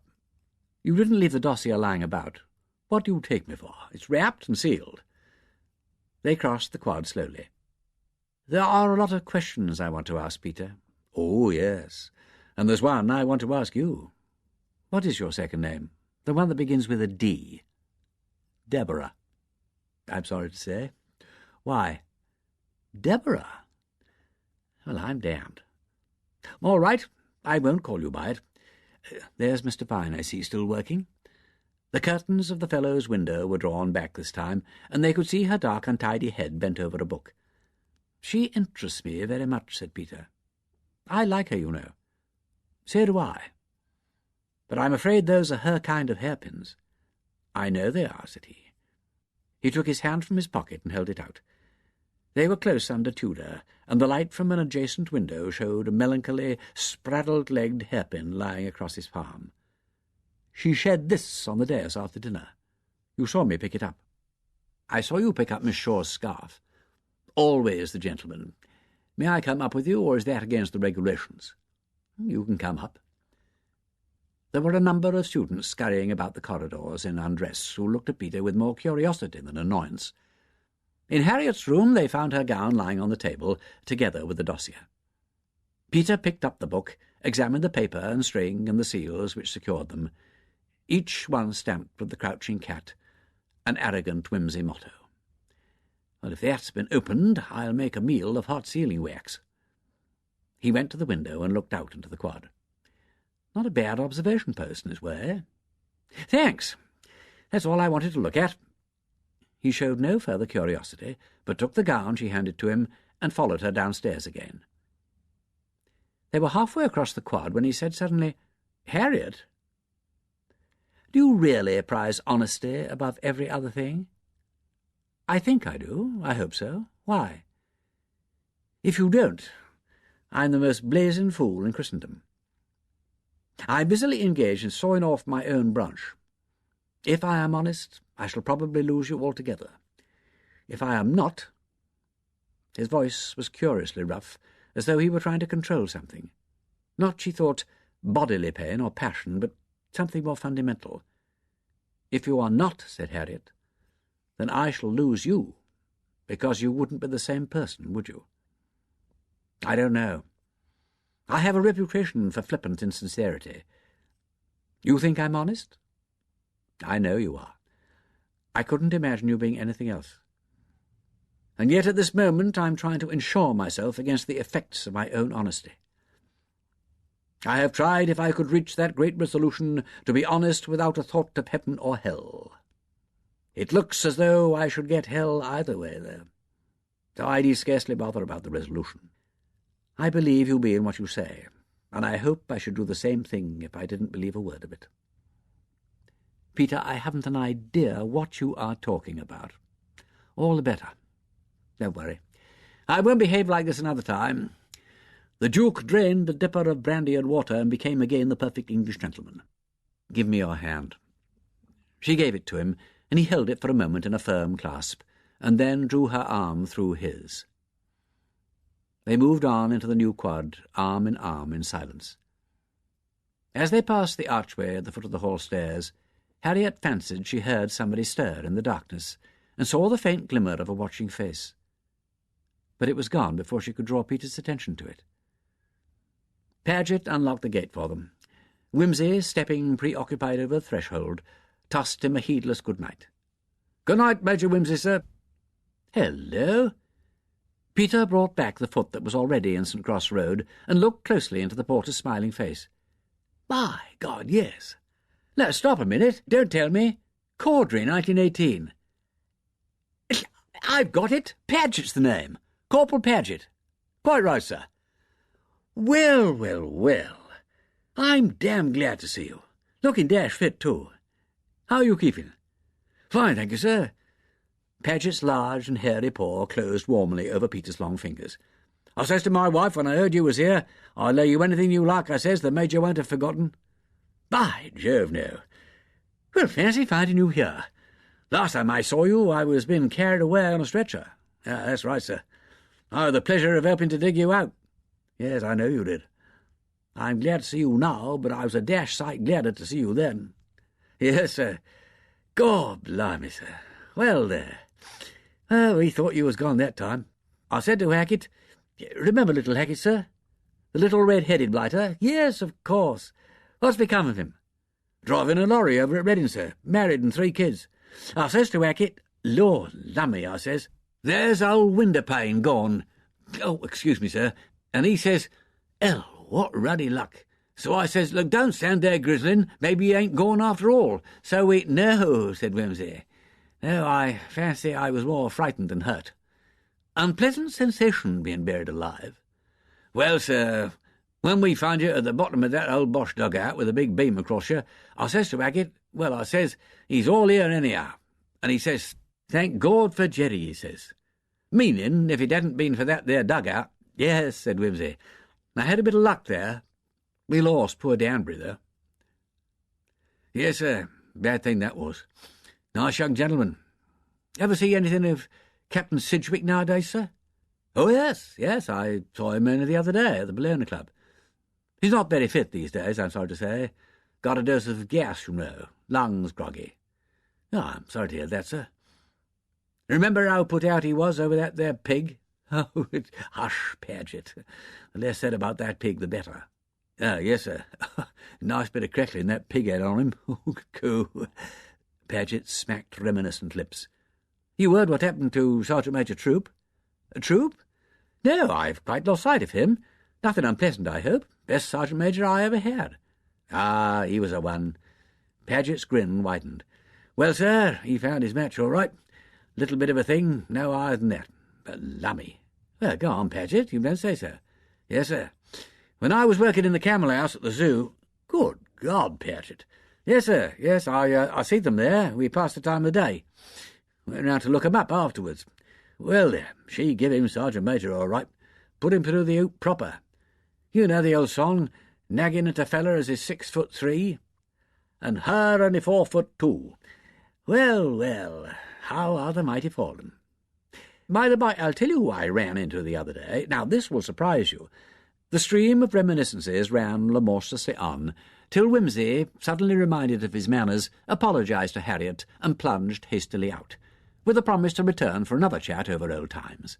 Paget, still beaming, swung the heavy gate to and locked it. "Ah," said Paget, "he ain't changed much, the Major hasn't. He was a lot younger then, of course, only just gazetted, but he was a regular good officer for all that, and a terror for eyewash, and shaving. Lummy." Paget, supporting himself with one hand against the brickwork of the lodge, appeared lost in the long ago. "Now, man," he'd say, when he was expecting a bit of a strafe, "if you've got to face your Maker, for God's sake, face him with a clean chin." "Ah, Window-pane, we called him, along of the eyeglass, but meaning no disrespect. None on us wouldn't hear a word agin him. Now, there was a chap came to us from another unit, hulking, foul-mouthed fellow, what nobody took too much. Huggins, that was his name, yeah, Huggins. Well, this bloke thinks he's going to be funny, see, and he starts calling the Major Little Percy and using opprobrious epithets. Here Paget paused to select an epithet fit for a lady's ear, but failing, repeated, "Opprobrious epithets, miss." And I says to him, mind you, this was afore I got my stripes, I was just a private then, same as Huggins. I says to him, "Now that's quite enough of that." And he says to me, well, anyway, the end of it was we had a lovely scrap all round the houses. "Dear me," said Harriet. "Yes, miss. We was in rest at the time, and next morning when the Sergeant Major falls us into parade, cor lummy, we was a fair of family portraits.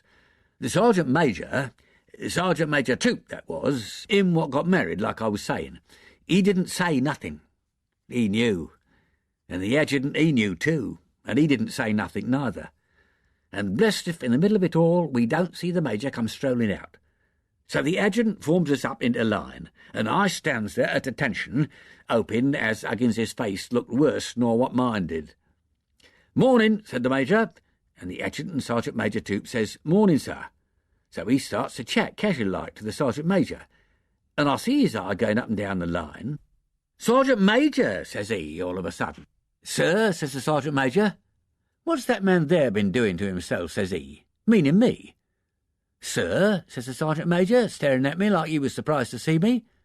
"Looks as if he had a nasty accident," says the Major. "And what about the other fella?" "Don't like to see that sort of thing. Not smart, fall 'em out."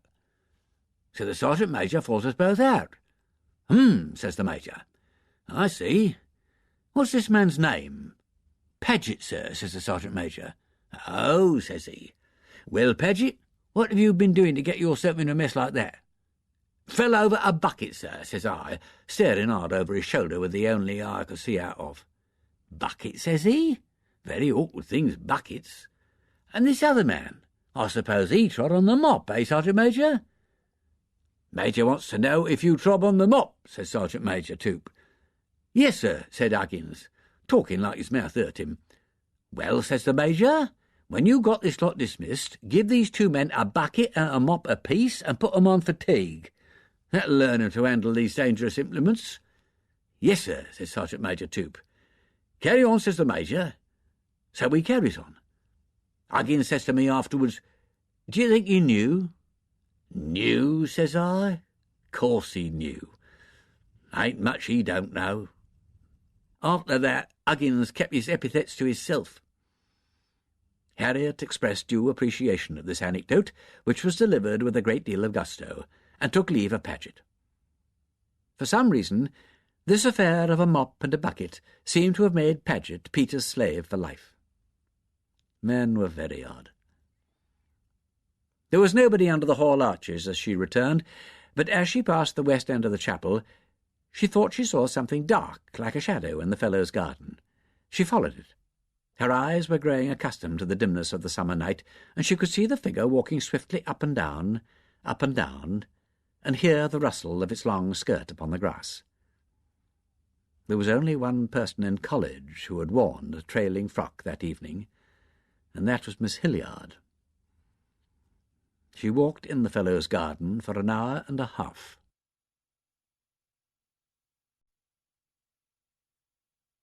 Chapter 18. Go tell that witty fool, my godson, to get home. It is no season to fool it here. Queen Elizabeth. "Law," said the Dean. She gazed with interest from the senior common-room window, teacup in hand. "What's the matter?" inquired Miss Allison. "Who is that incredibly beautiful young man?" "Flackman's fiancé, I expect, isn't it?" "A beautiful young man," said Miss Pike. "Well, I should like to see him." She moved to the window. "Don't be ridiculous," said the Dean. "I know Flaxman's Baron by heart. This is an ash blonde in a house blazer." "Oh, dear me," said Miss Pike. "Apollo Belvedere in spotless flannels. He appears to be unattached. Remarkable." Harriet put down her cup and rose from the depths of the largest armchair. "Perhaps he belongs to that bunch playing tennis," hazarded Miss Allison. "Little Cook's scrubby friends? My dear." "Why all the excitement, anyway?" said Miss Hilliard. "Beautiful young men are always exciting," said the Dean. "That," said Harriet at length, getting a glimpse of the wonder youth over Miss Pike's shoulder, "is Viscount St. George." "Another of your aristocratic friends," said Miss Barton. "His nephew," replied Harriet, not very coherently. "Oh," said Miss Barton. "Well, I don't see why you need all gape at him like a lot of schoolgirls." She crossed over to the table, cut herself a slice of cake, and glanced casually out of the farther window. Lord St. George stood with a careless air of owning the place at the corner of the library wing, watching a game of tennis being played between two bare-backed students and two young men whose shirts kept on escaping from their belts. Growing tired of this, he sauntered past the windows towards Queen Elizabeth, his eye roving over a group of Shrewsburyans asprawl under the beeches, like that of a young sultan inspecting a rather uncompromising consignment of Circassian slaves. Supercilious little beast, thought Harriet, and wondered if he was looking for her. If he was, he could wait, or ask properly at the lodge. "Oh-ho," said the Dean, "so that's how the milk got into the coconut." From the door of the library wing there issued slowly Mr. Vane, and behind her, grave and deferential, Lord Peter Wimsey. They skirted the tennis court in earnest conversation. Lord St. George, viewing them from afar, advanced to meet them. They joined forces on the path. They stood for a little time, talking. They moved away towards the lodge. "Dear me," said the Dean, "abduction of Helen Devine by Paris and Hector." No, said Miss Pike. "Paris was the brother of Hector, not his nephew. I don't think he had any uncles." "Talking of uncles," said the Dean, "is it true, Miss Hilliard, that Richard III—" "I thought she was here." "She was here," said Harriet. "Helen is being returned to us," said the Dean. "The siege of Troy is postponed." The trio were returning again up the path. Halfway along, Mr. Vine took leave of the two men and returned towards her own room. At that moment the watchers in the SCR were petrified to behold a portent. Miss Hilliard emerged from the foot of the hall stair, bore down upon the uncle and nephew, addressed them, cut Lord Peter neatly off from his convoy, and towed him firmly away towards the new quad. "Glory, alleluia," said the Dean. "Hadn't you better go out and rescue your young friend? He's been deserted again." "You could offer him a cup of tea," suggested Miss Pike. "It would be an agreeable diversion for us." "I'm surprised at you, Miss Pike," said Miss Barton. "No man is safe from women like you."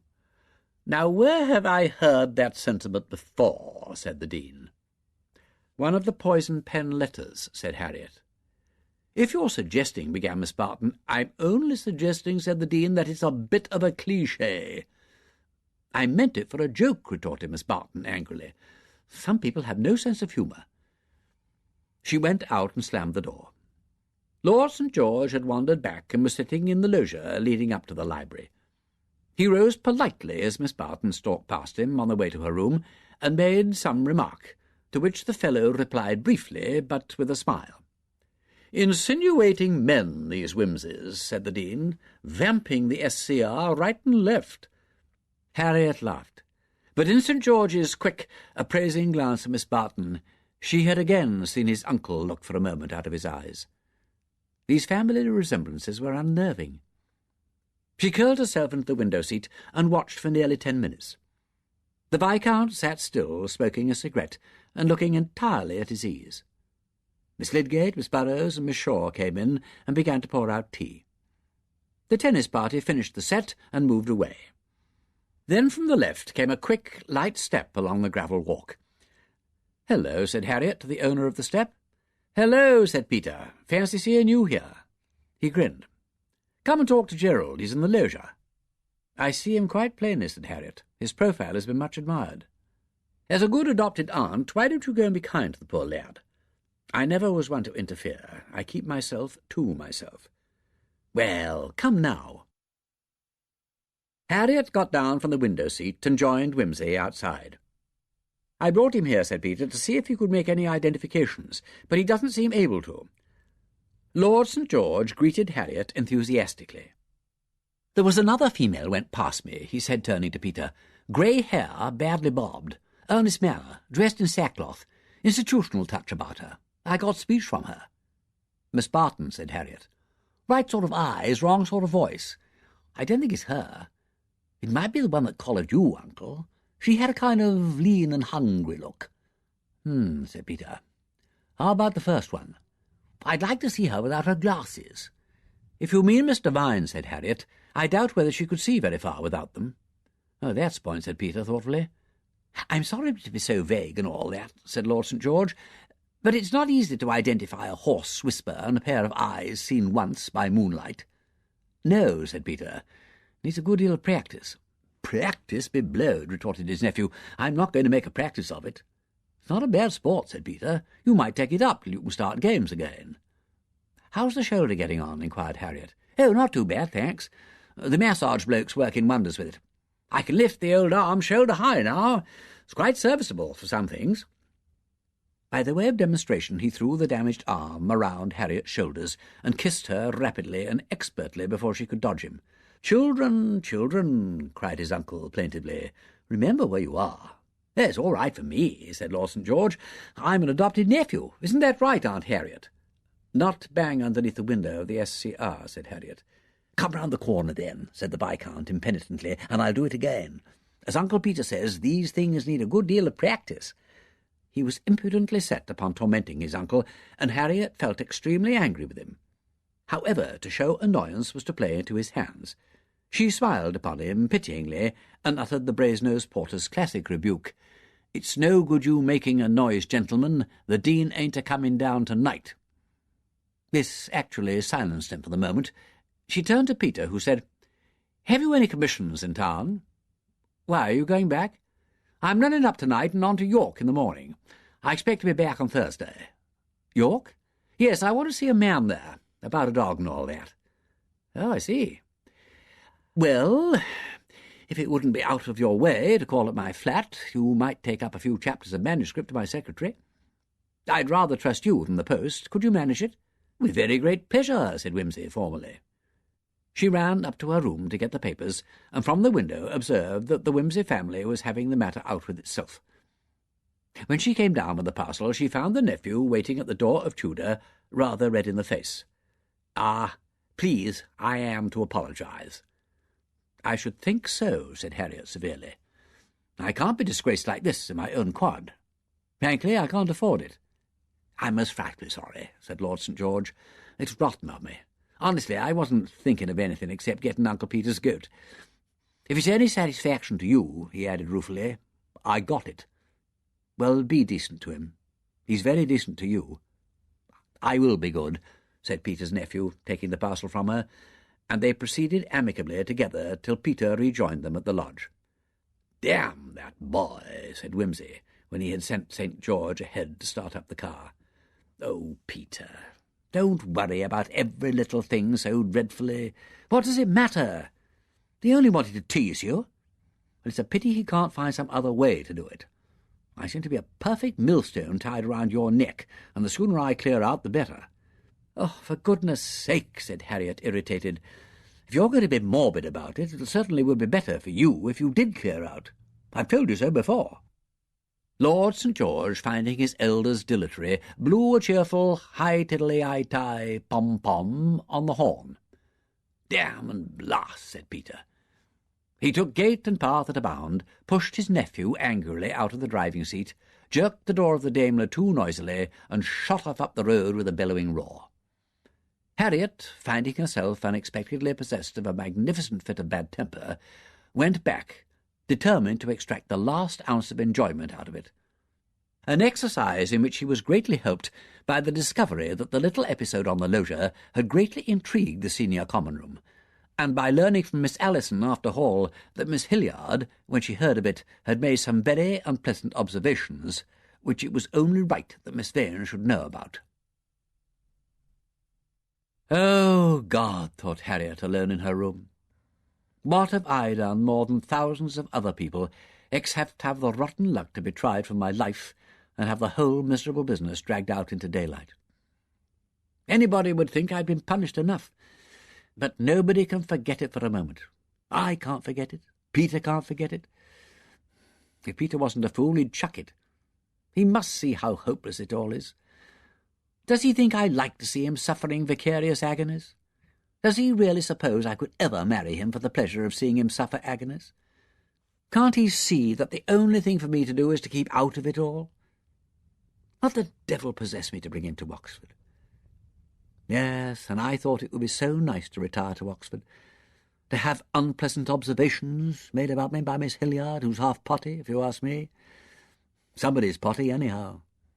That seems to be what happens to one if one keeps out of the way of love and marriage and all the rest of the muddle. Well, if Peter fancies I'm going to accept the protection of his name and be grateful, he's damn well mistaken. A nice, miserable business that'll be for him. It's a nice, miserable business for him, too, if he really wants me, if he does, and can't have what he wants because I had the rotten luck to be tried for a murder I didn't do. It looks as if he was going to get hell either way. Let him get hell, it's his lookout. It's a pity he saved me from being hanged. He probably wishes by now he'd left me alone. I suppose any decently grateful person would give him what he wants. But it wouldn't be much gratitude to make him miserable. We should both be perfectly miserable because neither of us could ever forget. I very nearly did forget the other day on the river. And I had forgotten this afternoon, only he remembered it first. Damn that impudent little beast. How horribly cruel the young can be to the middle-aged. I wasn't frightfully kind myself, and I did know what I was doing. It's a good thing Peter's gone. But I wish he hadn't gone and left me in this ghastly place, where people go off their heads and write horrible letters. When I am from him, I am dead till I be with him. No, it won't do to feel like that. I won't get mixed up with that kind of thing again. I'll stay out of it. I'll stay here, where people go queer in their heads. Oh, God, what have I done that I should be such a misery to myself and other people? Nothing more than thousands of women. Round and round like a squirrel in a cage, till at last Harriet had to say firmly to herself, "This won't do, or I shall go potty myself. Now, I'd better keep my mind on my job. What's taken Peter to York? Mr. Vine? If I hadn't lost my temper, I might have found out instead of wasting time in quarrelling. I wonder if he's made any notes on the dossier." She took up the loose-leaf book, which was still wrapped in its paper and string, and sealed all over with the Wimsey crest, as my Wimsey takes me. Peter's Wimseys had taken him into a certain amount of trouble. She broke the seals impatiently, but the result was disappointing. He'd marked nothing. Presumably he'd copied out anything he wanted. She turned the pages, trying to piece some sort of solution together, but too tired to think coherently. And then... Yes, here was his writing, sure enough, but not on a page of the dossier. This was an unfinished sonnet, and of all the idiotic things to do, to leave half-finished sonnets mixed up with one's detective work for other people to see. A schoolgirl trick, enough to make anybody blush, particularly since, from what she remembered of the sonnet, its sentiments had something remarkably inappropriate to the state of her feelings.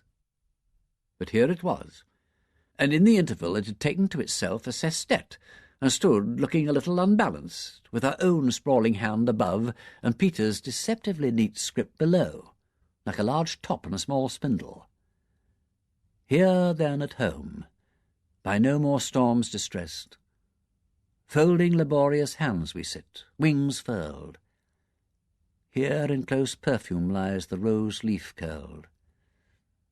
Here the sun stands and knows not east nor west. Here no tide runs. We've come, last and best, from the wide zone in dizzying circles hurled, to that still centre where the spinning world sleeps on its axis, to the heart of rest. Play on thy whips, O love, that me upright, poised on the perilous point, in no lax bed may sleep, as tension at the verberant core of music sleeps. For if thou spare to smite, staggering we stoop, stooping, fall dumb and dead, and dying so, sleep our sweet sleep no more. Having achieved this, the poet appeared to have lost countenance, for he had added the comment, "A very conceited metaphysical conclusion." So there was the turn she had vainly sought for the sestet. Her beautiful, big, peaceful humming-top turned to a whip-top, and sleeping, as it were, upon compulsion. And damn him! How dared he pick up her word sleep and use it 4 times in as many lines, and each time in a different foot, as though juggling with the accent shift were child's play, and drag out the last half-line with those great, heavy, drugged, drowsy monosyllables, contradicting the sense so as to deny their own contradiction. It was not one of the world's great sestets, but it was considerably better than her own octave, which was monstrous of it. But if she wanted an answer to her questions about Peter, there it was, quite appallingly plain. He didn't want to forget, or to be quiet, or to be spared things, or to stay put. All he wanted was some kind of central stability, and he was apparently ready to take anything that came along, so long as it stimulated him to keep that precarious balance. And of course, if he really felt like that, everything he had ever said or done, as far as she was concerned, was perfectly consistent. Mine is only a balance of opposing forces. What does it matter if it hurts like hell, so long as it makes a good book? What is the use of making mistakes if you don't make use of them? Feeling like Judas is part of the job. The first thing a principal does is to kill somebody. If that was his attitude, it was clearly ridiculous to urge him in kindly tones to stand aside for fear he might get a rap over the shins. He had tried standing aside. I had been running away from myself for 20 years, and it doesn't work. He no longer believed that the Ethiopian could change his skin to rhinoceros hide. Even in the 5 years or so that she had known him, Harriet had seen him strip off his protections, layer by layer, till there was uncommonly little left but the naked truth. That, then, was what he wanted her for. For some reason, obscure to herself and probably also to him, she had the power to force him outside his defences. Perhaps seeing her struggling in a trap of circumstance, he had walked out deliberately to her assistance. Or perhaps the sight of her struggles had warned him what might happen to him if he remained in a trap of his own making. Yet with all this, he seemed willing to let her run back behind the barriers of the mind, provided, yes, he was consistent after all, provided she would make her own way of escape through her work. He was, in fact, offering her the choice between himself and Wilfred. He did recognize that she had an outlet which he had not, and that, she supposed, was why he was so morbidly sensitive about his own part in the comedy. His own needs were, as he saw the matter, getting between her and her legitimate way of escape. They involved her difficulties which he could not share, because she had consistently refused him the right to share them. He had nothing of his nephew's cheerful readiness to take and have. Careless, selfish little beast, thought Harriet, meaning the Viscount. Can't he leave his uncle alone? It was just conceivable, by the way, that Peter was quite plainly and simply and humanly jealous of his nephew. Not, of course, of his relations with Harriet, which would be disgusting and ridiculous, but of the careless young egotism which made those relations possible. And after all, Peter had been right. It was difficult to account for Lord St. George's impertinence without allowing people to assume that she was on terms with Peter which would explain that kind of thing. It had undoubtedly made an awkwardness. It was easy to say, "Oh, yes, I knew him slightly and went to see him when he was laid up after a motor accident." She did not really mind very much if Miss Hilliard supposed that with a person of her dubious reputation all and any liberties might be taken. But she did mind the corollary that might be drawn about Peter, that after 5 years of patient friendship he should have acquired only the right to look on while his nephew romped in public, went near to making him look a fool. But anything else wouldn't be true. She had placed him exactly in that imbecile position, and she admitted that that was not very pretty conduct. She went to bed thinking more about another person than about herself. This goes to prove that even minor poetry may have its practical uses. On the following night, a strange and sinister thing happened. Harriet had gone by appointment to dine with her Somerville friend, and to meet a distinguished writer on the mid-Victorian period, from whom she expected to gain some useful information about Le Fanu. She was sitting in the friend's room, where about half a dozen people were gathered to do honour to the distinguished writer, when the telephone rang. "Oh, Miss Vane," said her hostess, "somebody who wants you from Shrewsbury." Harriet excused herself to the distinguished guest and went out into the small lobby in which the telephone was placed. A voice which she could not quite recognise answered her hello. "Is that Miss Vane?" "Yes, who's speaking?" "This is Shrewsbury College. Would you please come round quickly? There's been another disturbance." "Good heavens, what's happened? Who's speaking, please?" "I'm speaking for the warden.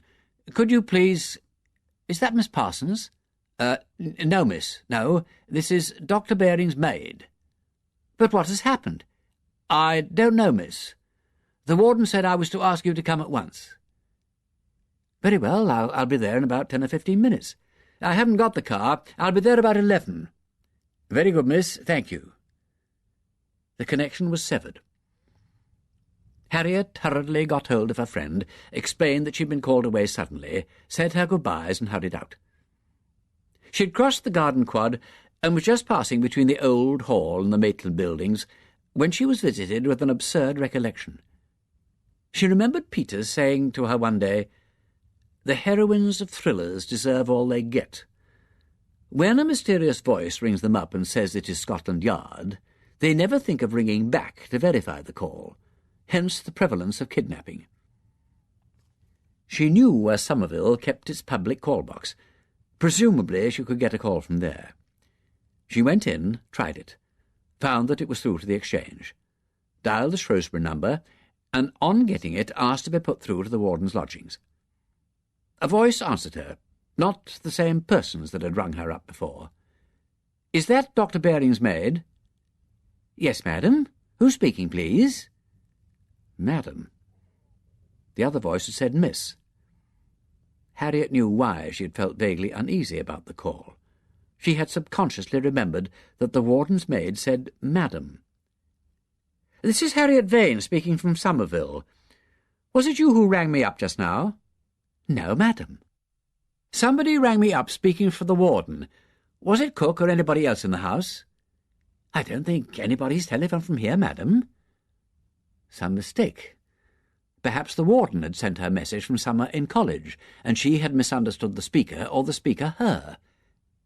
"Could I speak to the warden?" "The warden isn't in college, madam. She went out to the theatre with Miss Martin. I'm expecting them back any minute." "Oh, thank you. Never mind. There must have been some mistake. Would you please put me back to the lodge?" When she heard Paget's voice again, she asked for Miss Edwards, and while the connection was being made, she thought fast. It was beginning to look very much like a bogus call. But why, in heaven's name? What would have happened if she'd gone back to Shrewsbury straight away? Since she had not the car with her, she would have gone in by the private gate, past the thick bushes by the Fellows' Garden. The Fellows' Garden where people walked by night. "Miss Edwards isn't in our room, Miss Vane." "Oh, the scouts are all in bed, I suppose?" "Yes, miss. Shall I ask Mrs. Paget if she can find her?" No. See if you can get Miss Lydgate." Another pause. Was Miss Lydgate also out of her room?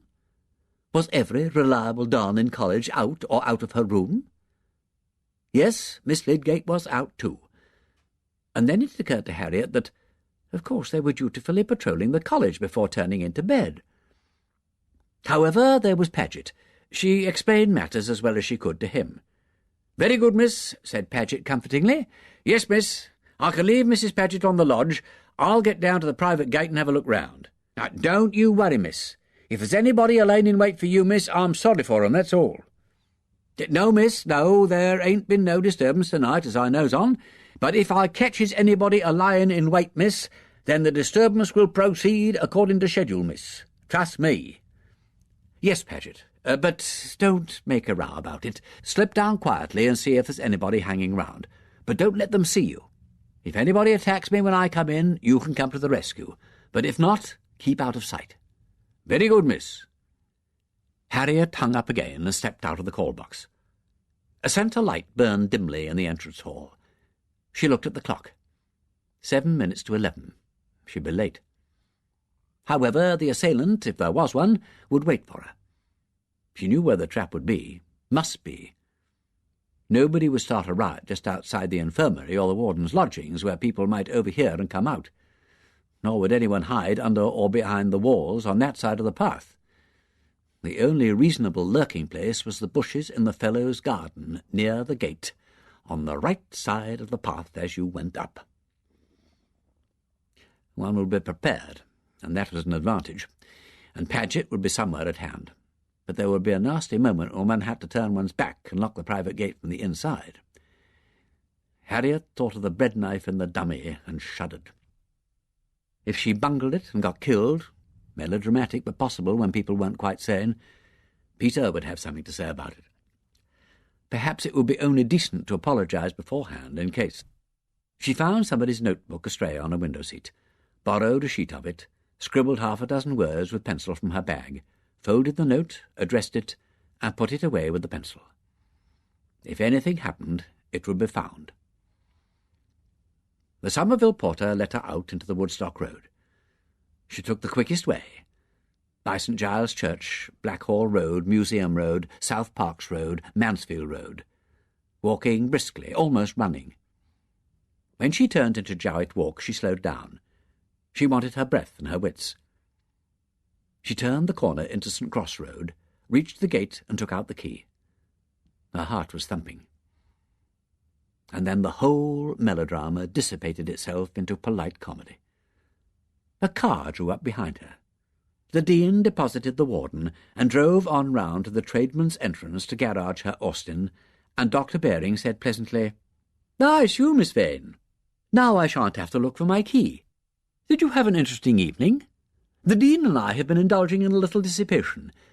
We suddenly made up our minds after dinner—" She walked on up the path with Harriet, chatting with great amiability about the play she'd seen. Harriet left her at her own gate, refusing an invitation to come in and have coffee and sandwiches. Had she or had she not heard something stir behind the bushes? At any rate, the opportunity was now lost. She had offered herself as the cheese, but, owing to the slight delay in setting the trap, the warden had innocently sprung it. Harriet stepped into the fellow's garden, switched on her torch and looked round. The garden was empty. She suddenly felt a complete fool.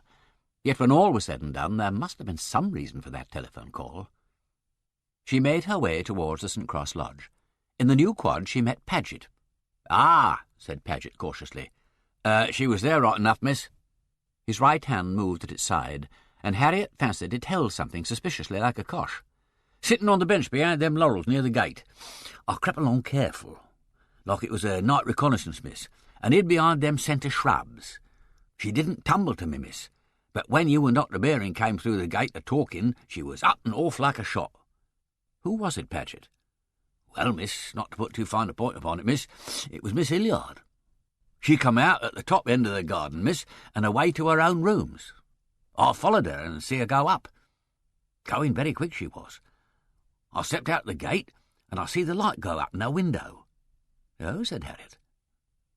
"Look here, Paget, I don't want anything said about this. I know Miss Hilliard does sometimes take a stroll in the fellow's garden at night. Perhaps the person who sent the telephone call saw her there and went away again." "Yes, miss. There's a funny thing about that there telephone call. Didn't come through the lodge, miss." "Perhaps one of the instruments was through to the exchange." "No, they wasn't, miss. I'd look to see. Before I goes to bed at 11 o'clock, I puts the warden, the dean, and the infirmary and the public box through, miss, for the night. But they wasn't through at 10:40, miss, that I'll swear." "Then the call must have come from outside." "Yes, miss. Miss Hilliard come in at 10:50, miss, just before you rang me." "Did she? Are you sure?" "Oh, I remember quite well, miss, because of Annie passing a remark about her. There's no love lost between her and Annie," added Paget with a chuckle. "Faults on both sides, that's what I say, miss, and an hasty temper." "What was Annie doing in the lodge at that hour?" "Just come in from her half-day out, miss. She sat in the lodge a bit with Mrs. Paget." "Did she? You didn't say anything about this business to her, did you, Paget?" She doesn't like Miss Hilliard, and if you ask me, I think she's a mischief-maker." "Oh, I didn't say a one word, miss, not even to Mrs. Paget. And nobody could have heard me on the phone, because after I couldn't find Miss Lydgate and Miss Edwards, and you begins to tell me, I shuts the door between me and the sitting-room. Then I just puts me head in afterwards and says to Mrs. Paget, 'Look after the gate, would you?' I says. I just got to step over and give Mullins the message. So this here remains what I might call confidential between you and me, miss." "Well, see that it stays confidential, Paget. I may have been imagining something quite absurd. The phone call was certainly a hoax, but there's no proof that anybody meant mischief. Did anybody else come in between 10:40 and 11? Mrs. Paget'll know, miss. I'll send up a list of the names. Or if you like to step into the lodge now—" "No, better not. No. Give me the list in the morning." Harriet went away and found Miss Edwards, of whose discretion and common sense she had a high opinion, and told her the story of the phone call. "You see," said Harriet, "if there had been any disturbance, the call might have been intended to prove an alibi, though I don't quite see how. Otherwise, why try to get me back at 11? I mean, if the disturbance was due to start then, and I was brought there as a witness, the person might have wangled something so as to appear to be elsewhere at the time. But why was it necessary to have me as a witness? Yes, and why say the disturbance had already happened when it hadn't? And why wouldn't you do as a witness when you had the warden with you?" "Of course," said Harriet, "the idea might have been to make a disturbance and bring me on the scene in time to be suspected of having done it myself." "Well, that would be silly. Everybody knows you can't be the poltergeist." "Well, then we come back to my first idea. I was to be attacked. But why couldn't I be attacked at midnight or any other time? Why bring me back at 11? It couldn't have been something timed to go off at 11 while the alibi was being established. Well, nobody could know to a moment the exact time I should take coming from Somerville to Shrewsbury. Unless you're thinking of a bomb or something that would go off when the gate was opened. But that would work equally well at any time. But if the alibi was fixed for 11, then why didn't the bomb go off? As a matter of fact, I simply can't believe in a bomb at all." "Nor can I, not really," said Miss Edwards. "We're just being theoretical. I suppose Paget saw nothing suspicious." "Only Miss Hilliard," replied Harriet lightly, "sitting in the Fellows' garden." "Oh. Well, she does go there sometimes at night. I've seen her. Perhaps she frightened away whatever it was." "Perhaps," said Miss Edwards. "By the way, your noble friend seems to have overcome her prejudices in a remarkable manner. I don't mean the one who saluted you in the quad, the one who came to dinner." "Are you trying to make a mystery out of yesterday afternoon?" asked Harriet, smiling. "I think it was only a matter of introductions to some man in Italy who owns a library." "So she informed us," said Miss Edward. Harriet realized that, when her own back was turned, a good deal of chaff must have been flying about the history tutor's ears. "Well," Miss Edwards went on, "I promised him a paper on blood groups, but he hasn't started to badger me for it yet. He's an interesting man, isn't he?" "To the biologist?" Miss Edwards laughed. Well, yes, as a specimen of the pedigree animal. Shockingly overbred, but full of nervous intelligence. But I didn't mean that. To the woman, then?" Miss Edwards turned a candid eye on Harriet. "To many women, I should imagine." Harriet met the eye with a level gaze. "I have no information on that point." "Ah," said Miss Edwards, "in your novels you deal more in material facts than in psychology, don't you?" Harriet readily admitted that this was so. "Well, never mind," said Miss Edwards, and said good night rather brusquely. Harriet asked herself what all this was about. Oddly enough, it had never yet occurred to her to wonder what other women made of Peter, or he of them. This must argue either very great confidence or very great indifference on her own part, for when you came to think of it, eligibility was his middle name. On reaching her room, she took the scribbled note from her bag and destroyed it without rereading it. Even the thought of it made her blush. Heroics that don't come off are the very essence of burlesque. Thursday was chiefly remarkable for a violent, prolonged, and wholly inexplicable row between Miss Hilliard and Miss Chilperic in the Fellows' garden after hall. How it started, or what it was about, nobody could afterwards remember. Somebody had disarranged a pile of books and papers on one of the library tables, with the result that a history school's candidate had arrived for a coaching with a tale of a set of notes mislaid or missing. Miss Hilliard, whose temper had been exceedingly short all day, was moved to take the matter personally, and after glowering all through dinner, burst out, as soon as the warden had gone, into a storm of indignation against the world in general. "Why my pupils should always be the ones to suffer from other people's carelessness, I do not know," said Miss Hilliard. Miss Burrows said she didn't see that they suffered more than anybody else.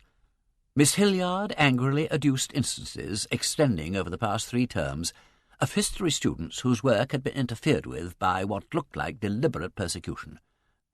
Considering, she went on, that the history school is the largest in the college, and certainly not the least important, Miss Chilperic pointed out, quite correctly, that in that particular year there happened to be more candidates for the English school than any other.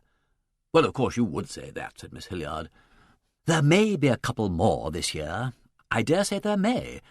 Though why we should need an extra English tutor to cope with them when I have to grapple single-handed—" It was at that point that the origin of the quarrel became lost in a fog of personalities, in the course of which Miss Chilperic was accused of insolence, arrogance, inattention to her work, general incompetence, and a desire to attract notice to herself. The extreme wildness of these charges left poor Miss Chilperic quite bewildered. Indeed, nobody seemed to be able to make anything of it, except perhaps Miss Edwards, who sat with a grim smile knitting herself a silk jumper. At length the attack extended itself from Miss Chilperic to Miss Chilperic's fiancé, whose scholarship was submitted to scathing criticism. Miss Chilperic rose up trembling. "I think, Miss Hilliard," she said, "you must be beside yourself. I do not mind what you say about me, but I cannot sit here while you insult Jacob Peppercorn." She stumbled a little over the syllables of this unfortunate name, and Miss Hilliard laughed unkindly. "Mr. Peppercorn is a very fine scholar," pursued Miss Chilperic with rising anger, as of an exasperated lamb, "and I insist that—" "I'm glad to hear you say so," said Miss Hilliard. "If I were you, I should make do with him." "I don't know what you mean," said Miss Chilperic. "Perhaps Miss Vane could tell you," retorted Miss Hilliard, and walked away without another word. "Good gracious!" cried Miss Chilperic, turning to Harriet. "Whatever is she talking about?" "I haven't the least idea," said Harriet. "I don't know, but I can guess," said Miss Edwards. "If people will bring dynamite into a powder factory, they must expect explosions." While Harriet was rooting about in the back of her mind for some association that these words called up, Miss Edwards went on. "If somebody doesn't get to the bottom of these disturbances within the next few days, there'll be murder done. If we're like this now, what's going to happen to us at the end of term? You ought to have had the police in from the start, and if I'd been here, I'd have said so. I'd like to deal with a good, stupid sergeant of police for a change." Then she, too, got up and stalked away, leaving the rest of the dons to stare at one another.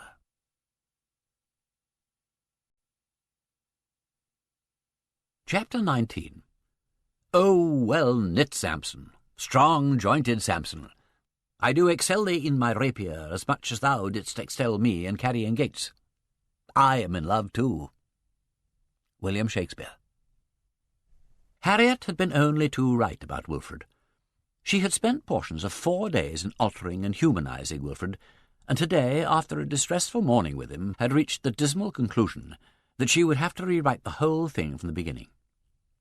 Wilfred's tormented humanity stood out now against the competent vacuity of the other characters like a wound. Moreover, with the reduction of Wilfred's motives to what was psychologically credible, a large lump of the plot had fallen out, leaving a gap through which one could catch glimpses of new and exciting jungles of intrigue.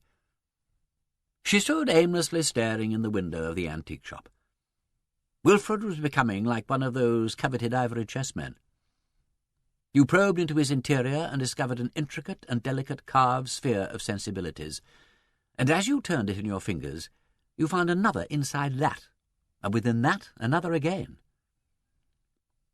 Behind the table where the chessmen stood was a Jacobean dresser in black oak, and as she stood at gaze, a set of features limned themselves pallidly against the dark background, like Pepper's ghost. "What is it?" asked Peter over her shoulder. "Toby jugs or pewter pots, or the dubious chess of Brummagem handles?" "The chessmen," said Harriet. "I have fallen a victim to them. I don't know why. I have no possible use for them. It's just one of those bewitchments. The reason no man knows, let it suffice. What we behold is censure by our eyes." To be possessed is an admirable reason for possessing. What would they want for them, I wonder? Well, if they're complete and genuine, anything from £40 to £80. Too much. When did you get back? Just before lunch. I was on my way to see you. Were you going anywhere in particular? No, just wandering. Have you found out anything useful? I have been scouring England for a man called Arthur Robinson. Does the name mean anything to you? Nothing whatever. Not to me. I approached it with a refreshing absence of prejudice. Have there been any developments in college? Well, yes. Something rather queer happened the other night. Only I don't quite understand it.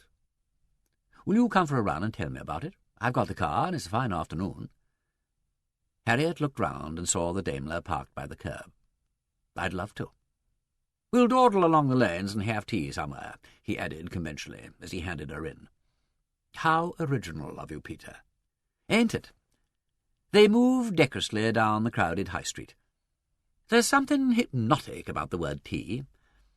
I'm asking you to enjoy the beauties of the English countryside, to tell me your adventures and hear mine, to plan a campaign involving the comfort and reputation of 200 people, to honour me with your sole presence and bestow upon me the illusion of paradise.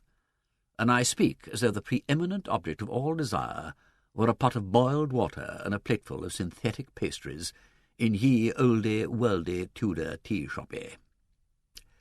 If we dawdle till after opening time, said Harriet practically, we can get bread and cheese and beer in the village pub. Now you have said something. A crystal springs whose taste illuminates refined eyes with an eternal sight, like triad silver, run through paradise to entertain divine Xenocraty. Harriet could find no adequate reply to this, but sat watching his hands as they lay lightly on the driving wheel. The car passed on through Long Marston and Elsfield. Presently he turned it into a side road, and thence into a lane, and then drew up. There comes a moment when one must cease voyaging through strange seas of thought alone. Will you speak first, or shall I? Who is Arthur Robinson? Arthur Robinson is the gentleman who behaved so strangely in the matter of a thesis. He was an M.A. of York University, held various tutorships from time to time in various seats of learning, applied for the chair of modern history at York, and there came up against the formidable memory and detective ability of your Mr. Vane, who was then head of Shrewsbury College and on the examining body. He was a fair, handsome man, aged about 35 at the time, very agreeable and popular, though hampered a little in his social career by having in a weak moment married his landlady's daughter.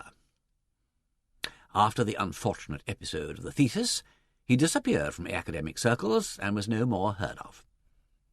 At the time of his disappearance, he had one female child of 2 years of age and another expected. I managed to hunt up a former friend of his who said that he had heard nothing of Robinson since the disaster, but fancied that he had gone abroad and changed his name. He referred me to a man called Simpson living in Nottingham. I pursued Simpson, and found that he had, in the most inconvenient way, died last year. I returned to London, and dispatched sundry members of Miss Climpson's bureau in search of other friends and colleagues of Mr. Arthur Robinson, and also to Somerset House to hunt through the marriage and birth registers. This is all I have to show for 2 days of intensive activity, except that I honourably delivered your manuscript to your secretary. Thank you very much. Arthur Robinson. Do you think he can possibly have anything to do with it? Well, it's rather a far cry, but it's a fact that until Mr. Vine came here there were no disturbances, and the only thing that she has ever mentioned that might suggest a personal enmity is the story of Arthur Robinson. It seemed just worthwhile following up. Yes, I see. I hope you're not going to suggest that Miss Hilliard is Arthur Robinson in disguise, because I have known her for 10 years. Why, Miss Hilliard, what's she been doing? Nothing susceptible of proof. Tell me. Harriet told him the story of the telephone call, to which he listened with a grave face. Was I making a mountain out of a molehill? I think not. I think our friend has realized that you are a danger and is in mind to tackle you first. Unless it is quite a separate feud, which is just possible. On the whole, it's as well that you thought of ringing back. You may take the credit for that. I hadn't forgotten your scathing remarks about the thriller heroine and the bogus message from Scotland Yard. Hadn't you? Harriet, will you let me show you how to meet an attack, if it ever does come? Meet a... Well, yes, I should like to know. Though I'm fairly strong, you know. I think I could cope with most things, except a stab in the back. That was what I rather expected. I doubt if it'll be that, said he coolly. Makes a mess and leaves a messy weapon to be disposed of. Strangling is cleaner and quicker, and makes no noise to speak of. Ugh! You have a nice throat for it, pursued his lordship thoughtfully. It has a kind of arum lily quality that is in itself an invitation to violence. I don't want to be run in by the local bobby for assault, but if you will kindly step aside with me into this convenient field, it will give me great pleasure to strangle you scientifically in several positions. You're a gruesome companion for a day's outing. I'm quite serious. He'd got out of the car and was holding the door open for her. Come, Harriet, I'm very civilly pretending that I don't care what dangers you run. You don't want me to howl at your feet, do you? You're going to make me feel ignorant and helpless, said Harriet, following him, nevertheless, to the nearest gate. I don't like it. This field will do charmingly. It's not laid down for hay, and it's reasonably free from thistles and cowpats, and there's a high hedge to screen us from the road. And it's soft to fall on, and has a pond to throw the corpse in if you get carried away by your enthusiasm. Very well, I've said my prayers. Then kindly imagine me to be an unpleasant-faced thug with designs on your purse, your virtue, and your life. The next few minutes were rather breathless. Look, don't thrash about, said Peter mildly. You'll only exhaust yourself. Use my weight to upset me with. I'm putting it entirely at your disposal, and I can't throw it about in two directions at once. If you let my vaulting ambition overleap itself, I shall fall on the other side with the beautiful precision of Newton's apple. I don't get that. Try throttling me for a change, and I'll show you. Ah! Did I say this field was soft? Said Harriet, when her feet had been ignominiously hooked from under her. She rubbed herself resentfully. Just let me do it to you, that's all. And this time, whether by skill or favour, she did contrive to bring him off his balance, so that he only saved himself from sprawling by a complicated twist suggestive of an eel on a hook. Better stop now, said Peter, when he'd instructed her in the removal of the thug who leaps from in front, the thug who dives in from behind, and the more sophisticated thug who starts operations with a silk scarf. You'll feel tomorrow as if you've been playing football. I think I shall have a sore throat. I'm sorry. Did I let my animal nature get the better of me? That's the worst of these rough sports. It would be a good deal rougher if it was done in earnest. I shouldn't care to beat you in a narrow lane on a dark night, and I only hope the poisoned pen hasn't been making a study of the subject. Peter, you don't seriously think. I avoid serious thought like the plague, but I assure you I haven't been knocking you about for the fun of it. I believe you. No gentleman could throttle a lady more impersonally. Thank you for the testimonial. Cigarette? Harriet took the cigarette, which she felt she had deserved, and sat with her hands about her knees, mentally turning the incidents of the last hour into a scene in a book, as is the novelist's unpleasant habit, and thinking how, with a little vulgarity on both sides, it could be worked up into a nice piece of exhibitionism for the male and provocation for the female concerned. With a little manipulation, it might come in for the chapter where the wart Everard was due to seduce the glamorous but neglected wife Sheila. He could lock her to him, knee to knee and breast to breast, in an unbreakable grip, and smile challengingly into her flushed face. And Sheila could go all limp, at which point Everard could either rain fierce kisses on her mouth or say, "My God, don't tempt me," which would come to exactly the same thing in the end. It would suit them very well, thought Harriet, the cheapskates, and passed an exploring finger under the angle of her jaw, where the pressure of a relentless thumb had left its memory. "Cheer up," said Peter, "it'll wear off. Do you propose to give Mr. Vine lessons in self-defence?" I'm rather bothered about her. She's got a groggy heart, hasn't she? She's supposed to have. She wouldn't climb Magdalen Tower. And presumably she wouldn't rush round college and steal fuses or climb in and out of windows, in which case the hairpins would be a plant. Which brings us back to the Robinson theory. But it's easier to pretend your heart is worse than it is. Ever seen her have a heart attack? Now that you mention it, I haven't. You see, said Peter, she put me on to Robinson. I gave her the opportunity to tell a story, and she told it. Next day I went to see her and asked her for the name. She made a good show of reluctance, but she gave it. It's easier to throw a suspicion on people who owe you a grudge, and that without telling any lies. If I wanted you to believe that somebody was having a smack at me, I could give you a list of enemies as long as my arm. I suppose so. Do they ever try to do you in? Not very often. Occasionally they send silly things by post. Shaving cream full of nasty bugs and so on. And there was a gentleman with a pill calculated to cure lassitude and debility. I had a long correspondence with him, all in plain envelopes. The beauty of his system was that he made you pay for the pill, which still seems to me a very fine touch. In fact, he took me in completely. He only made the one trifling miscalculation of supposing that I wanted the pill, and I can't really blame him for that, because the list of symptoms I produced for him would have led anybody to suppose I needed the whole pharmacopoeia. However, he sent me a week's supply, 7 pills at shocking expense. So I virtuously toddled round with them to my friend at the Home Office, who deals with charlatans and immoral advertisements and so on, and he was inquisitive enough to analyse them. Said he, 6 of them would neither make nor mar you, but the other would cure lassitude all right. So I naturally asked what was in it. Strychnine, he said. Full lethal dose. If you want to go rolling round the room like a hoop with your head touching your heels, I'll guarantee the result. So we went out to look for the gentleman. Did you find him? Oh, yes. Yes, dear old friend of mine. Had him in the dock before on a cocaine charge. We put him in jug, and I'm dashed if when he came out he didn't try to blackmail me on the strength of the pill correspondence. I'd never met a scoundrel I liked better. Would you care for a little more healthy exercise, or shall we take the road again? It was when they were passing through a small town that Peter caught sight of a leather and harness shop and pulled up suddenly. I know what you want, he said.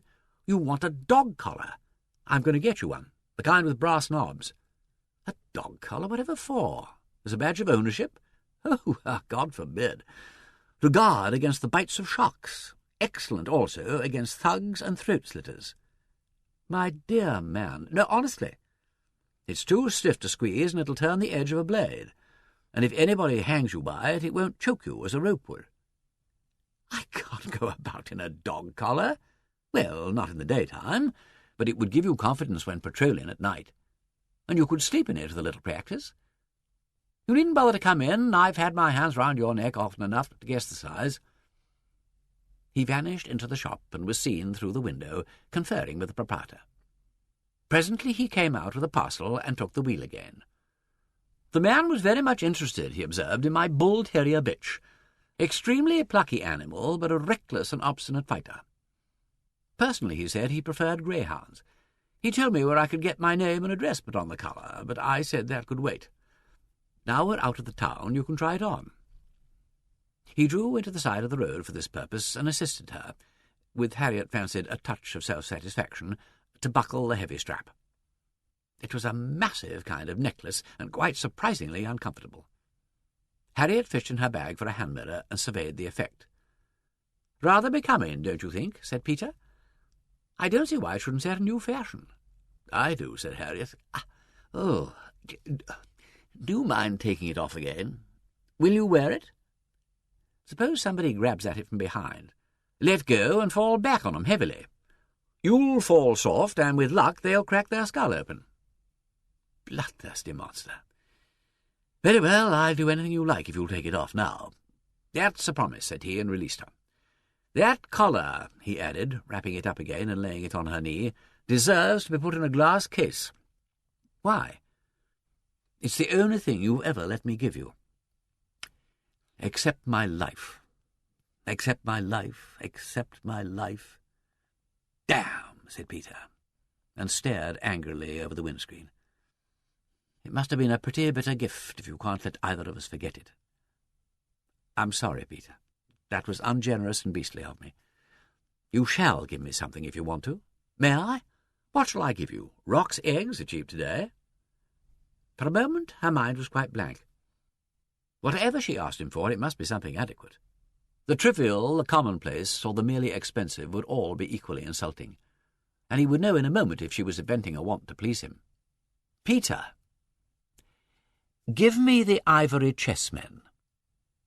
He looked so delighted that she felt sure he had expected to be snubbed with a request of something costing 7 and 6pence. "My dear, of course. Would you like them now?" "This instant. Some miserable undergraduate may be snapping them up. Every day I go out I expect to find them gone. Be quick." "All right. I'll engage not to drop below 70, except in the 30-mile limit." "Oh, God," said Harriet as the car started. Fast driving terrified her, as he very well knew.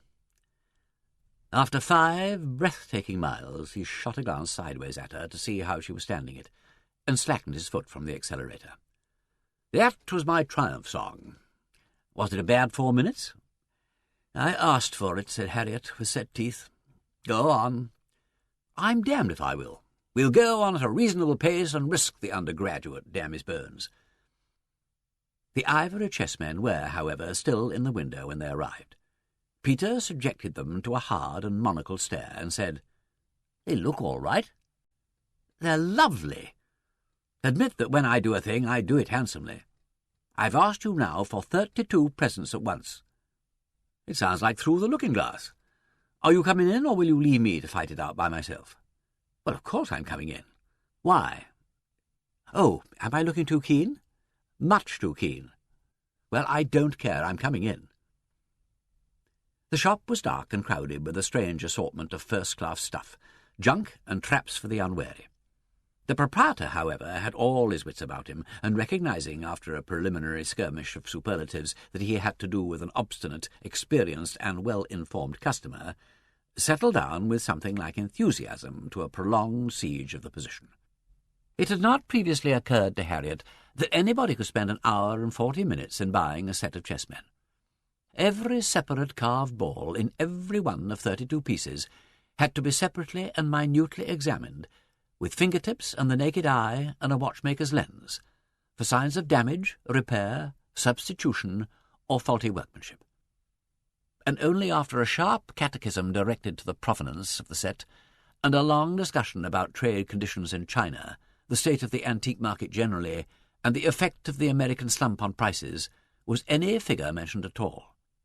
And when it was mentioned, it was instantly challenged, and a further discussion followed, during which all the pieces were scrutinized again. This ended at length in Peter's agreeing to purchase the set at the price named, which was considerably above his minimum, though within his maximum estimate, provided the board was included. The unusual size of the pieces made it necessary that they should have their own board, and the dealer rather reluctantly agreed, after having it firmly pointed out to him that the board was 16th century Spanish, clean out of the period, and that it was therefore almost a condescension on the purchaser's part to accept it as a gift. The combat being now brought to an honourable conclusion, the dealer beamed pleasantly and asked where the parcel should be sent. "We'll take it with us," said Peter firmly. "If you'd rather have notes than a cheque—" The dealer protested that the cheque would be quite all right, but that the parcel would be a large one and take some time to make up, since the pieces ought all to be wrapped separately. "We're in no hurry," said Peter. "We'll take it with us." Thus conforming to the first rule of good nursery behaviour, the presents must always be taken and never delivered by the shop. The dealer vanished upstairs to look for a suitable box, and Peter turned apologetically to Harriet. "Sorry to be so long about it. You've chosen better than you knew. I'm no expert, but I'm very much mistaken if that isn't a very fine and ancient set, worth a good bit more than he wants for it. That's why I haggled so much. When a thing looks like a bargain, there's usually a snag about it somewhere. If one of those dash pawns wasn't the original, it would make the whole lot worthless." "I suppose so." A disquieting thought struck Harriet. If the set hadn't been perfect, should you have bought it? "Not at any price." "Not if I still wanted it?" "No." That's the snag about me. Besides, you wouldn't want it. You have the scholarly mind, and you'd always feel uncomfortable knowing it was wrong, even if nobody else knew. That's true. Whenever anybody admired it, I should feel obliged to say, yes, but one of the pawns is modern, and that would get so tedious. Well, I'm glad they're all right, because I love them with a perfectly idiotic passion. They've been haunting my slumbers for weeks, and even now I haven't said thank you. Yes, you have. And anyway, the pleasure is all mine. I wonder whether that spinet's in order. He threaded his way through the dark backward and abysm of the antique shop, clearing away a spinet wheel, a Georgian wine-cooler, a brass lamp, and a small forest of Burmese idols that stood between him and the instrument. "Variations on a musical box," he said, as he ran his fingers over the keys, and disentangling a coffin-stool from his surroundings, sat down and played, first a minuet from a Bach suite, and then a gigue, before striking into the air of Greensleeves. "Alas, my love, you do me wrong to cast me off discourteously, and I have loved you so long, delighting in your company." He shall see that I don't mind that, thought Harriet, and raised her voice cheerfully in the refrain. "For oh, Greensleeves was all my joy, and oh, Greensleeves was my delight." He stopped playing instantly. "Wrong key for you. God meant you for a contralto." He transposed the air into E minor in a tinkling cascade of modulations. "You never told me you could sing." "No, I can hear you're not trained. Chorus singer? Bach choir?" Of course I might have guessed it. "And oh, Greensleeves was my heart of gold, and who put my lady Greensleeves?" Do you know any of Morley's castanets for two voices? Come on, then, "When low by break of morning." Whichever part you like, they're exactly the same. "My love herself adorning." G natural, my dear, G natural. The dealer, descending with his arms full of packing materials, paid no attention to them. He was well accustomed to the eccentricities of customers, and moreover probably cherished hopes of selling them the spinet. "This kind of thing," said Peter, as tenor and alto twined themselves in a last companionable cadence, "is the body and bones of music. Anybody can have the harmony if they will leave us the counterpoint. What next? Go to bed, sweet muse? Come, come. Is it true? Is it kind? Is it necessary? Love is a fancy, love is a frenzy. Very well, I owe you one for that." And with a mischievous eye he played the opening bars of "Sweet Cupid, ripen her desire." "No," said Harriet, reddening. "No, not in the best of taste. Try again." He hesitated, ran from one tune to another, then settled down to that best known of all Elizabethan love songs, "Fain would I change that note to which fond love hath charmed me." Harriet, with her elbows on the lid of the spinet and her chin propped on her hands, let him sing alone. Two young gentlemen who'd strayed in and were talking rather loudly in the front part of the shop abandoned a half-hearted quest for brass candlesticks and came stumbling through the gloom to see who was making the noise. "True house of joy and bliss, where sweetest pleasure is, I do adore thee. I see thee what thou art, I love thee in my heart, and fall before thee." Tobias Hume's excellent air rises to a high-pitched and triumphant challenge in the penultimate line, before tumbling with a clatter to the keynote. "Too late," Harriet signed to the singer to moderate his voice. "Here, you," said the larger of the two young gentlemen belligerently. "You're making a filthy row. Shut up." Peter swung round on the stool. "Sir?" He polished his monocle with exaggerated care, adjusted it, and let his eye travel up the immense tweedy form lowering over his. "I beg your pardon. Was that obliging observation addressed to me?" Harriet started to speak, but the young man turned to her. "Who," he demanded loudly, "is this effeminate bounder?" "I've been accused of many things," said Wimsey, interested, "but the charge of effeminacy is new to me. Do you mind explaining yourself?" "I don't like your song," said the young man, rocking slightly on his feet, "and I don't like your voice, and I don't like your tomfool eyeglass." "Steady on, Reggie," said his friend. "You're annoying this lady," persisted the young man. "You're making her conspicuous. Get out." Good God, said Wimsey, turning to Harriet. Is this by any chance Mr. Jones of Jesus? Who are you calling a bloody Welshman? Snarled the young man, much exasperated. My name is Pomfret. Mine is Wimsey, said Peter, quite as ancient, though less euphonious. Now, come on, son, don't be an ass. You mustn't behave like this to senior members and before ladies. Senior members be damned, cried Mr. Pomfret, to whom this unfortunate phrase conveyed only too much. Do you think I'm going to be sneered at by you? Stand up, blast you! Why can't you stand up for yourself? First, replied Peter mildly, because I'm 20 years older than you are. Secondly, because you're 6 inches taller than I am. And thirdly, because I don't want to hurt you. Then, said Mr. Pomfret, take that, you sitting rabbit. He launched an impetuous blow at Peter's head, and found himself held by the wrist in an iron grip. If you don't keep quiet, said his lordship, you'll break something. Here, you, sir. Take your effervescent friend home, can't you? How the devil has he come to be drunk at this time of the day?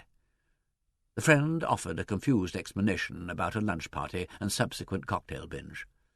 Peter shook his head. One damn gin after another, he said sadly. Now, sir, you'd better apologise to the lady and beetle off. Mr. Pomfret, much subdued, and tending to become lachrymose, muttered that he was sorry to have made a row. But why did you make fun of me with that? He asked Harriet reproachfully. I didn't, Mr. Pomfret. You're quite mistaken. Damn your senior members, said Mr. Pomfret. Now don't begin all over again, urged Peter kindly. He got up, his eyes about on a level with Mr. Pomfret's chin. If you want to continue this discussion, you will find me at the Mitre in the morning. This way out. Come on, Reggie, said the friend. The dealer, who had returned to his packing after assuring himself that it would not be necessary to send for the police or the proctors, leapt helpfully to open the door and said, "Good afternoon, gentlemen," as though nothing out of the way had happened. I'm damned if I'll be sneered at, said Mr. Pomfret, endeavouring to stage a comeback on the doorstep. Of course not, old boy, said his friend. Nobody's sneering at you. Come on. You've had quite enough fun for one afternoon. The door shut them out. Well, well, said Peter. Young gentlemen will be lively, said the dealer. I'm afraid it's a bit bulky, sir. I put the board up separate. Stick 'em in the car, said Peter. They'll be all right. This was done, and the dealer, glad enough to get his shop cleared, began to put up his shutters, as it was now long past closing time. "I apologise for my young friend," said Harriet. "He seems to have taken it hard. What on earth was there so infuriating about my being a senior?" "Oh, poor lamb. He thought I'd been telling you about him and me and the proctor. I suppose I had better tell you now." Peter listened and laughed a little ruefully. "I'm sorry," he said. "That kind of thing hurts like hell when you're his age. I'd better send him a note and set that right.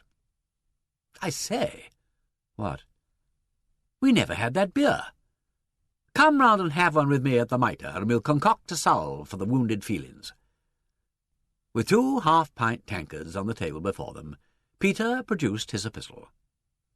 "The Mitre Hotel, Oxford. To Reginald Pomfret, Esquire. Sir, I am given to understand by Miss Vane that in the course of our conversation this afternoon I unhappily made use of an expression which might have been misconstrued as a reference to your private affairs. Permit me to assure you that the words were uttered in complete ignorance, and that nothing could have been further from my intentions than to make any such offensive allusion. While deprecating very strongly the behaviour you thought fit to use, I desire to express my sincere regret for any pain I may have inadvertently caused you, and beg to remain your obedient servant, Peter D.F. Breeden Wimsey. Is that pompous enough?" "Beautiful," said Harriet. "Scarcely a word under 3 syllables, and all the names you've got. What your nephew calls Uncle Peter at his stuffiest. All at once is the crest and sealing wax. Why not write the child a nice, friendly note?" "He doesn't want friendliness," said his lordship, grinning. "He wants satisfaction."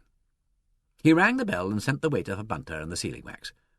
"You're right about the beneficial effects of red seal. You think it's a challenge. Bunter, bring me my seal ring. Come to think of it, that's an idea. Shall I offer him the choice of swords or pistols on Port Meadow at daybreak?"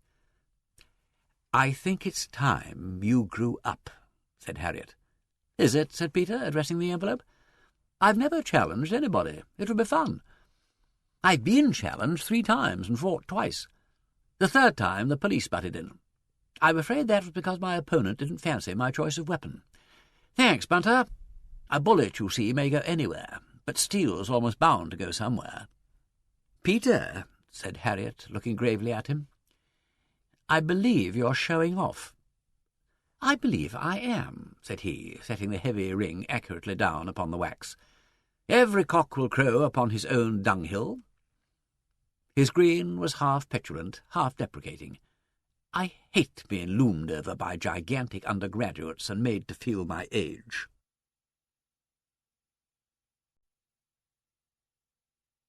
Chapter 20. For to speak in a word, envy is naught else but tristia de bonis alienis, sorry for other men's good, be it present, past, or to come, and gaudium de aversis, and joy at their harms. 'Tis a common disease, and almost natural to us, as Tacitus holds, to envy another man's prosperity. Robert Burton. It is said that love and a cough cannot be hid. Nor is it easy to hide 32 outsize ivory chessmen, unless one is so inhuman as to leave them swaddled in their mummy clothes of wadding and entombed within the 6 sides of a wooden sarcophagus. What is the use of acquiring one's heart's desire if one cannot handle and gloat over it, show it to one's friends, and gather an anthology of envy and admiration? Whatever awkward deductions might be drawn about the giver. And after all, was that anybody's business? Harriet knew that she must needs display the gift or burst in solitary ecstasy. According, she put a bold face on it, marched her forces openly into the senior common room after hall, and deployed them upon the table with eager assistance of the dons. "But where are you going to keep them?" asked the Dean, when everybody had sufficiently exclaimed over the fineness of the carving, and had taken her turn at twisting and examining the nests of concentric globes. "You can't just leave them in the box. Look at those fragile little spears and things, the royal headdresses. They ought to be put in a glass case." "I know," said Harriet. "It's just like me to want something completely impracticable. I shall have to wrap them all up again." "Only then," said Miss Chilperic, "you won't be able to look at them. I know if they were mine, I shouldn't be able to take my eyes off them for a moment." "You can have a glass case if you like," said Miss Edwards, "out of the science lecture room." "The very thing," said Miss Lydgate. "But how about the terms of the bequest? I mean the glass cases." "Oh, blow the bequest," cried the Dean. "Surely one can borrow a thing for a week or 2. We can lump some of those hideous geological specimens together and have one of the small cases taken up to your room." "By all means," said Miss Edwards. "I'll see to it." "Thank you," said Harriet. "That'll be lovely." "Aren't you simply aching to play with the new toy?" asked Miss Allison. "Does Lord Peter play chess?" "I don't know," said Harriet. "I'm not much of a player. I just fell in love with the pieces." "Well," said Mr. Vine kindly, "let's have a game. They're so beautiful it would be a pity not to use them. But I expect you could play my head off." "Oh, do play with them," cried Miss Shaw sentimentally. "Think how they must be longing for a little life and movement after sitting all that time in a shop window." "I'll give you a pawn," suggested Mr. Vine. Even with this advantage, Harriet suffered 3 humiliating defeats in quick succession. First, because she was but a poor player. Secondly, because she found it difficult to remember which piece was which.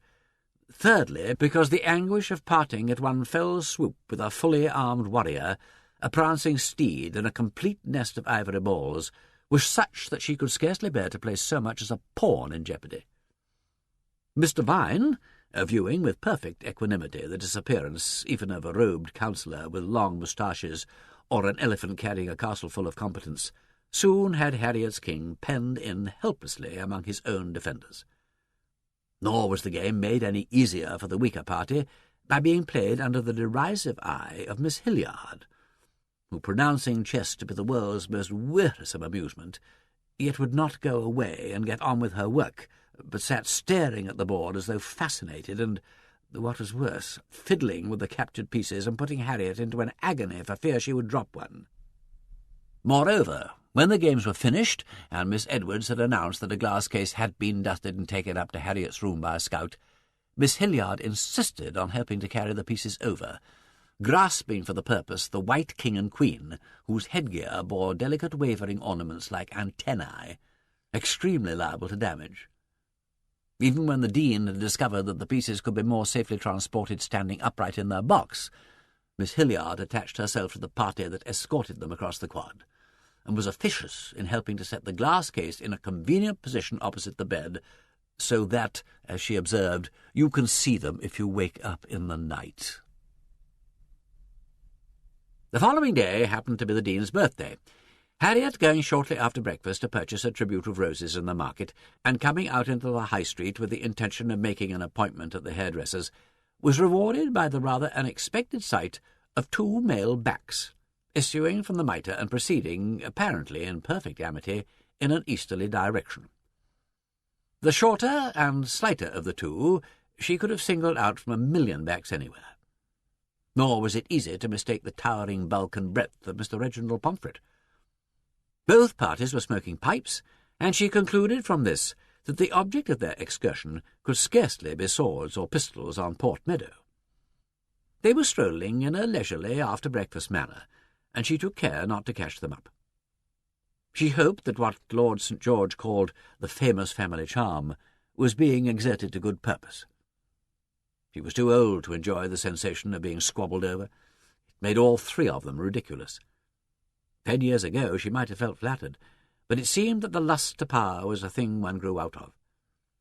What one wanted, she thought, standing amid the stuffy perfumes of the hairdresser's establishment, was peace and freedom from the pressure of angry and agitated personalities. She booked an appointment for the afternoon and resumed her way. As she passed Queen's, Peter came down the steps alone. "Hello," he said. "Why the floral emblems?" Harriet explained. "Good egg," said his lordship. "I like your Dean." He relieved her of the roses. "Let me also be there with a gift. Make her a goodly chapelet of azured columbine, and wreath about her coronet with sweetest eglantine, with roses damask, white and red, and fairest flowered elise, with cowslips of Jerusalem, and cloves of paradise." Though what cowslips of Jerusalem may be, I don't know, and they are probably not in season. Harriet turned with him marketwards. "Your young friend came to see me," pursued Peter. "So I observed. Did you fix a vacant stare and slay him with your noble birth? And he my own kin in the 16th degree on the father's mother's side?" "No. No, he's a nice lad, and the way of his heart is through the plain fields of Eton. He told me all his griefs, and I sympathise very kindly, mentioning that there are better ways of killing care than drowning it in a butt of Malmsey. But, oh God, turn back the universe and give me yesterday. He was beautifully sozzled last night, and had one breakfast before he came out, and another with me at the mitre. I do not envy the heart of youth, but only its head and stomach. Have you heard anything fresh about Arthur Robinson?" "Only that he married a young woman called Charlotte Ann Clark, and had by her a daughter, Beatrice Maud. That was easy, because we know where he was living 8 years ago and could consult the local registers. But they're still hunting the registers to find either his death, supposing him to be dead, which is rather less likely than otherwise, or the birth of the second child, which, if it ever occurred, might tell us where he went to after the trouble at York. Unfortunately, Robinsons are as plentiful as blackberries, and Arthur Robinson's not uncommon. And if he really did change his name, there may not be any Robinson entries at all. Another of my searchers has gone to his old lodgings, where, you may remember, he very imprudently married the landlady's daughter. But the Clarks have moved, and it's going to be a bit of a job finding them. Another line is to inquire among the scholastic agencies and the small and inferior private schools, because it seems probable— You're not attending?" "Yes, I am," said Harriet, vaguely. "He had a wife called Charlotte, and you're looking for him in a private school." A rich, damp fragrance gushed out upon them as they turned into the market, and she was overcome by a sense of extravagant well-being. I love this smell. It's like the cactus house in the botanical gardens."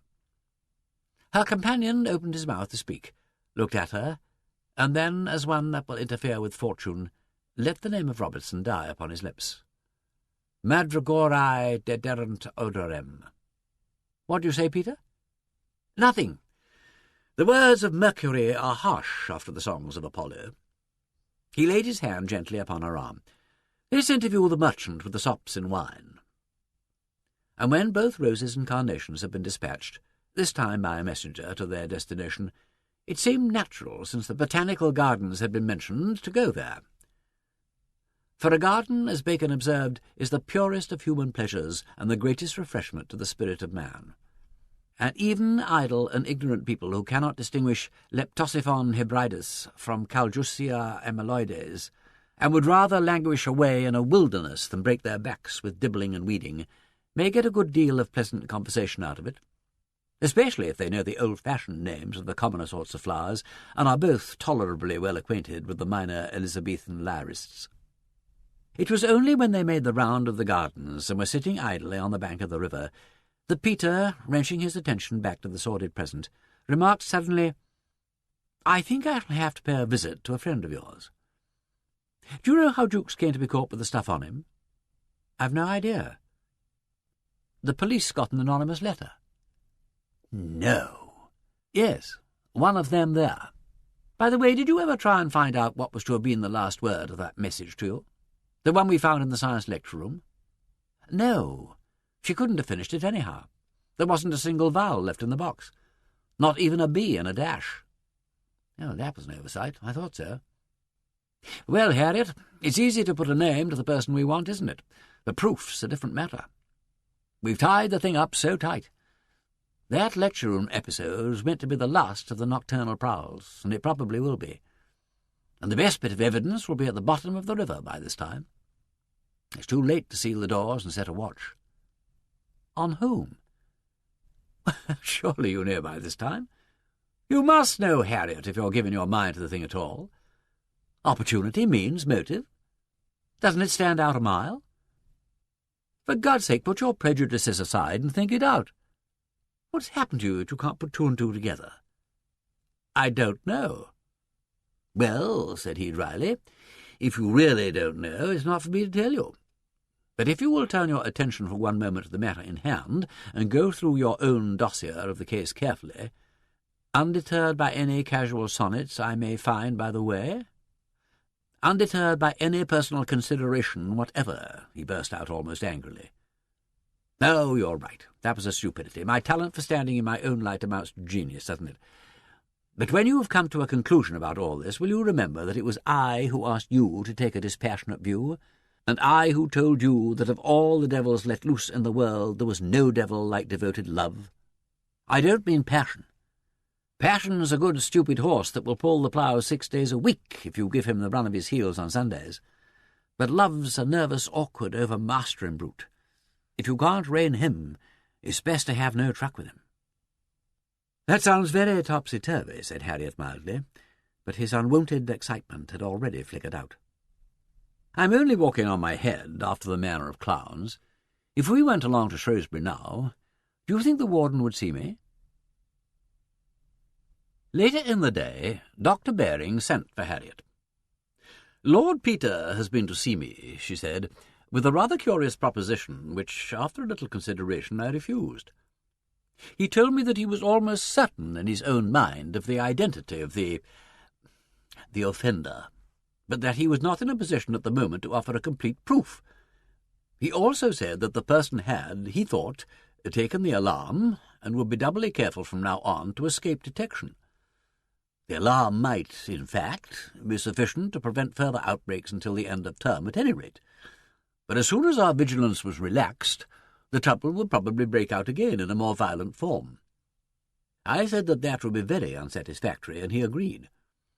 He asked whether he should name the person to me, in order that a careful watch might be kept upon her movements. I said I saw two objections to that. First, that the person might discover that she was being spied upon, and merely increase her caution, and secondly, that if he happened to be mistaken as to the offender's identity, the person spied upon would be subjected to the most intolerable suspicions.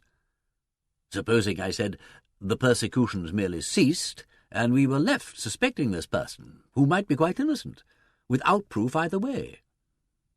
He replied that those were precisely the objections that had occurred to him. Do you know the name of the person to whom he alludes, Miss Vane?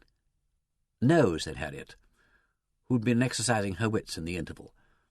I'm beginning to have an idea, but I can't make it fit. In fact, I simply can't believe it." "Very well. Lord Peter then made a very remarkable proposition.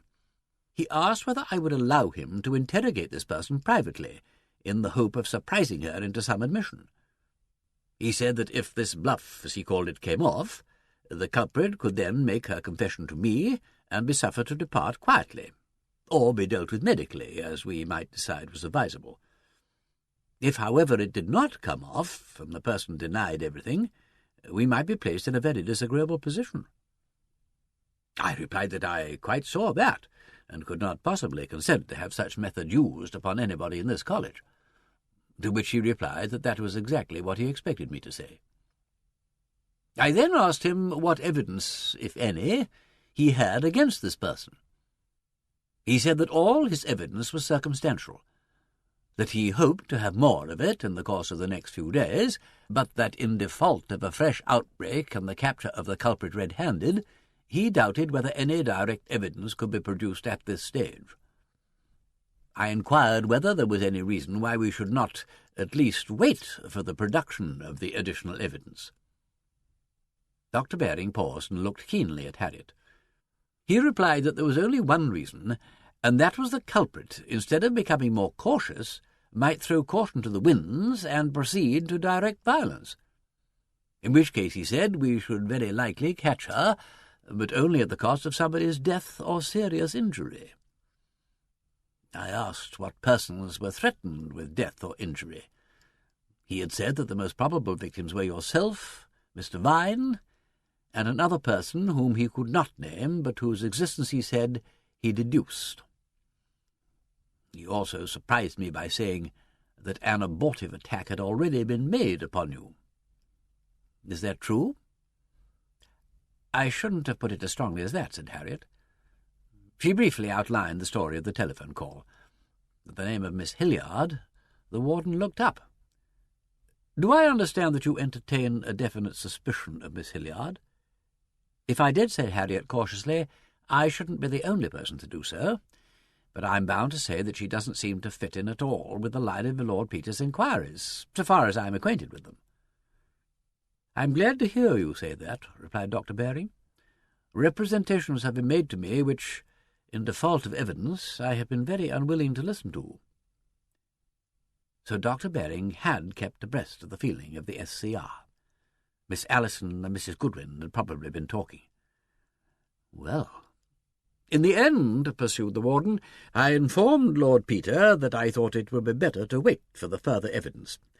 But that decision must, of course, be subject to the willingness of yourself and Mr. Vine to face the risks involved. The willingness of the unknown third party cannot naturally be ascertained. I don't in the least mind what risks I take, said Harriet. But Mr. Vine ought to be warned, I suppose. That is what I said. Lord Peter agreed. So, thought Harriet, something has decided him to quit Mr. Vine. I'm glad. Unless this is a Machiavellian ruse to throw her off her guard. Have you said anything to Mr. Vine, Warden? Mr. Vine is in town and will not return till tomorrow evening. I propose to speak to her then.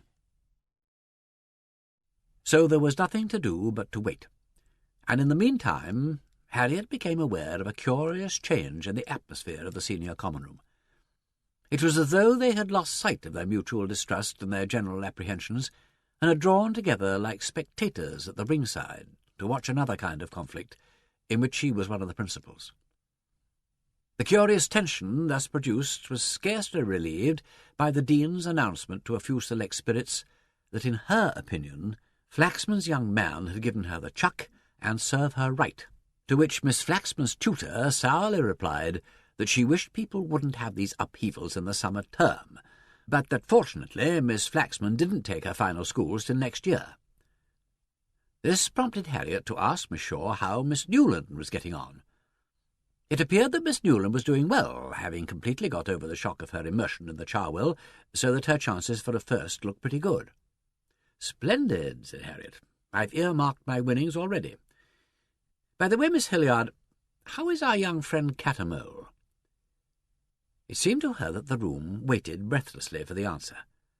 Miss Hilliard replied, rather shortly, that Miss Catamole seemed to have recovered such form as she had ever possessed, thanks, as she understood from the young woman herself, to Miss Vane's good advice. She added that it was very kind of Harriet, amid her many preoccupations, to interest herself in the history student. Harriet made some vague reply, and the room, as it seemed to her, breathed again.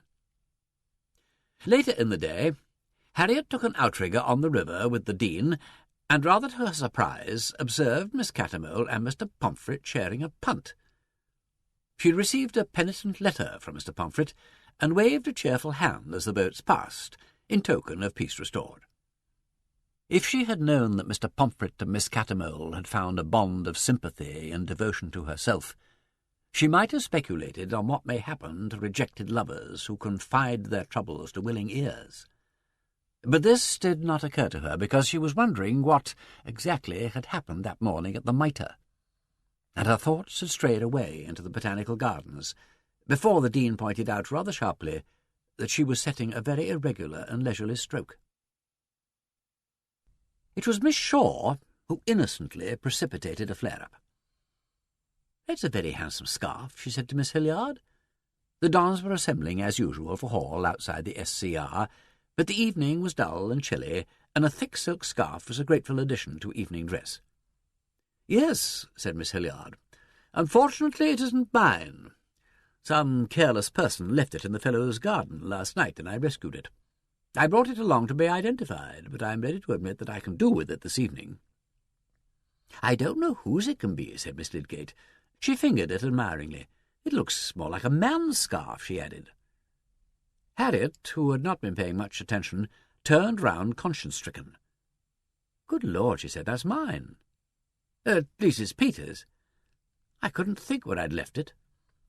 It was, in fact, the very scarf that had been used for a strangling demonstration on the Friday, and had been brought back to Shrewsbury by accident together with the chessmen and the dog-collar. Miss Hilliard turned brick-red and snatched it off as though it were choking her. "I beg your pardon, Miss Vane," she said, holding it out. "It's all right. I don't want it now, but I'm glad to know where it is. I'd have got into trouble if I'd lost it." "Will you kindly take your property?" said Miss Hilliard. Harriet, who was already wearing a scarf of her own, said, "Thank you. But are you sure you won't?" "I will not," said Miss Hilliard, dropping the scarf angrily on the steps. "Dear me," said the Dean, picking it up. "Nobody seems to want this nice scarf. I shall borrow it. I call it a nasty, chilly evening, and I don't know why we can't all go inside."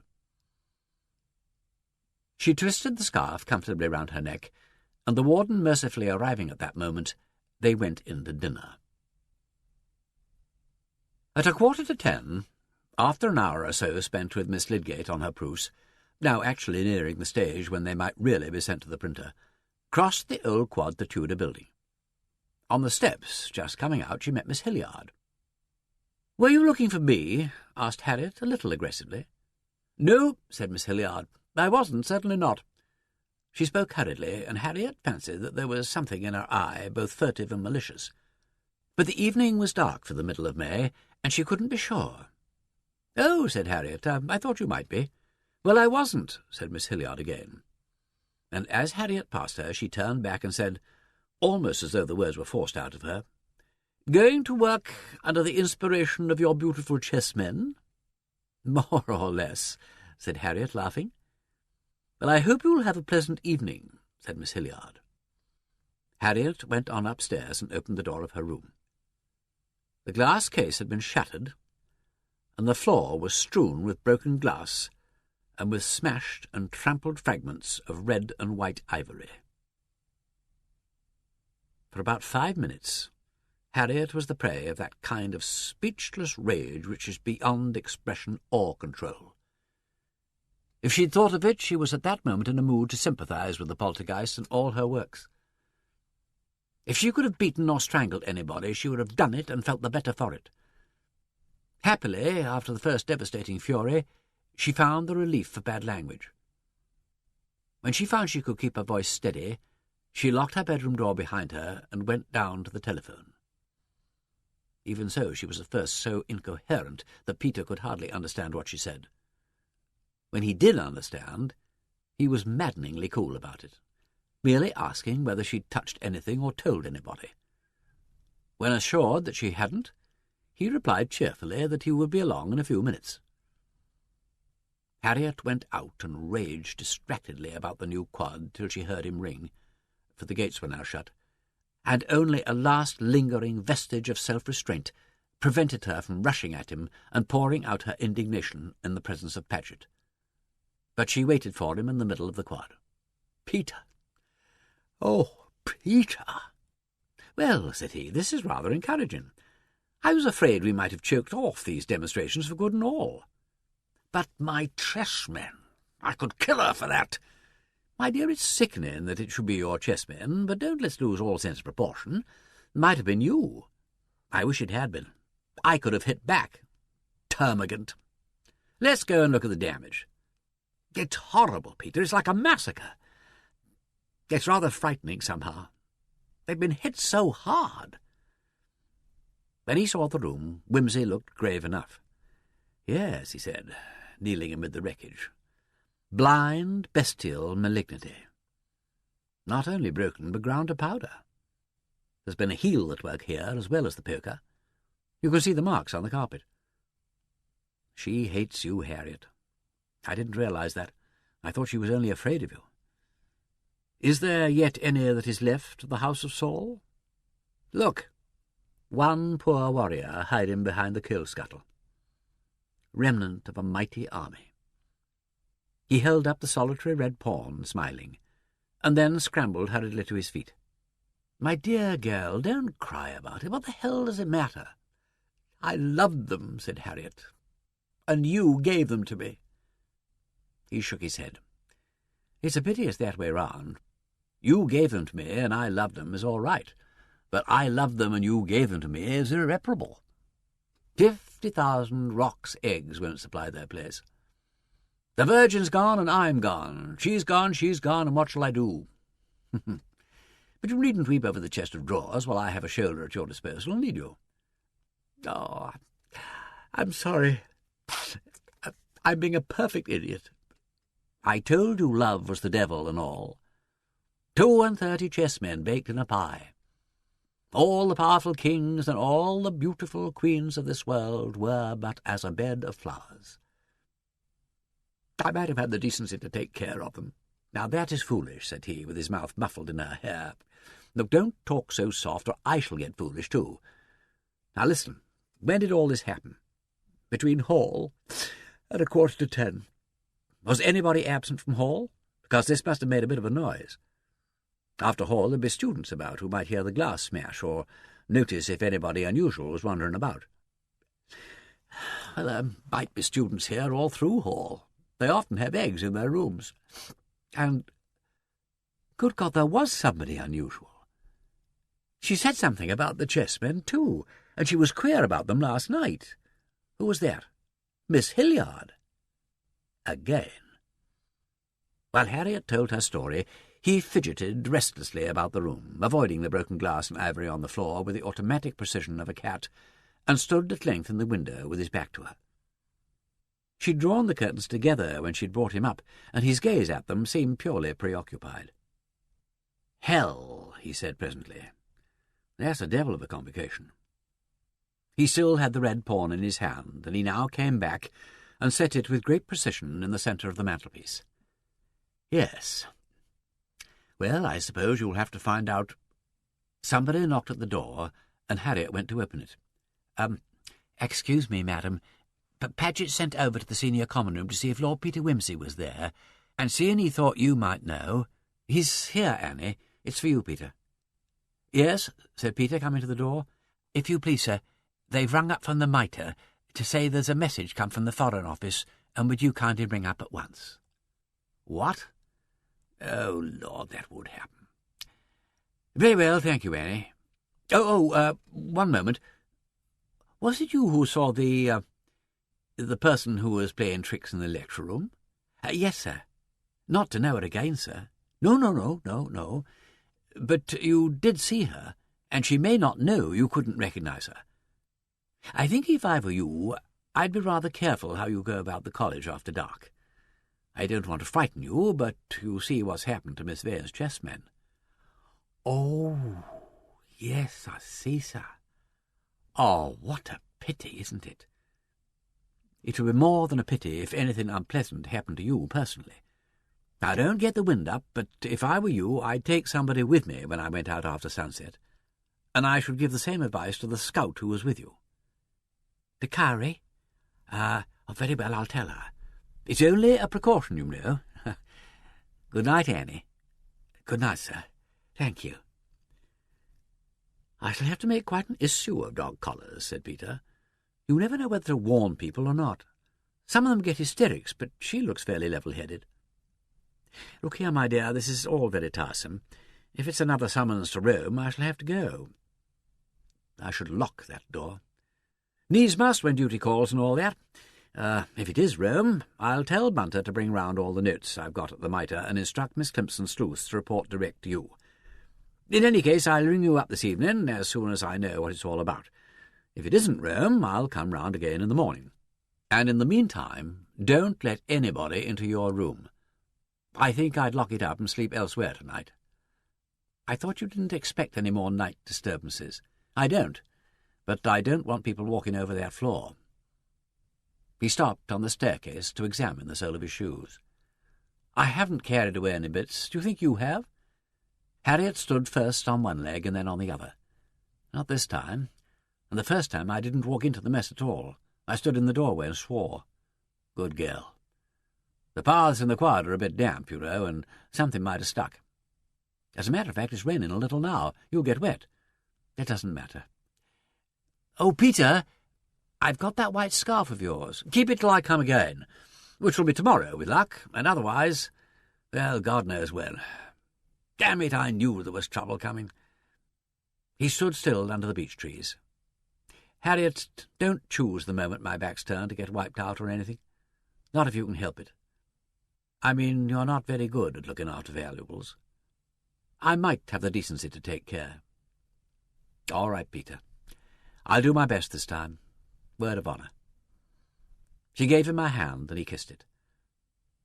Once again Harriet thought she saw somebody move in the darkness, as on the last occasion they'd walked through the shadowy quads. But she dared not delay him, and so again said nothing. Paget let him out through the gate, and Harriet, turning away, found herself face to face with Miss Hilliard. "Miss Vane, I should like to speak to you." "Certainly," said Harriet. "I should rather like to speak to you." Miss Hilliard, without another word, led the way to her own rooms. Harriet followed her up the stairs and into the sitting-room. The tutor's face was very white as she shut the door after them and said, without asking Harriet to sit down, "Miss Vane, what are the relations between that man and you?" "What do you mean by that? You know perfectly well what I mean. If nobody else will speak to you about your behaviour, I must. You bring the man here knowing perfectly well what his reputation is. I know what his reputation as a detective is. I mean his moral reputation. You know as well as I do that he is notorious all over Europe. He keeps women by the score. All at once or in succession. It is no use being impertinent. I suppose that to a person with your past history that kind of thing is merely amusing. But you must try to conduct yourself with a little more decency. The way you look at him is a disgrace. You pretend to be the merest acquaintance of his and call him by his title in public and his Christian name in private. You take him up to your room at night. Really, Miss Hilliard, I cannot allow— I've seen you twice. He was there tonight. You let him kiss your hands and make love to you. So that was you spying about under the beeches. How dare you use such a word? How dare you say such a thing? It's no affair of mine how you behave in Bloomsbury, but if you bring your lovers here— You know very well that he is not my lover, and you know very well why he came to my room tonight. I can guess, and I know very well why you came there. I came there? I don't know what you mean. You do? And you know that he came to see the damage you did in my room. I never went into your room. You didn't go into my room and smash up my chessmen? Miss Hilliard's dark eyes flickered. Certainly I did not. I told you I hadn't been anywhere near your room tonight. Then, said Harriet, you told a lie.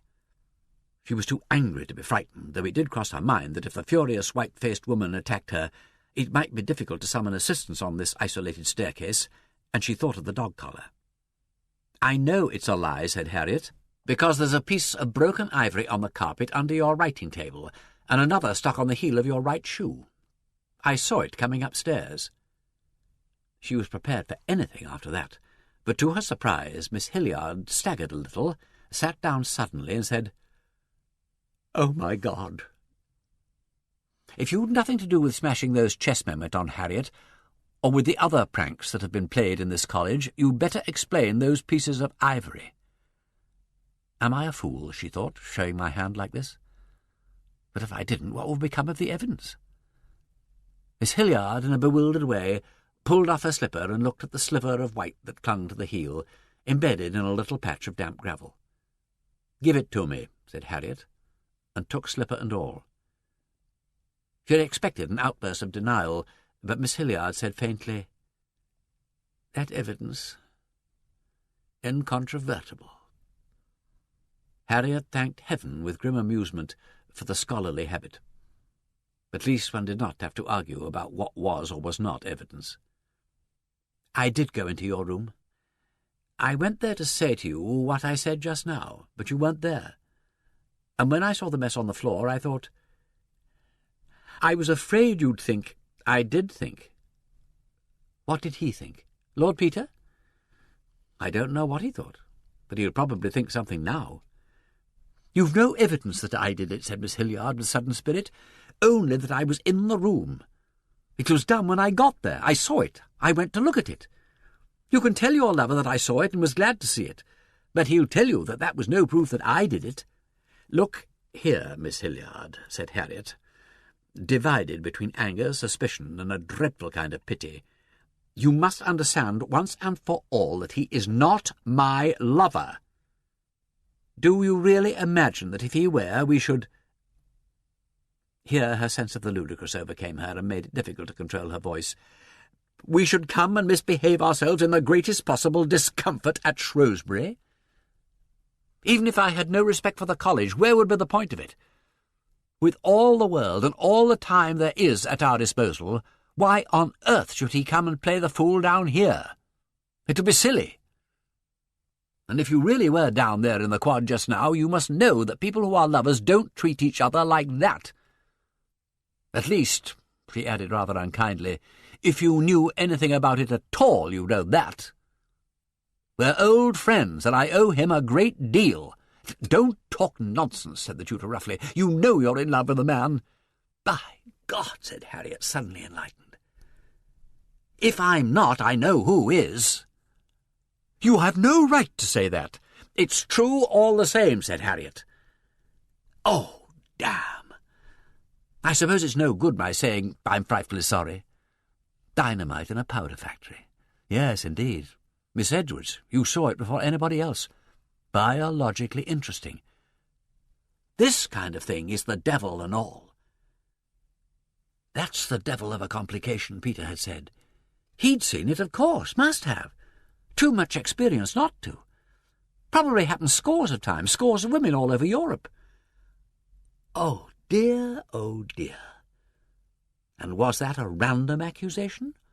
Or had Miss Hilliard been delving into the past and digging up Viennese singers? "For heaven's sake," said Miss Hilliard, "go away."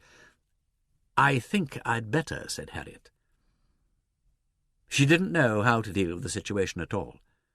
She could no longer feel outrage or angry. She was not alarmed. She was not jealous. She was only sorry and quite incapable of expressing any sympathy which would not be an insult. She realized that she was still clutching Miss Hilliard's slipper. Had she better give it back? It was evidence of something, but of what?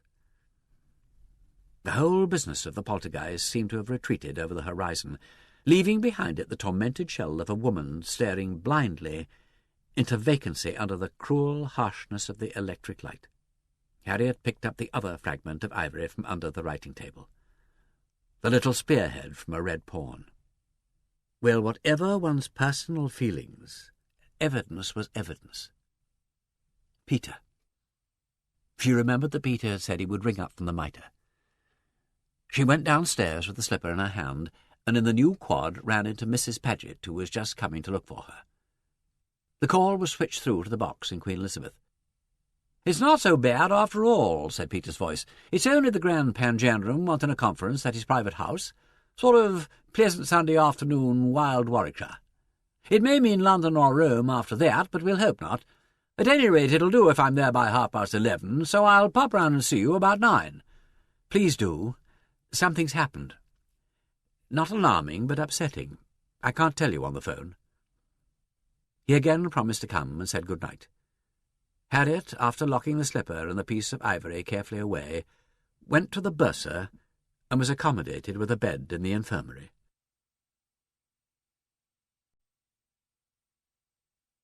Chapter 21. Thus she there waited until eventide, yet living creature none she saw appear. And now sad shadows gan the world to hide from mortal view, and wrap in darkness drear. Yet no she doff her weary arms for fear of secret danger, ne let sleep oppress her heavy eyes with nature's burden drear, but drew herself aside in sickness, and her well-pointed weapons did about her dress. Edmund Spenser. Harriet left word at the lodge that she would wait for Lord Peter Wimsey in the Fellows' garden. She had breakfasted early, thus avoiding Miss Hilliard, who passed through the new quad like an angry shadow while she was talking to Paget. She'd first met Peter at a moment when every physical feeling had been battered out of her by the brutality of circumstance. By this accident she had been aware of him from the beginning as a mind and spirit localized in a body.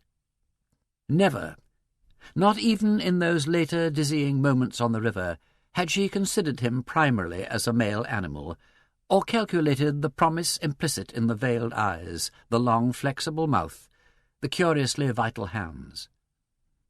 Nor, since of her he had always asked and never demanded, had she felt in him any domination but that of intellect. But now, as he advanced towards her along the flower-bordered path, she saw him with new eyes, the eyes of women who had seen him before they knew him, saw him as they saw him dynamically. Miss Hilliard, Miss Edwards, Mr. Vine, the Dean even, each in her own way had recognized the same thing. 6 centuries of possessiveness, fastened under the yoke of urbanity. She herself, seeing it impudent and uncontrolled in the nephew, had known it instantly for what it was. It astonished her that in the older man she should have been blind to it so long, and should still retain so strong a defence against it. And she wondered whether it was only accident that had sealed her eyes till it was too late for realization to bring disaster. She sat still where she was till he stood looking down at her. "Well," he said lightly, "how doth my lady? What, sweeting all amort?" "Yes, something has happened. I see it has. What is it, Domina?" Though the tone was half jesting, nothing could have reassured her like that grave academic title. She said, as though she were reciting a lesson, "When you left last night, Miss Hilliard met me in the new quad. She asked me to come up to her room because she wanted to speak to me. On the way up, I saw there was a little piece of white ivory stuck on the heel of her slipper. She made some rather unpleasant accusations. She'd misunderstood the position. That can and shall be put right. Did you say anything about the slipper?" "I'm afraid I did. There was another bit of ivory on the floor. I accused her of having gone into my room, and she denied it till I showed her the evidence. Then she admitted it, but she said the damage was already done when she got there." "Did you believe her?" "I might have done if she hadn't shown me a motive." "I see. All right, you needn't tell me." She looked up for the first time into a face as bleak as winter, and faltered. "I brought the slipper away with me. I wish I hadn't." "Are you going to be afraid of the facts?" he said. "And you, a scholar?" "I don't think I did it in malice. I hope not. But I was bitterly unkind to her." "Happily," said he, "a fact is a fact, and your state of mind won't alter it by a hair's breadth." Let's go now and have the truth at all hazards." She led him up to her room, where the morning sun cast a long rectangle of brilliance across the ruin of the floor. From the chest near the door she took out the slipper and handed it to him. He lay down flat, squinting sideways along the carpet in the place where neither he nor she had trodden the night before. His hand went to his pocket, and he smiled up sideways into her troubled face. If all the pens that ever poets held had had the feeling of their master's thoughts, they could not write as much solid fact as you can hold in a pair of calipers. He measured the heel of the slipper in both directions, and then turned his attention to the pile of the carpet. She stood here, heels together, looking. The calipers twinkled over the sunlit rectangle. And here is the heel that stamped and trampled and ground beauty to dust. One was a French heel, and one was a Cuban heel. Isn't that what the footwear specialists call them? He sat up and tapped the sole of the slipper lightly with the calipers. Who goes there? France. Pass France, and all's well. Oh, I'm glad, said Harriet fervently. I'm glad. Yes, meanness isn't one of your accomplishments, is it? He turned his eye to the carpet again, this time to a place near the edge. Look, now that the sun's out, you can see it. Here's where Cuban heel wiped her soles before she left. There are very few flies on Cuban heel. Well, that saves us a back-breaking search all over the college for the dust of kings and queens. He picked the sliver of ivory from the French heel, put the slipper in his pocket, and stood up. This had better go back to its owner, furnished with a certificate of innocence. Give it to me, I must take it. No, you will not. If anybody has to face unpleasantness, it shan't be you this time. But, Peter, you won't. No, he said. I won't. Trust me for that. Harriet was left staring at the broken chessmen. Presently she went out into the corridor, found a dustpan and brush in a scout's pantry, and returned with them to sweep up the debris. As she was replacing the brush and pan in the pantry, she ran into one of the students from the annex. "By the way, Miss Swift," said Harriet, "you didn't happen to hear any noise in my room, like glass being smashed last night, did you? Sometime during or after hall?" "No, I didn't, Miss Vane. I was in my own room all the evening. But wait a moment. Miss Ward came along about 9:30 to do some morphology with me, and—" The girl's dimpled mouth dimpled into laughter. "She asked if you were a secret toffee-eater, because it sounded as though you were smashing up toffee with the poker. Has the college ghost been visiting you?" "I'm afraid so," said Harriet. "Thank you. That's very helpful. I must see Miss Ward." Miss Ward, however, could help no further than by fixing the time a little more definitely as certainly not later than 9:30. Harriet thanked her and went out. Her very bones seemed to ache with restlessness, or perhaps it was with having slept badly in an unfamiliar bed with a disturbed mind. The sun had scattered diamonds among the wet grass of the quadrangle, and the breeze was shaking in the rain in a heavy spatter of drops from the beeches. Students came and went. Somebody had left a scarlet cushion out all night in the rain. It was sodden and mournful-looking. Its owner came and picked it up, with an air between laughter and disgust. She threw it on a bench to dry in the sunshine. To do nothing was intolerable. To be spoken to by any member of the senior common room would still be more intolerable. She was penned in the old quad, for she was sensitive to the mere neighbourhood of the new quad, as a person who has been vaccinated is sensitive to everything that lies on the sore side of his body. Without particular aim or intention, she skirted the tennis court and turned in at the library entrance. She had intended to go upstairs, but, seeing the door of Mr. Vine's set stand open, she altered her mind. She could borrow a book from there. The little lobby was empty, but in the sitting-room a scout was giving the writing-table a Sunday morning flick with a duster. Harriet remembered that Mr. Vine was in town, and that she was to be warned when she returned. "What time does Mr. Vine get back tonight, do you know, Nellie?" "I think she gets in by the 9:39, miss." Harriet nodded, took a book from the shelves at random, and went to sit on the steps of the loggia, where there was a deck chair. The morning, she told herself, was getting on. If Peter had to get to his destination by 11:30, it was time he went. She vividly remembered waiting in a nursing home while a friend underwent an operation. There had been a smell of ether, and in the waiting room a large black Wedgwood jar filled with delphiniums.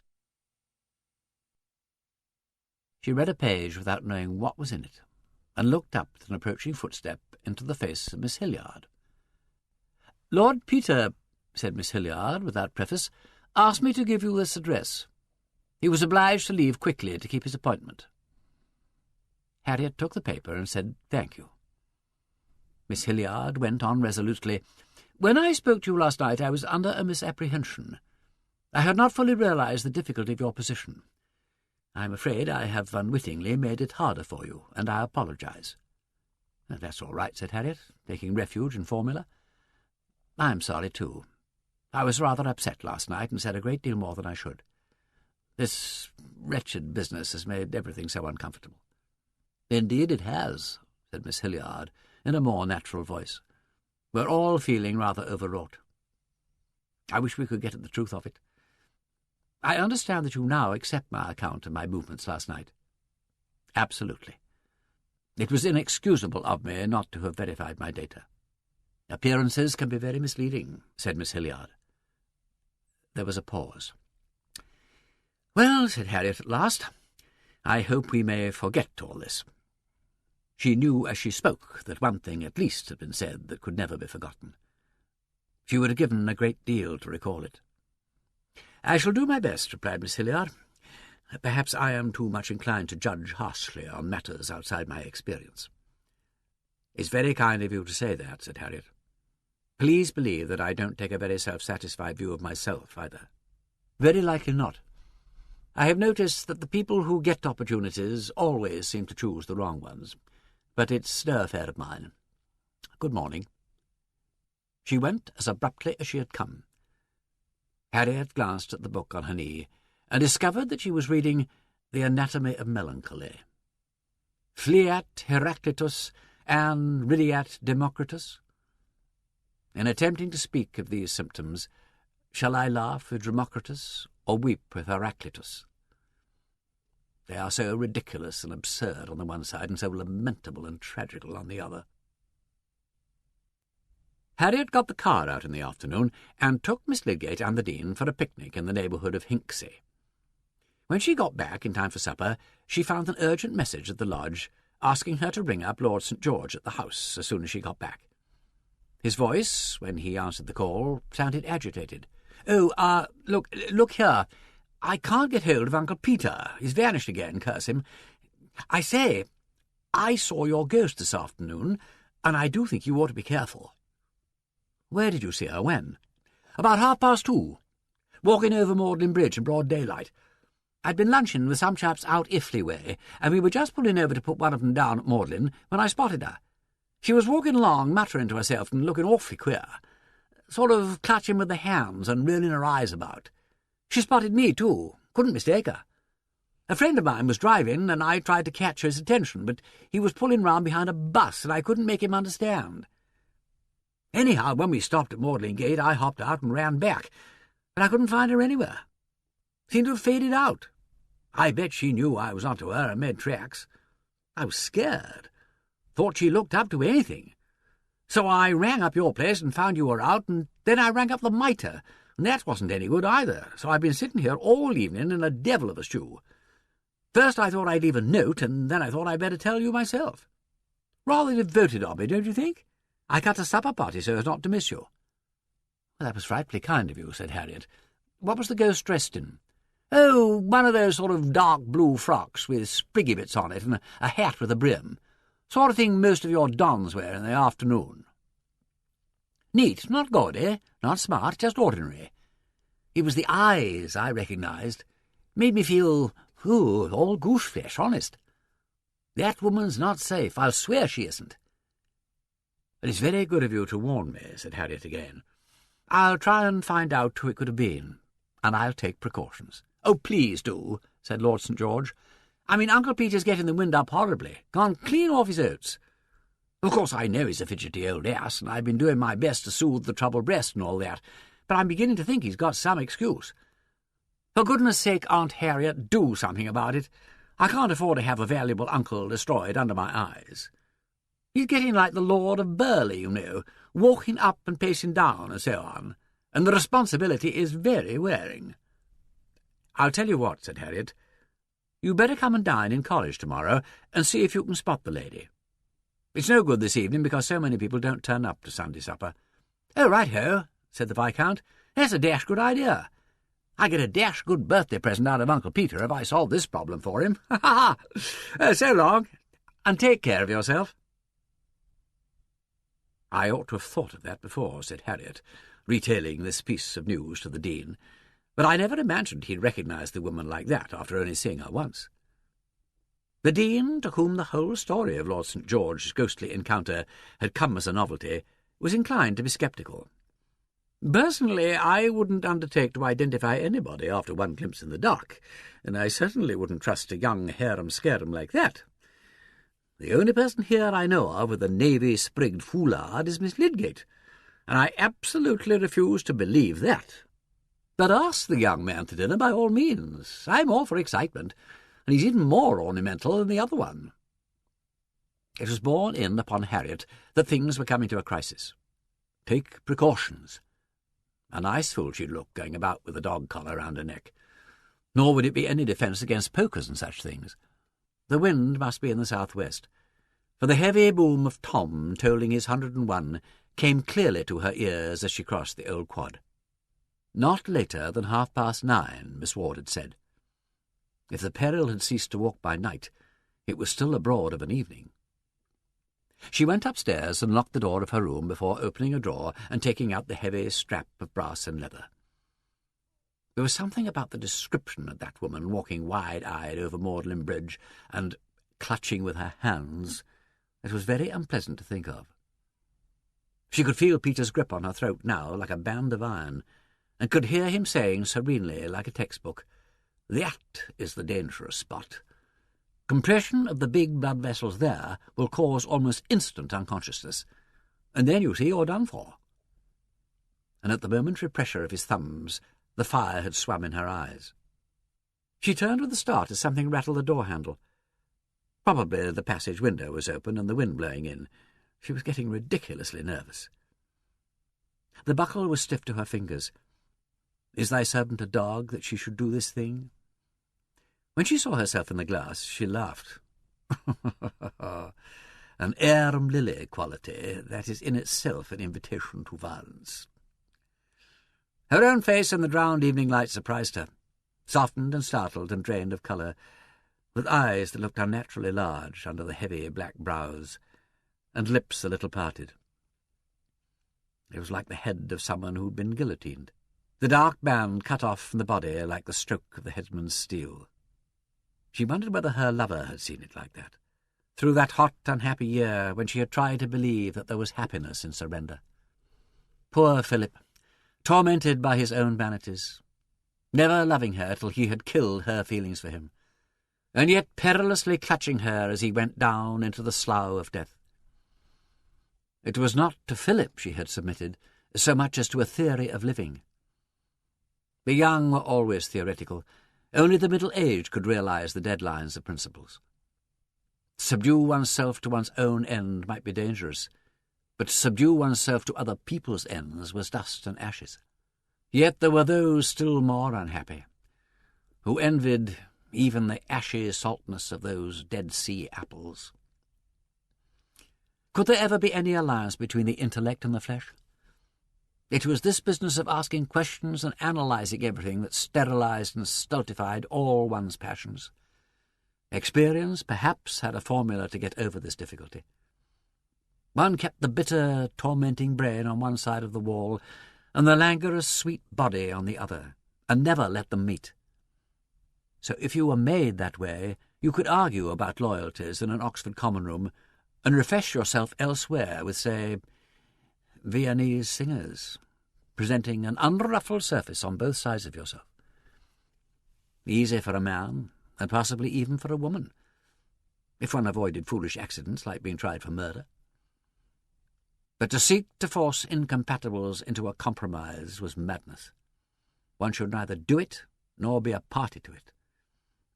If Peter wanted to make the experiment, he must do it without Harriet's connivance. 6 centuries of possessive blood would not be dictated to by a bare 45 years of oversensitized intellect. Let the male animal take the female and be content. The busy brain could very well be left talking like the hero of Man and Superman. In a long monologue, of course, for the female animal could only listen without contributing. Otherwise one would get the sort of couple one had in private lives, who rolled on the floor and hammered one another when they weren't making love, because they, obviously, had no conventional resources. A vista of crashing boredom either way. The door rattled again, as a reminder that even a little boredom might be welcome by way of a change from alarms. On the mantelpiece, a solitary red pawn mocked all security. How quietly Annie had taken Peter's warning. Did she take it seriously? Was she looking after herself? She had been her usual refined and self-contained self when she brought in the common-room coffee that night, perhaps a little brighter-looking than usual. Of course she had had her afternoon off with Beatty and Carola. Curious, thought Harriet, this desire to possess children and dictate their tastes, as though they were escaping fragments of oneself and not separate individuals.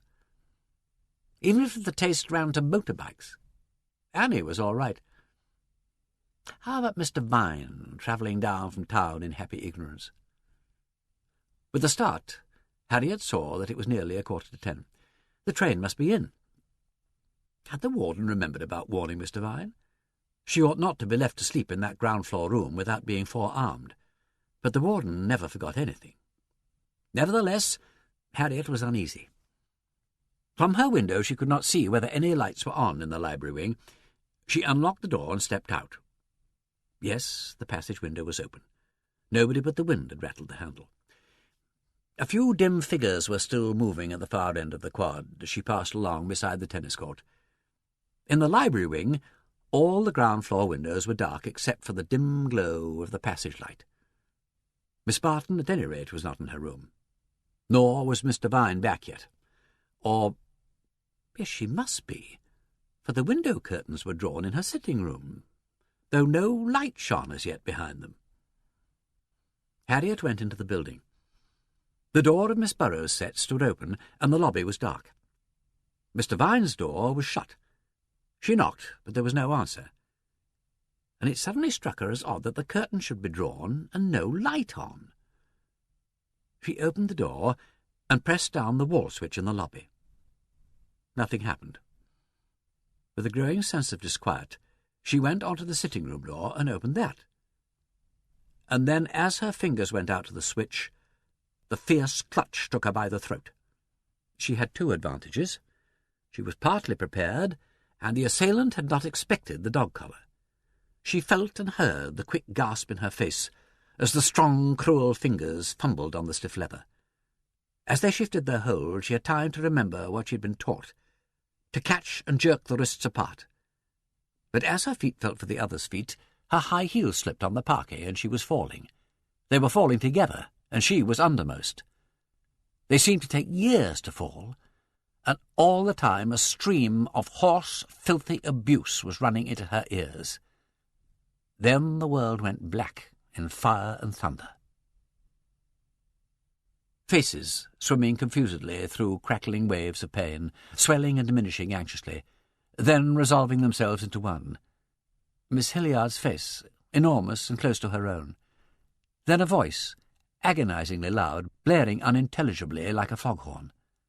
Then, suddenly and quite clearly, like the lighted stage of a theatre, the room with Mr. Vine, white as marble, on the couch, and the warden bending over her, and in between, on the floor, a white bowl filled with scarlet, and the Dean kneeling beside it. Then the foghorn boomed again, and she heard her own voice, incredibly far off and thin. "Tell Peter." Then nothing. Somebody had a headache, a quite unbearably awful headache. The white, bright light in the infirmary would have been very pleasant, if it hadn't been for the oppressive neighbourhood of the person with the headache, who was, moreover, groaning very disagreeably. It was an effort to pull oneself together and find out what the tiresome person wanted. With an effort like that of a hippopotamus climbing out of a swamp, Harriet pulled herself together and discovered that the headache and the groans were her own, and that the infirmarian had realized what she was about and was coming to lend a hand. "What in the world?" said Harriet. "Ah," said the infirmarian, "that's better. Now don't try to sit up. You've had a nasty knock on the head, and the quieter you keep, the better." "Oh, I see," said Harriet. "Oh, I've got a beast of a headache." A little thought located the worst part of the headache somewhere behind the right ear. She put up an exploratory hand and encountered a bandage. "What happened?" "That's what we'd all like to know," said the infirmarian. "Well, I can't remember a thing," said Harriet. "It doesn't matter. Drink this." Like a book, thought Harriet. They always said drink this. The room wasn't really so bright after all. The Venetian shutters were closed. It was her own eyes that were extraordinarily sensitive to light. Better shut them. Drink this must have had something healthfully potent about it, because when she woke up again the headache was better and she felt ravenously hungry.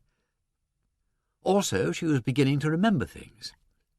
The dog collar and the lights that wouldn't go on. The hands that had come clutching out of the darkness.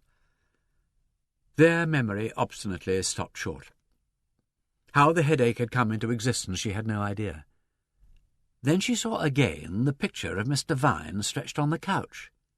She asked after her. "She's in the next room," said the infirmarian. "She's had rather a nasty heart attack, but she's better now. She would try to do too much, and of course finding you like that was a shock to her." It was not till the evening, when the Dean came in and found the patient fretting herself into a fever of curiosity, that Harriet got a complete story of the night's adventures. "Now, if you'll keep quiet," said the Dean, "I'll tell you. If not, not. And your beautiful young man has sent you a young garden full of flowers, and will call again in the morning. Well now, poor Mr. Vine got there about 10 o'clock. Her train was a bit late, and Mullins met her with a message to go and see the warden at once. However, she thought she'd better take her hat off first, so she went along to her rooms, all in a hurry so as not to keep Dr. Baring waiting. Well, of course, the first thing was that the lights wouldn't go on, and then to her horror she heard you, my dear, snorting on the floor in the dark. So then she tried the table lamp, and that worked, and there you were. A nasty, bluggy sight for a respectable female don to find in her sitting-room. You've got 2 beautiful stitches in you, by the way. It was the corner of the bookcase that did that.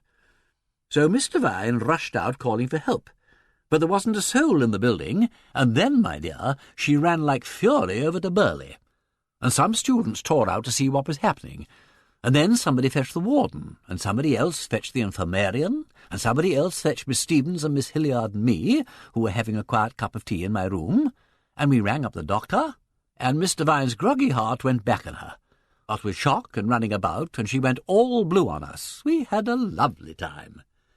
"You must have. One other Gaudy night. I suppose you haven't found who did it?"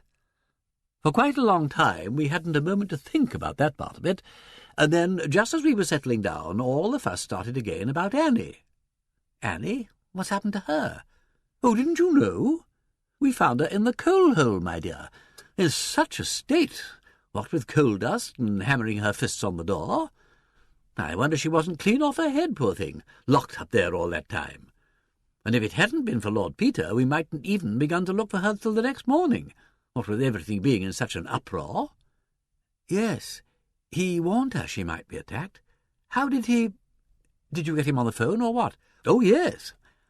Well, after we'd got you and Mr. Vine to bed, and had made up our minds you wouldn't either of you peg out, and yet a while, somebody brightly remembered that the first thing you said when we picked you up was, 'Tell Peter.' So we rang up the mitre, and he wasn't there. And then Miss Hilliard said she knew where he was, and phoned through. That was after midnight. Fortunately, he hadn't gone to bed. He said he'd come over at once. And then he asked what had happened to Annie Wilson, Miss Hilliard thought the shock had affected his wits, I think. However, he insisted that she ought to be kept an eye on, so we all started to look for her. Well, you know what a job it is tracking anybody down in this place, and we hunted, and nobody has seen anything of her. And then, just before 2, Lord Peter arrived, looking like death, and said we were to turn the place upside down if we didn't want a corpse on our hands. Oh, that's nice and reassuring, that was.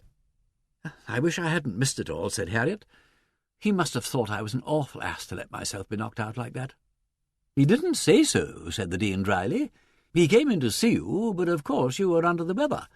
And of course he explained about the dog collar, which had puzzled us all dreadfully. Yes, she went for my throat. I do remember that. I suppose she really meant to get Mr. Vine. Well, obviously. And with her weak heart and no dog collar, she wouldn't have had much chance, or so the doctor said. It was very lucky for her you happened to go in there. Or did you know? I think, said Harriet, her memory still rather confused, I went to tell her about Peter's warning and... Oh, yes, there was something funny about the window curtains, and the lights were all off. The bulbs had been taken out. Well, anyway, somewhere about 4 o'clock, Paget found Annie. She was locked up in the coal cellar under the hall building at the far end of the boiler house. The key had been taken away, and Paget had to break in the door. She was pounding and shouting, but of course if we hadn't been searching for her, she might have yelled till doomsday, especially as the radiators were off and we're not using the furnace. She was in what they call a state of collapse, and couldn't give us a coherent story for ever so long. But there's nothing really the matter with her except shock and bruises where she was flung down on the coal heap. And of course her hands and arms were pretty well skinned with battering on the door and trying to climb out of the ventilator. What did she say happened? Why, she was putting away the deck chairs in the loggia about 9:30, when somebody seized her round the neck from behind and frogs-marched her off to the cellar. She said it was a woman, and very strong. She was, said Harriet. I can bear witness to that. Grip like steel, and a most unfeminine vocabulary. Annie said she never saw who it was, but she thought that the arm that was round her face had a dark sleeve on it. Annie's own impression was that it was Miss Hilliard, but she was with the bursar and me. But a good many of our strongest specimens haven't got alibis, particularly Miss Pike, who says she was in her room, and Miss Barton, who claims to have been in the fiction library, looking for a nice book to read. And Mrs. Goodwin and Miss Burrows aren't very well accounted for either. According to their own story, they were each seized at the same moment with an unaccountable desire to wander. Miss Burrows went to commune with nature in the Fellows' Garden, and Miss Goodwin to commune with a higher authority in the chapel. We are all looking rather askance at one another today. I wish to goodness, said Harriet, I'd been a trifle more efficient. She pondered a moment. I wonder why she didn't stay to finish me off. Lord Peter wondered that, too. He said he thought she must either have thought you were dead or been alarmed by the blood and finding she'd got the wrong person.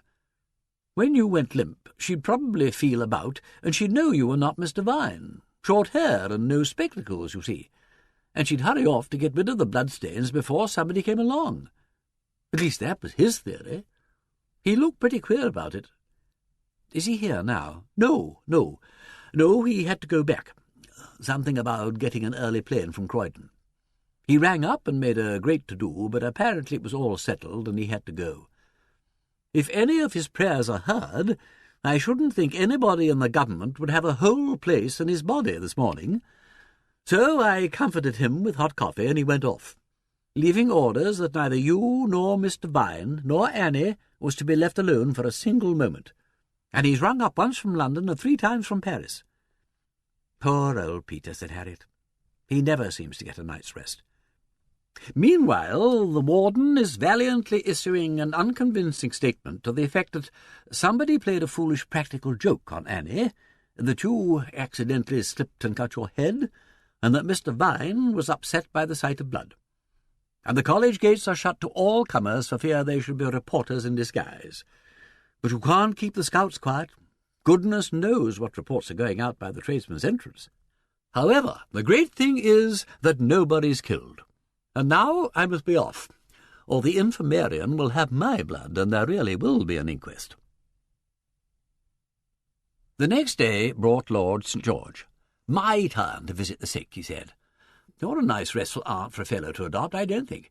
Do you realise that you've done me out of a dinner?" "Yes," said Harriet. "It's a pity." "Perhaps I'd better tell the Dean. You might be able to identify—" "Now, don't start laying plots," said he, "or your temperature will go up. You leave it to Uncle. He says he'll be back tomorrow, by the way, and the evidence is rolling in nicely, and you're to keep quiet and not worry. No, honour bright. Had him on the phone this morning. He's all of a doodah. Says anybody could have done his business in Paris, only they've got it into their heads he's the only person who will get on the right side of some tedious old mule or other who has to be placated or conciliated or something. As far as I can make out, some obscure journalist has been assassinated, and somebody is trying to make an international incident of it. Hence the pyramids. I told you Uncle Peter had a strong sense of public duty. Now you see it in action. Well, he's quite right. What an unnatural woman you are. But you ought to be here weeping into the sheets and letting the international situation blow itself to blazes." Lord St. George chuckled. "I wish I'd been on the road with him on Monday morning. He collected 5 summonses in the round trip between Warwickshire and Oxford and London. My mother will be delighted. How's your head?" "Doing fine. It was more the cut than the bump, I think. Scalp wounds do bleed, don't they? Completely pig-like. Still, it's as well you're not a corpse in the case with a sad swelled face. You'll be all right when they get the stitches out. Only a bit convict-like, that side of the head. You'll have to be cropped all round to even matters up, and Uncle Peter can wear your discarded tresses next to his heart." "Come, come," said Harriet, "he doesn't go back to the 70s. He's ageing rapidly. I should think he's nearly got to the 60s by now, with beautiful golden side whiskers. I really think you ought to rescue him before his bones start to creak and the spiders spin webs over his eyes." "You and your uncle," said Harriet, "should be set to turn phrases for a living." Chapter 22. Oh, no, there is no end. The end is death and madness. As I am never better than when I am mad, then methinks I am a brave fellow. Then I do wonders. But reason abuseth me, and there's the torment, there's the hell. At the last, sir, bring me to one of the murderers. Were he as strong as Hector, thus would I tear and drag him up and down. Ben Jonson. Thursday. A heavy, gloomy, and depressing Thursday, pouring down uninteresting rain from a sky like a grey boxlid. The warden had called a meeting of the senior common room for 2:30, an unconsoling hour. All 3 invalids were up and about again. Harriet had exchanged her bandages for some very unbecoming and unromantic strappings, and had not exactly a headache, but the sensation that a headache might begin at any moment. Mr. Vine looked like a ghost. Annie, though she'd suffered less than the others physically, seemed to be still haunted by nervous terrors, and crept unhappily about her duties with the other common-room maid, always closely in attendance. It was understood that Lord Peter Wimsey would attend the SCR meeting in order to lay certain information before the staff. Harriet had received from him a brief and a characteristic note which said, "Congratulations on not being dead yet. I have taken your collar away to have my name put on it." She had already missed the collar, and she had had from Miss Hilliard a strangely vivid little picture of Peter standing at her bedside between night and dawn, quite silent, and twisting the thick strap over and over in his hands. All morning she had expected to see him, but he arrived only at the last moment, so that their meeting took place in the common room, under the eyes of all the dons. He had driven straight from town without changing his suit, and above the dark cloth his head had the bleached look of a faint watercolour. He paid his respects politely to the warden and the senior dons before coming over and taking her hand. "Well, and how are you?" "Not too bad, considering." "That's good." He smiled and went to sit by the warden. Harriet, at the opposite side of the table, slipped into a place beside the dean. Everything that was alive in him lay in the palm of her hand, like a ripe apple. Dr. Baring was asking him to begin, and he was doing so in the flat voice of a secretary reading the minutes of a company meeting. He had a sheaf of papers before him, including, Harriet noticed, her dossier, which he must have taken away on the Monday morning. But he went on without referring to so much as a note, addressing himself to a bowl filled with marigolds that stood on the table before him. "I needn't take up your time by going over all the details of this rather confusing case. I will first set out the salient points as they presented themselves to me when I came to Oxford last Sunday week, so as to show you the basis upon which I founded my work in theory. I will then formulate that theory and adduce the supporting evidence which I hope and think you will consider conclusive. I may say that practically all the data necessary to the formation of the theory are contained in the very valuable digest of the events prepared for me by Miss Vane and handed to me on my arrival. The rest of the proof was merely what the police call routine work." "This," thought Harriet, "is suiting your style to your company with a vengeance." She looked round. The common room had the hushed air of a congregation settling down to a sermon, but she could feel the nervous tension everywhere. They didn't know what they might be going to hear. "The first point to strike an outsider," went on Peter, "is the fact that these demonstrations began at the Gaudy. I may say that was the first bad mistake the perpetrator made. By the way, it will save time and trouble if I refer to the perpetrator in the time-honoured way as X. If X had waited till term began, we should have had a much wider field for suspicion. I therefore asked myself what it was that so greatly excited X at the Gaudy that she couldn't wait for a more suitable time to begin. It seemed unlikely that any of the old students present could have roused X's animosity, because the demonstrations continued in the following term. But they did not continue during the long vacation, so my attention was immediately directed to any person who entered the college for the first time at the Gaudy and was in residence the following term. Only one person answered these requirements, and that was Mr. Vine." The first stir went round the table, like the wind running over a cornfield. "The first two circumstances came into the hand of Miss Vane.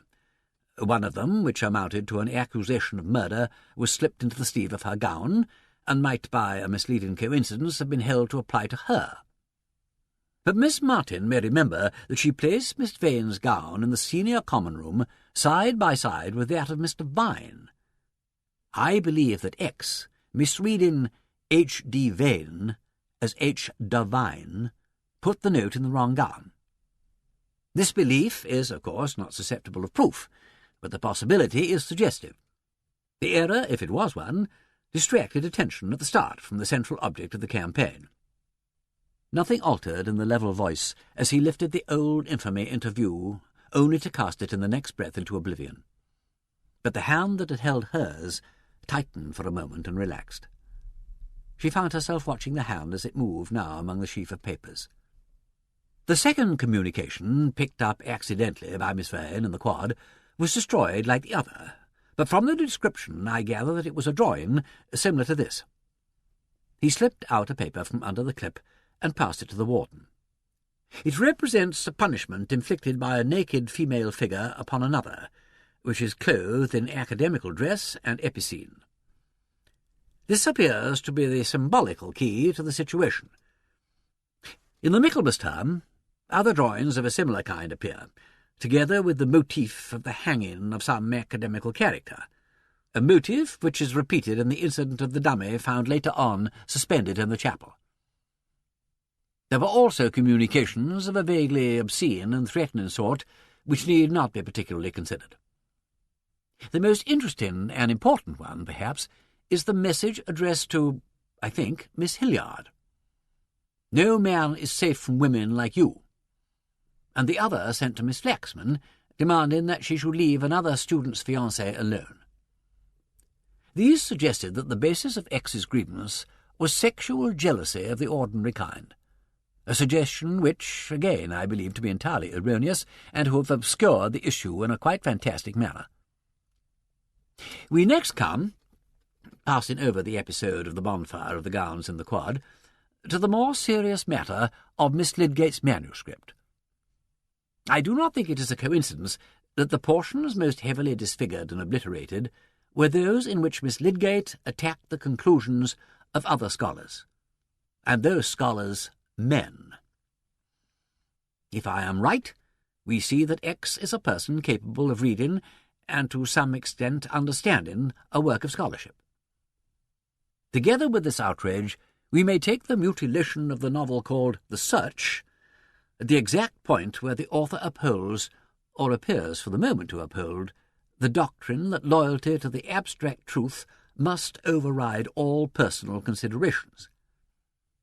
And also the burden of Miss Barton's book, in which she attacks the Nazi doctrine that woman's place in the state should be confined to the womanly occupations of Kinder, Kirche, and Küche.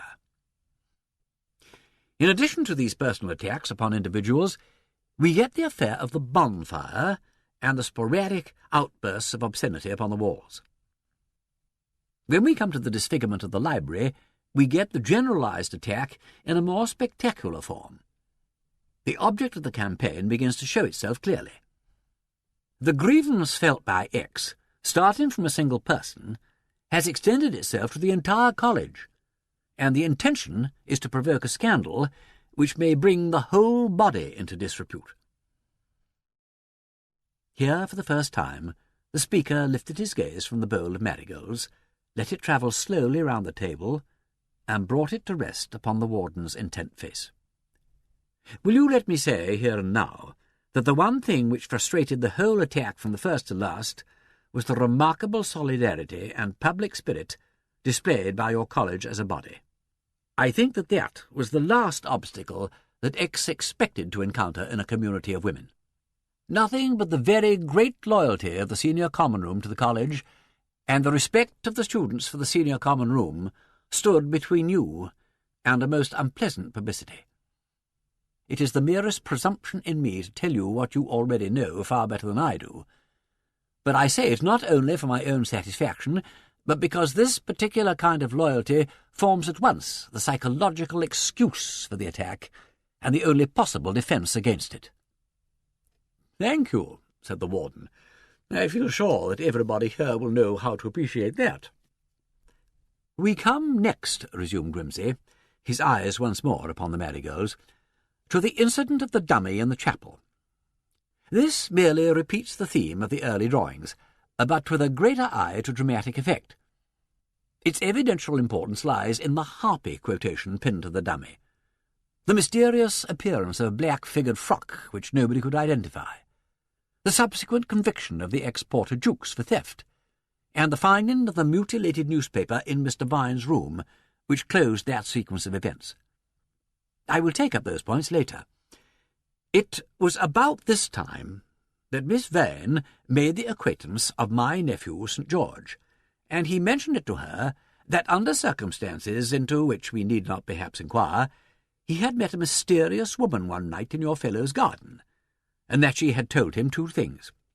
One, that Shrewsbury College was a place where they murdered beautiful boys like him and ate their hearts out. Secondly, that the other had fair hair too. This piece of information was new to most of the senior common room and caused a mild sensation. Here we have the murder motive emphasized, with a little detail about the victim. He is a man, fair, handsome, and comparatively young. My nephew then said he would not undertake to recognize the woman again, but on a subsequent occasion he saw and did recognize her. Once again the tremor passed round the table. The next important disturbance was the affair of the missing fuses. Here the Dean could contain herself no longer and burst out, "What a lovely title for a thriller!"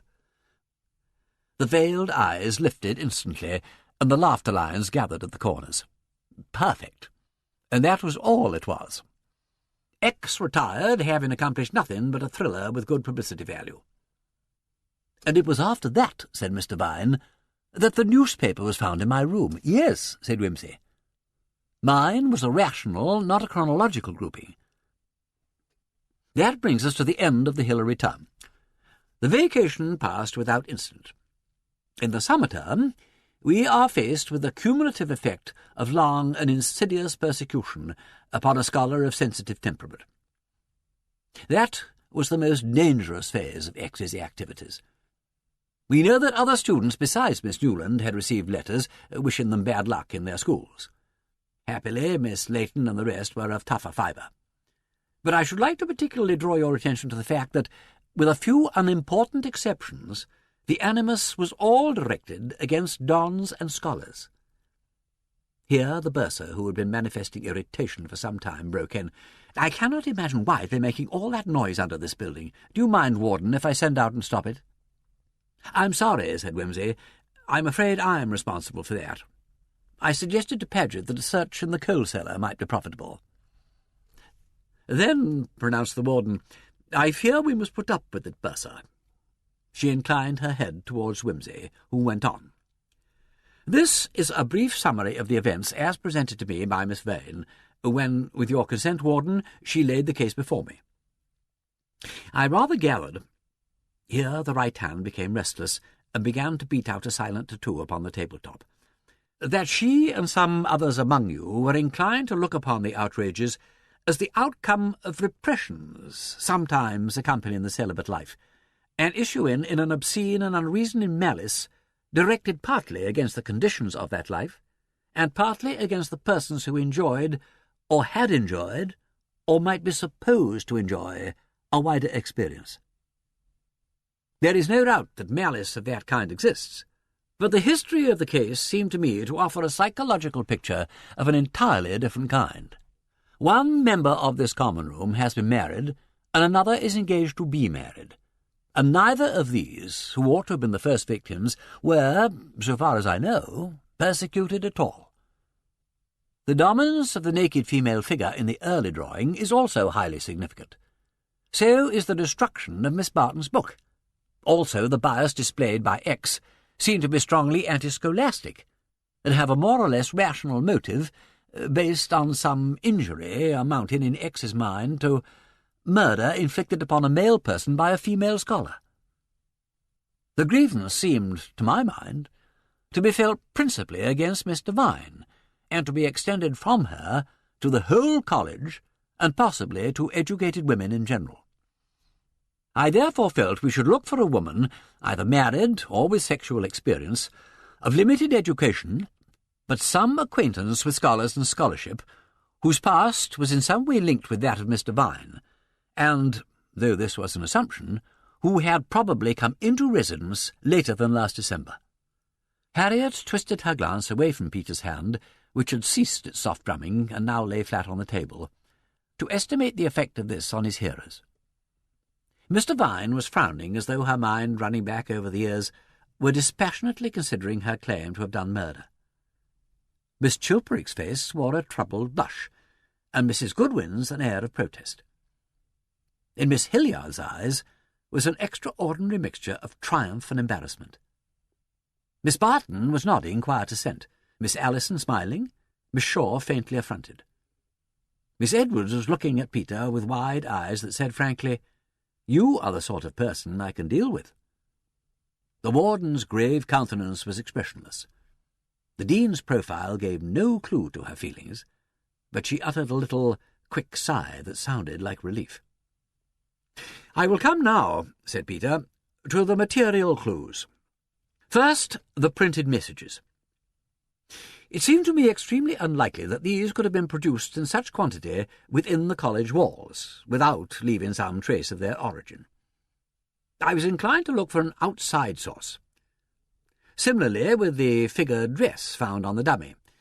It seemed very strange that nobody should ever set eyes on it before, though it was several seasons old. Thirdly, there was the odd circumstance that the letters which came by post were always received either on a Monday or a Thursday, as though Sunday and Wednesday were the only days on which letters could conveniently be posted from a distant post office or box. These three considerations might have suggested someone living at a distance, who visited Oxford only twice a week. But the nightly disturbances made it plain that the person actually lived within the walls, with fixed days for going outside them, and a place somewhere outside where clothes could be kept and letters prepared. The person who would fulfil these conditions best would be one of the scouts. Miss Stevens and Miss Barton both stirred. The majority of the scouts, however, seemed to be ruled out. Those who were not confined within the scouts' wing at night were trusted women of long service here, most unlikely to fulfil any of the other conditions. Most of those in the Scouts' wing slept two in a room, and therefore, unless two of them were in collusion, could not possibly escape into the college night after night without being suspected. This left only those who had separate bedrooms. Carrie, the head scout, Annie, the scout attached first to Miss Lydgate's staircase and subsequently to the senior common room, and a third scout, Ethel, an elderly and highly reputable woman. Of these three, Annie corresponded most closely to the psychological picture of X, for she had been married and had the afternoon of Sunday and the afternoon and evening of Wednesday free. She also had her children domiciled in the town, and therefore a place where she could keep clothes and prepare letters. "But," began the bursar indignantly, "this is only the case as I saw it last Sunday week," said Wimsey. Certain powerful objections at once presented themselves. The Scouts' wing were shut off by locked doors and gates, but it was made clear at the time of the library episode that the buttery hatch was occasionally left open for the convenience of students wishing to obtain supplies at night. Miss Hudson had, in fact, expected to find it open that very night. When Miss Vane tried it, it was in fact locked, but that was after X had left the library, and you will remember that X was shown to have been trapped in the hall building by Miss Vane and Miss Hudson at one end and Miss Barton at the other. The assumption made at the time was that she had been hiding in the hall. After that episode, greater care was taken to see that the buttery hatch was kept locked, and I learned that the key, which was previously left on the inner side of the hatch, was removed and placed on Kari's keyring. But a key can very readily be cut in a single day. Actually, it was a week before the next nocturnal episode occurred, which carries us over the following Wednesday, when a key abstracted from Kari's bunch might readily have been copied and returned. I know for a fact that such a key was cut on that Wednesday by an ironmonger in the lower part of the town, though I have not been able to identify the purchaser, but that is merely a routine detail. There was one consideration which inclined Miss Vane to exonerate all the Scouts, and that was that no woman in that position would be likely to express her resentment in the Latin quotation from the Aeneid, found attached to the dummy. This objection had some weight with me, but not a great deal. It was the only message that was not in English, and it was one to which any schoolchild might easily have access. On the other hand, the fact that it was unique among the other scripts made me sure that had some particular significance. I mean, it wasn't that X's feelings habitually expressed themselves in Latin hexameters. There must be something special about that passage, besides its general applicability to unnatural females who snatch the meat from men's mouths. Neo saevior ulla pestis. When I first heard of that, broke in Miss Hilliard, I felt sure that a man was behind all this. That was probably a sound instinct, said Wimsey. I feel sure that a man did write that. Well, I needn't take up time with pointing out how easy it was for anybody to wander about the college at night and play tricks on people. In a community of 200 people, some of whom scarcely know one another by sight, it's harder to find a person than to lose her. But the intrusion of Jukes upon the situation at that moment was rather awkward for X.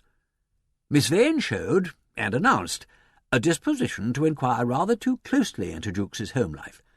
As a result, somebody who knew a good deal about Jukes's little habits laid an information, and Jukes was removed to jail.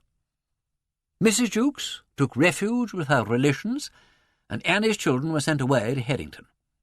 And in order that we should feel quite sure that Jukes's household had nothing to do with the matter, a mutilated newspaper appeared shortly afterwards in Mr. Vine's room.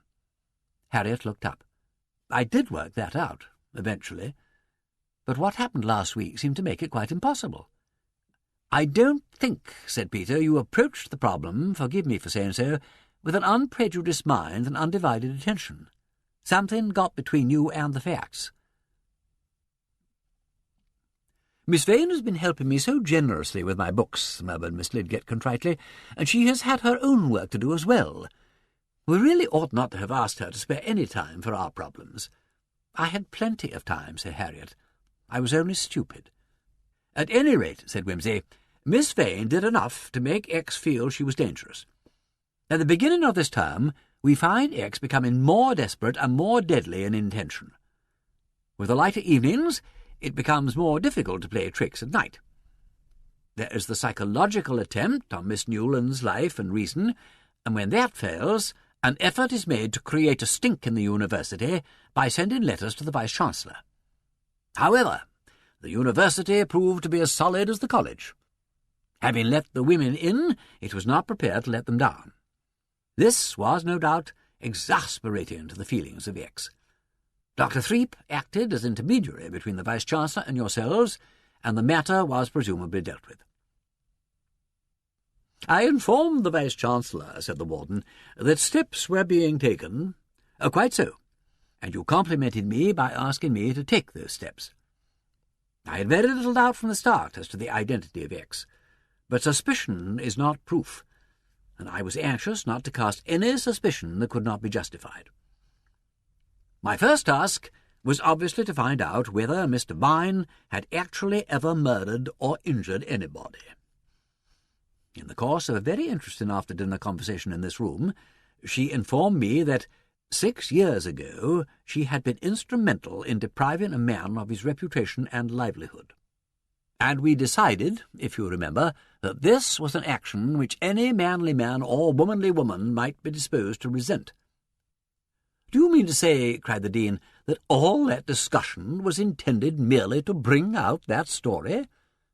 "I offered an opportunity for the story's appearance, certainly, but if it hadn't come out then, I should have asked for it. Incidentally, I established for a certainty what I was sure of in my own mind from the start, that there was not a woman in this common room, married or single, who would be ready to place personal loyalties above professional honour. That was a point which it seemed necessary to make clear, not so much to me as to yourselves."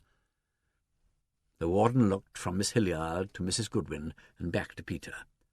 "Yes," she said, "I think it was wise to establish that."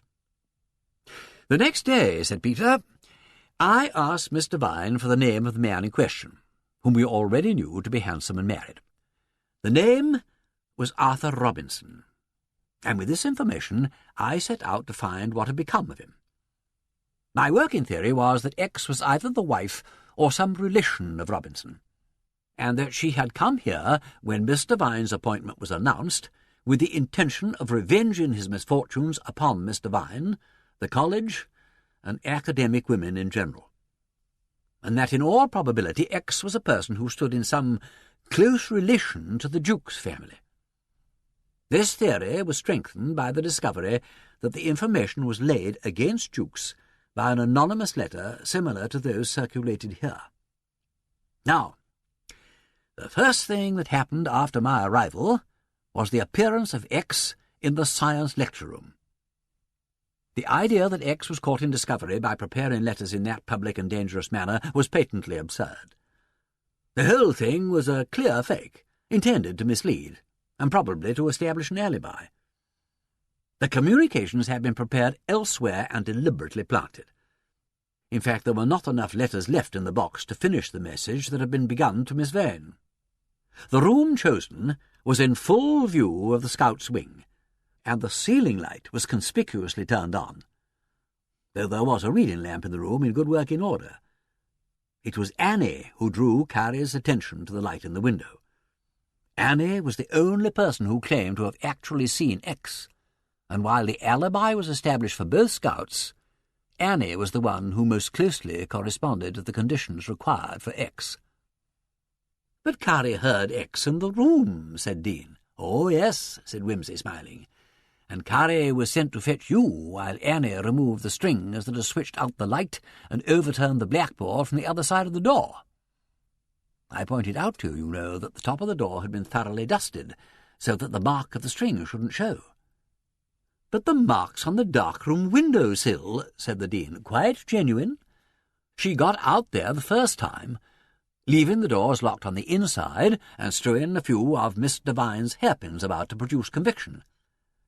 Then she let herself into the Scouts' wing through the buttery, called up Carrie, and brought her along to see the fun. I think, by the way, that someone of the Scouts must have had her suspicions. Perhaps she had found Annie's bedroom door mysteriously locked on various occasions, or had met her in the passage at inconvenient times. Anyhow, the time had obviously arrived for establishing an alibi. I hazarded the suggestion that nocturnal ramblings would cease from that time on, and so they did. And I don't suppose we shall ever find the extra key to the buttery. "All very well," said Miss Edwards, "but you still have no proof." "No. I went away to get it. In the meantime, X, if you don't like my identification, decided that Miss Vane was dangerous and laid a trap to catch her. This didn't come off, because Miss Vane, very sensibly, telephoned back to college to confirm the mysterious message she had received at Somerville. The message was sent from an outside call box on the Wednesday night at 10:40. Just before 11, Annie came in from her day off and heard Paget speak to Miss Vane on the phone. She didn't hear the conversation, but she probably heard the name. Although the attempt had not come off, I felt sure that another would be made on either Miss Vane, Mr. Vine, or the suspicious scout, or on all three. I issued a warning to that effect. The next thing that happened was that Miss Vane's chessmen were destroyed.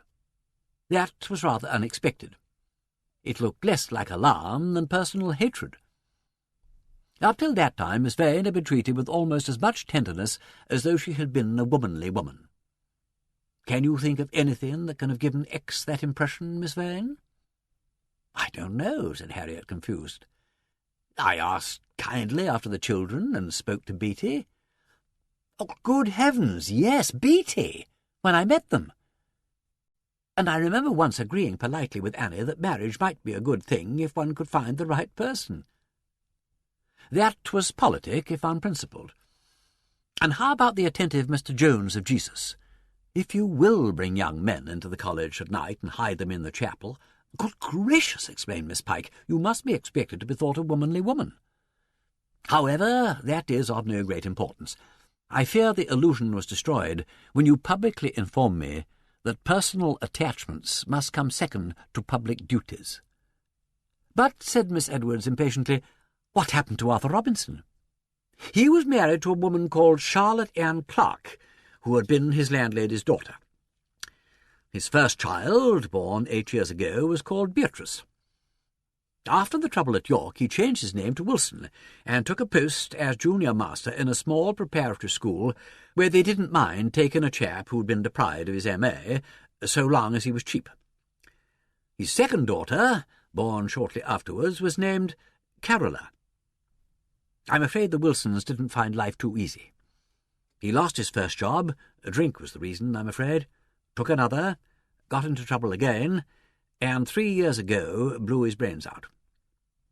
There were photographs in the local paper. Here they are, you see. A fair, handsome man of about 38. Irresolute, attractive, something of my nephew's type. And here is the photograph of the widow." "You're right," said the warden. "That is Annie Wilson." "Yes. If you read the report of the inquest, you will see that he left a letter saying that he had been hounded to death. Rather a rambling letter containing a Latin quotation which the coroner translated." "Good gracious," said Miss Pike. "Tristius haud illist montrum." "Ita. A man wrote that after all, you see."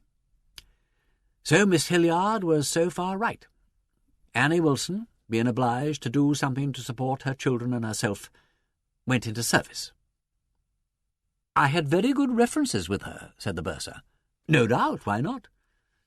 She must somehow have kept track of Mr. Vine's movements, and when the appointment was announced last Christmas, she applied for a job here. She probably knew that, as an unfortunate widow with 2 small children, she would receive kindly consideration." "What did I tell you?" cried Miss Hilliard. "I always said that this ridiculous sentimentality about married women would be the ruin of all discipline in this college. Their minds are not and cannot be on their work." "Oh, dear," said Miss Lydgate. "Poor soul! Brooding over that grievance in this really unbalanced way. If only we'd known, we could surely have done something to make her see the thing in a more rational light. Did it never occur to you, Mr. Vine, to inquire what happened to this unhappy man, Robinson?" "I'm afraid it didn't." "Why should you?" demanded Miss Hilliard. The noise in the coal cellar had ceased within the last few minutes. As though the silence had roused a train of association in her mind, Miss Chilperic turned to Peter and said hesitatingly, "If poor Annie really did all those dreadful things, how did she get shut up in the coal-hole?" "Ah," said Peter, "that coal-hole very nearly shook my faith in my theory, especially as I didn't get the report from my research staff till yesterday. But when you come to think of it, what else could she do? She laid a plot to attack Mr. Vine on her return from town. The scouts probably knew which train she was coming by." "Nellie knew," said Harriet. "Then she could have told Annie." By an extraordinary piece of good fortune, the attack was delivered not against Mr. Vine, who would have been taken unawares and whose heart is not strong, but against a younger and stronger woman, who was, up to a certain point, prepared to meet it. Even so, it was serious enough and might easily have proved fatal. I find it difficult to forgive myself for not having spoken earlier, with or without proof, and put the suspect under observation." "Oh, nonsense," said Harriet quickly. "If you had, she might have chucked the whole thing for the rest of the term, and we should still not know anything definite." "I wasn't much hurt." "No, but it might not have been you. I knew you were ready to take the risk, but I had no right to expose Mr. Vine." "It seems to me," said Mr. Vine, "that the risk was rightly and properly mine." "The worst responsibility rests on me," said the warden. "I should have telephoned the warning to you before you left town." "Whosever fault it was," said Peter, "it was Miss Vane who was attacked. Instead of a nice quiet throttling, there was a nasty fall and a lot of blood, some of which, no doubt, got onto the assailant's hands and dress. She was in an awkward position. She'd got the wrong person. She was blood-stained, she was dishevelled, and Mr. Vine or somebody else might arrive at any moment. Even if she ran quickly back to her own room, she might be seen. Her uniform was stained, and when the body was found, alive or dead, she would be a marked woman. Her only possible chance was to stage an attack on herself. She went out through the back of the loggia, threw herself into the coal cellar, locked the door on herself, and proceeded to cover up Miss Vane's bloodstains with her own. By the way, Miss Vane, if you remembered anything of your lesson, you must have marked her wrists for her." "I'll swear I did," said Harriet. "But any amount of bruising may be caused by trying to scramble through a ventilator." "Well, the evidence, you see, is still circumstantial, even though my nephew is prepared to identify the woman who he saw crossing Magdalen Bridge on Wednesday with the woman he met in the garden. One can catch a Headington bus from the other side of Magdalen Bridge.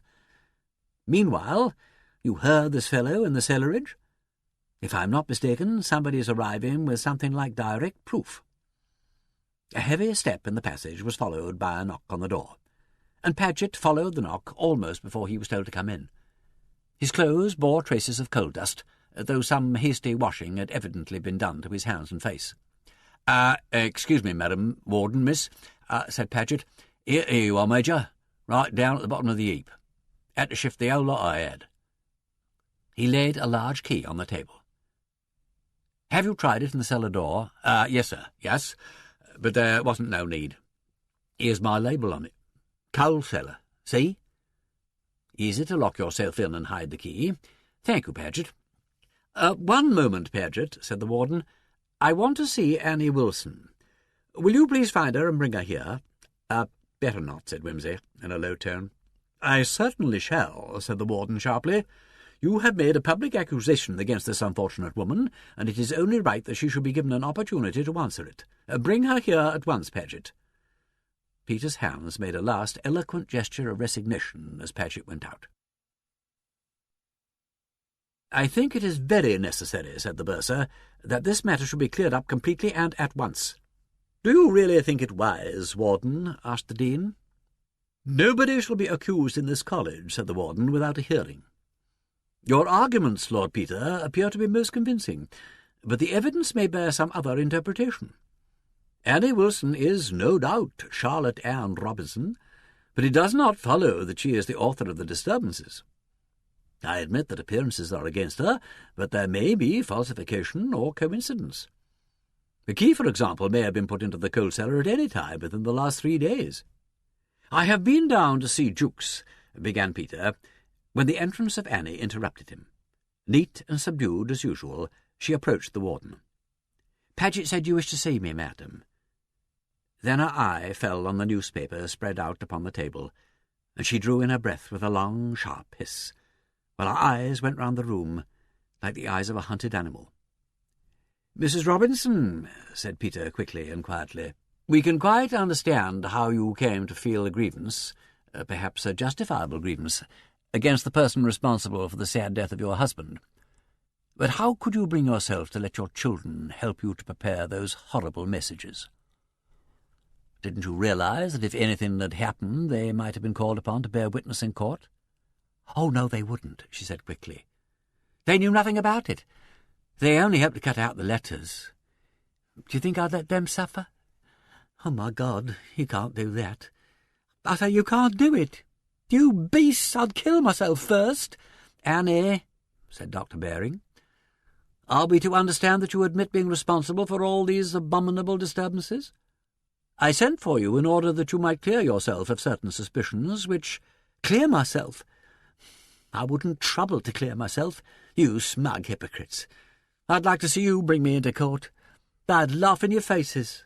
How would you look, sitting there, while I told the judge how that woman there killed my husband?" "I am exceedingly disturbed," said Mr. Vine, "to hear about all this. I knew nothing of it till just now. But indeed I had no choice in the matter. I could not foresee the consequences, and even if I had, you wouldn't have cared. You killed him, you didn't care. I say you murdered him.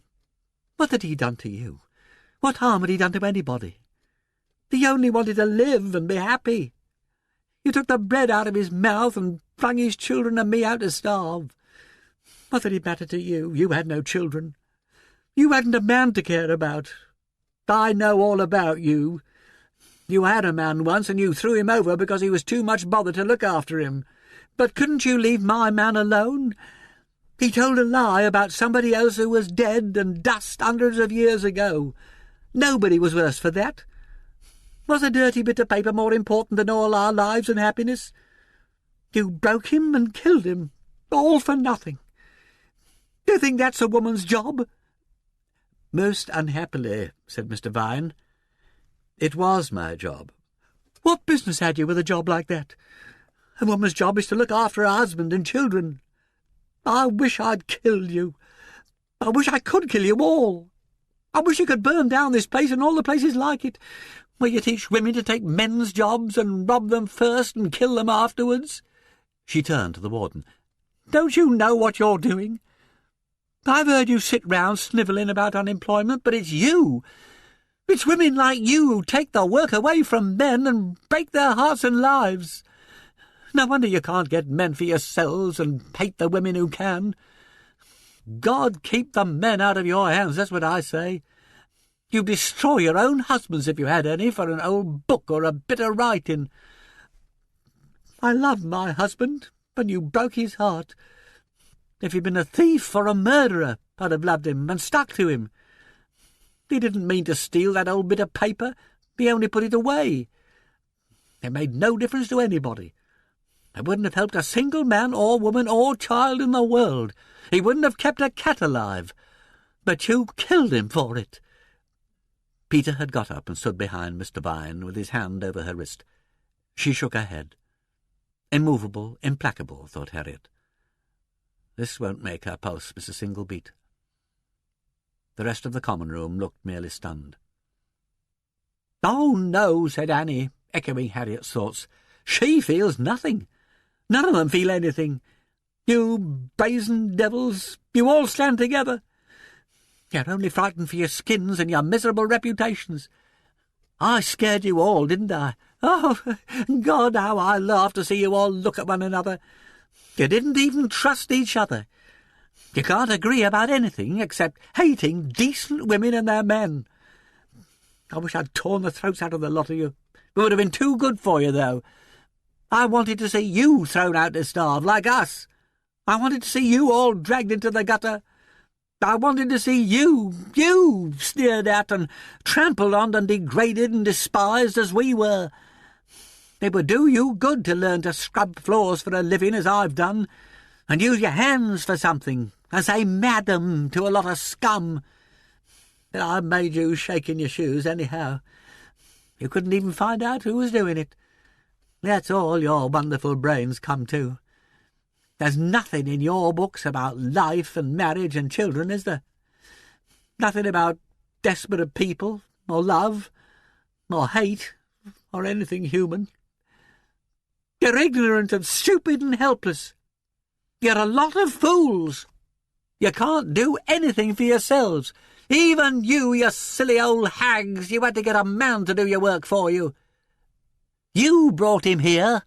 She leaned over Harriet with her fierce eyes, as though she would have fallen on her and torn her to pieces. And you're the dirtiest hypocrite of the lot. I know who you are. You had a lover once and he died. You chucked him out because you were too proud to marry him. You were a mistress and you sucked him dry, and you didn't value him enough to let him make an honest woman of you.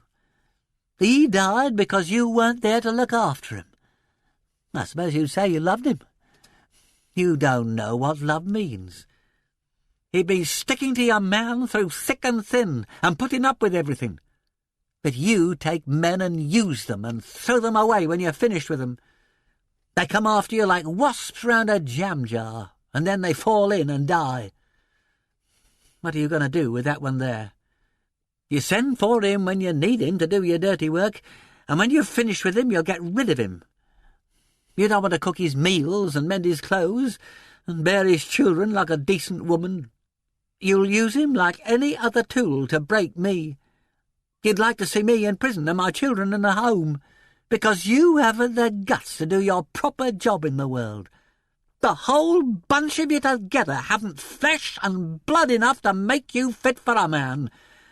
As for you—" Peter had come back to his place and was sitting with his head in his hands. She went over and shook him furiously by the shoulder, and as he looked up, spat in his face. You dirty traitor! You rotten little white-faced rat! It's men like you that make women like this. You don't know how to do anything but talk. What do you know about life, with your title and your money and your clothes and your motor cars? You've never done a hand's turn of honest work. You can buy all the women you want. Wives and mothers may rot and die for all you care, while you chatter about duty and honour. Nobody would sacrifice anything for you. Why should they? That woman's making a fool of you, and you can't see it. If she marries you for your money, she'll make a worse fool of you, and you'll deserve it. You're fit for nothing but to keep your hands white and father other men's children. What are you going to do now? All of you.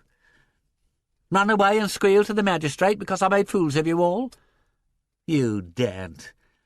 You're afraid to come out into the light. You're afraid for your precious college and your precious selves. I'm not afraid. I did nothing but stand up for my own flesh and blood. Damn you! I can laugh at you all. You daren't touch me. You're afraid of me. I had a husband and I loved him. And you were jealous of me, and you killed him. Oh, God! You killed him among you, and we never had a happy moment again. She suddenly burst out crying, half dreadful and half grotesque, with her cap crooked and her hands twisting her apron into a knot.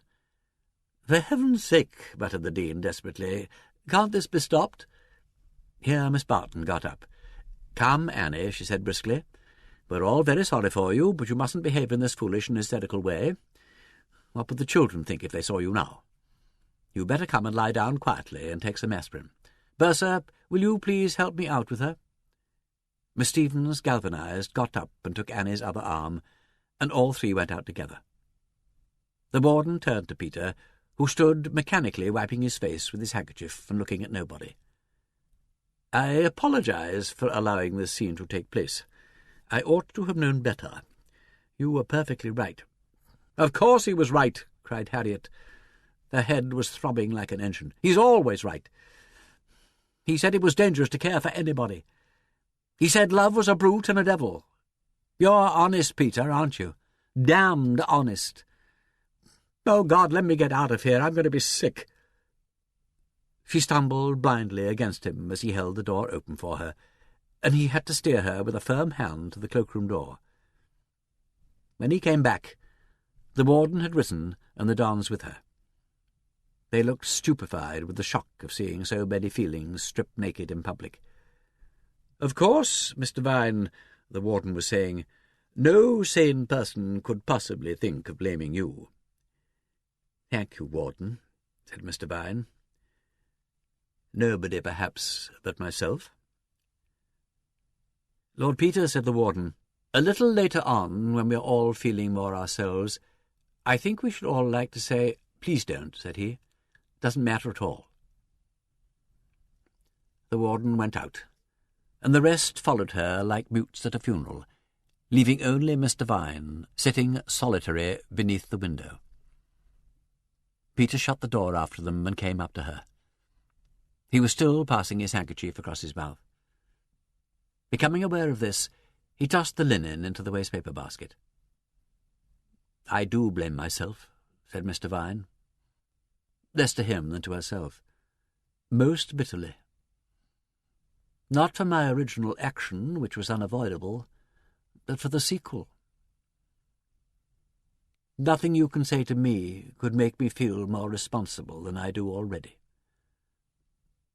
"I can have nothing to say," said he. "Like you and every member of this common room, I admit the principle, and the consequences must follow." "That won't do," said the fellow bluntly. "One ought to take some thought for other people. Miss Lydgate would have done what I did in the first place, but she would have made it her business to see what became of that unhappy man and his wife. Miss Lydgate is a very great and very rare person, but she could not prevent other people from suffering for her principles. That seems to be what principles are for, somehow. I don't claim, you know," he added with something of his familiar diffidence, "to be a Christian or anything of that kind, but there's one thing in the Bible that seems to me to be a mere statement of brutal fact. I mean about bringing not peace but a sword." Mr. Vine looked up at him curiously. "How much are you going to suffer for this?" "God knows," he said. "That's my lookout. Perhaps not at all. In any case, you know, I'm with you, every time." When Harriet emerged from the cloakroom, she found Mr. Vine alone. "Thank heaven they've gone," said Harriet. "I'm afraid I made an exhibition of myself. It was rather shattering, wasn't it?" "What's happened to Peter?" "He's gone," said Mr. Vine. She hesitated and then said, "Miss Vane, I've no wish to pry impertinently into your affairs. Stop me if I'm saying too much. But we have talked a good deal about facing the facts. Isn't it time you faced the facts about the man?" "I've been facing one fact for some time," said Harriet, staring out with unseeing eyes into the quad. "And that is that if I once gave way to Peter, I should go up like straw." "That," said Mr. Vine dryly, "is moderately obvious. How often has he used that weapon against you?" "Never," said Harriet, remembering the moments when he might have used it. "Never." "Then what are you afraid of? Yourself?" "Isn't this afternoon warning enough?" "Perhaps. You've had the luck to come up against a very unselfish and very honest man. He's done what you asked him without caring what it cost him, and without shirking the issue. He hasn't tried to disguise the facts or bias your judgment. You admit that at any rate." "I suppose he realized how I should feel about it." "Realized it?" said Mr. Vine, with a touch of irritation. "My dear girl, give him the credit for the brains he's got. They're very good ones. He's painfully sensitive and far more intelligent than is good for him. But I really don't think you can go on like this. You won't break his patience or his control or his spirit, but you may break his health."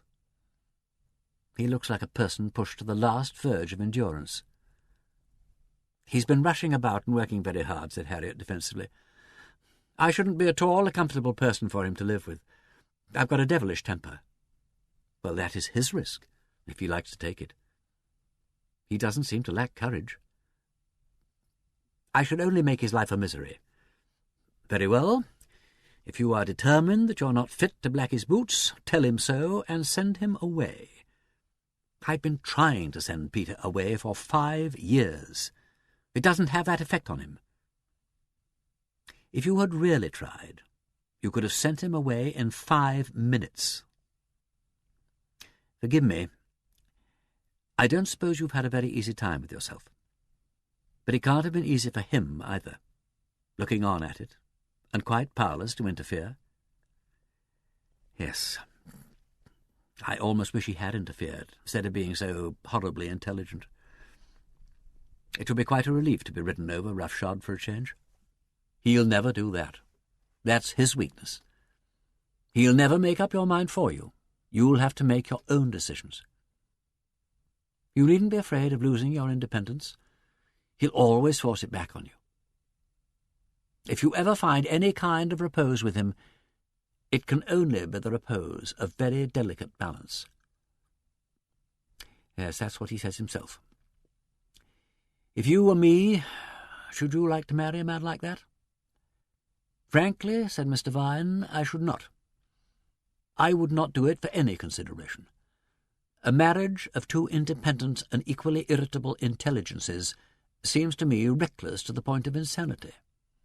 You can hurt one another so dreadfully." "I know. And I don't think I can stand being hurt any more." "Then," said Mr. Vine, "I suggest that you stop hurting other people. Face the facts and state a conclusion. Bring a scholar's mind to the problem and have done with it." "I believe you're quite right," said Harriet. "I will. And that reminds me, Miss Lydgate's history of prosody was marked 'Press' with her own hand this morning. I fled with it and seized on a student to take it down to the printers.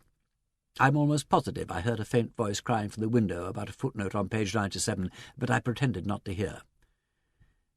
"Well," said Mr. Vine, laughing, "thank goodness that piece of scholarship has achieved a result at last."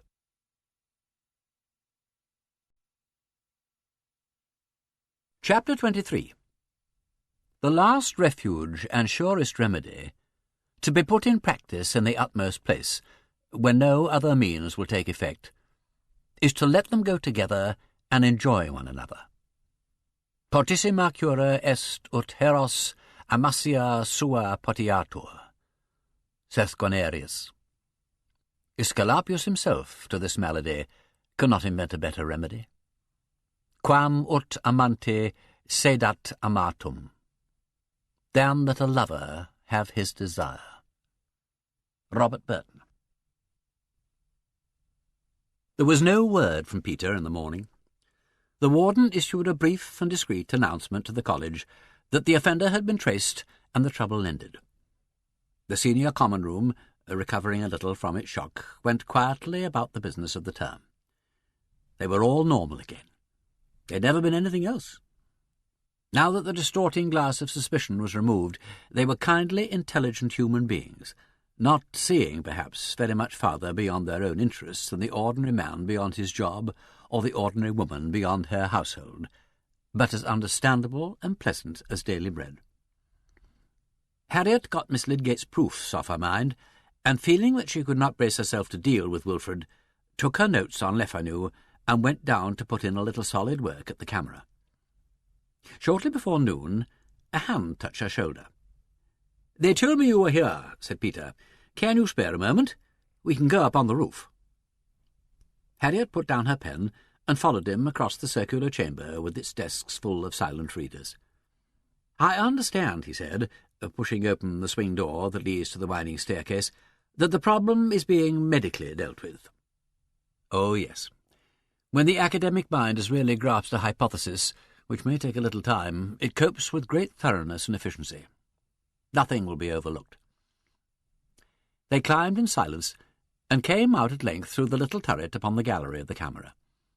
The previous day's rain had passed and left the sun shining upon a shining city. Stepping cautiously over the slatted flooring towards the south-east segment of the circle, they were a little surprised to come upon Miss Catamole and Mr. Pomfret, who were seated side by side upon a stone projection, and rose as they approached, in a flutter like doors disturbed from a belfry. "Don't move," said Wimsey graciously. "Plenty of room for all of us." It's quite all right, sir," said Mr. Pomfret. "We were just going, really. I've got a lecture at 12. "Dear me," said Harriet, watching them disappear into the turret. But Peter had already lost interest in Mr. Pomfret and his affairs.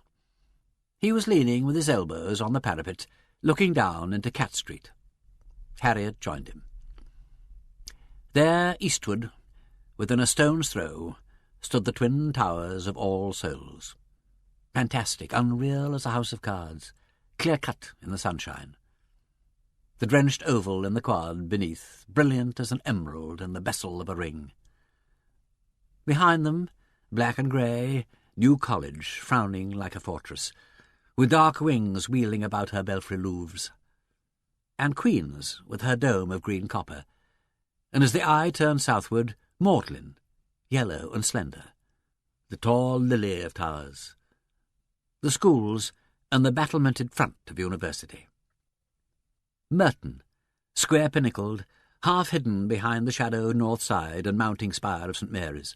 Westward again, Christchurch, vast between Cathedral Spire and Tom Tower, Brasenose close at hand, St. Aldate's and Carfax beyond, spire and tower and quadrangle, all Oxford springing underfoot in living leaf and enduring stone, ringed far off by her bulwark of blue hills.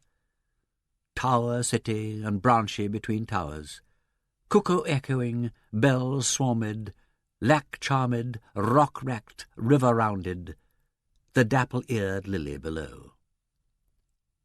"Harriet," said Peter, "I want to ask your forgiveness for these last 5 years." "I think," said Harriet, "it ought to be the other way round. I think not. When I remember how we first met, Peter, don't think about that ghastly time. I was sick of myself, body and soul. I didn't know what I was doing. And I chose that time, when I should have thought only of you, to thrust myself upon you, to make demands of you, like a damned arrogant fool, as though I had only to ask and to have. Harriet, I ask you to believe that, whatever it looked like, my blundering was nothing worse than vanity and a blind, childish impatience to get my own way." She shook her head, finding no words. "I had found you," he went on a little more quietly, "beyond all hope or expectation, at a time when I thought no woman could ever mean anything to me beyond a little easy sale and exchange of pleasure. And I was so terrified of losing you before I could grasp you that I babbled out all my greed and fear as though, God help me, you had nothing to think of but me and my windy self-importance. As though it mattered. As though the very word of love had been the most crashing insolence a man could offer you. No, Peter, never that. My dear, you showed me what you thought of me when you said you would live with me but not marry me. Don't. I'm ashamed of that. Not so bitterly ashamed as I have been. If you knew how I've tried to forget it. I told myself that you were only afraid of the social consequences of marriage. I comforted myself with pretending that it showed you liked me a little. I bolstered up my conceit for months before I would admit the humiliating truth that I ought to have known from the beginning. That you were sick of my pestering, that you thrown yourself to me as one throws a bone to a dog, to stop the brute from yelping. Peter, that isn't true. That was myself I was sick of. How could I give you base coin for a marriage portion? At least I had the decency to know that I couldn't take it in settlement of a debt.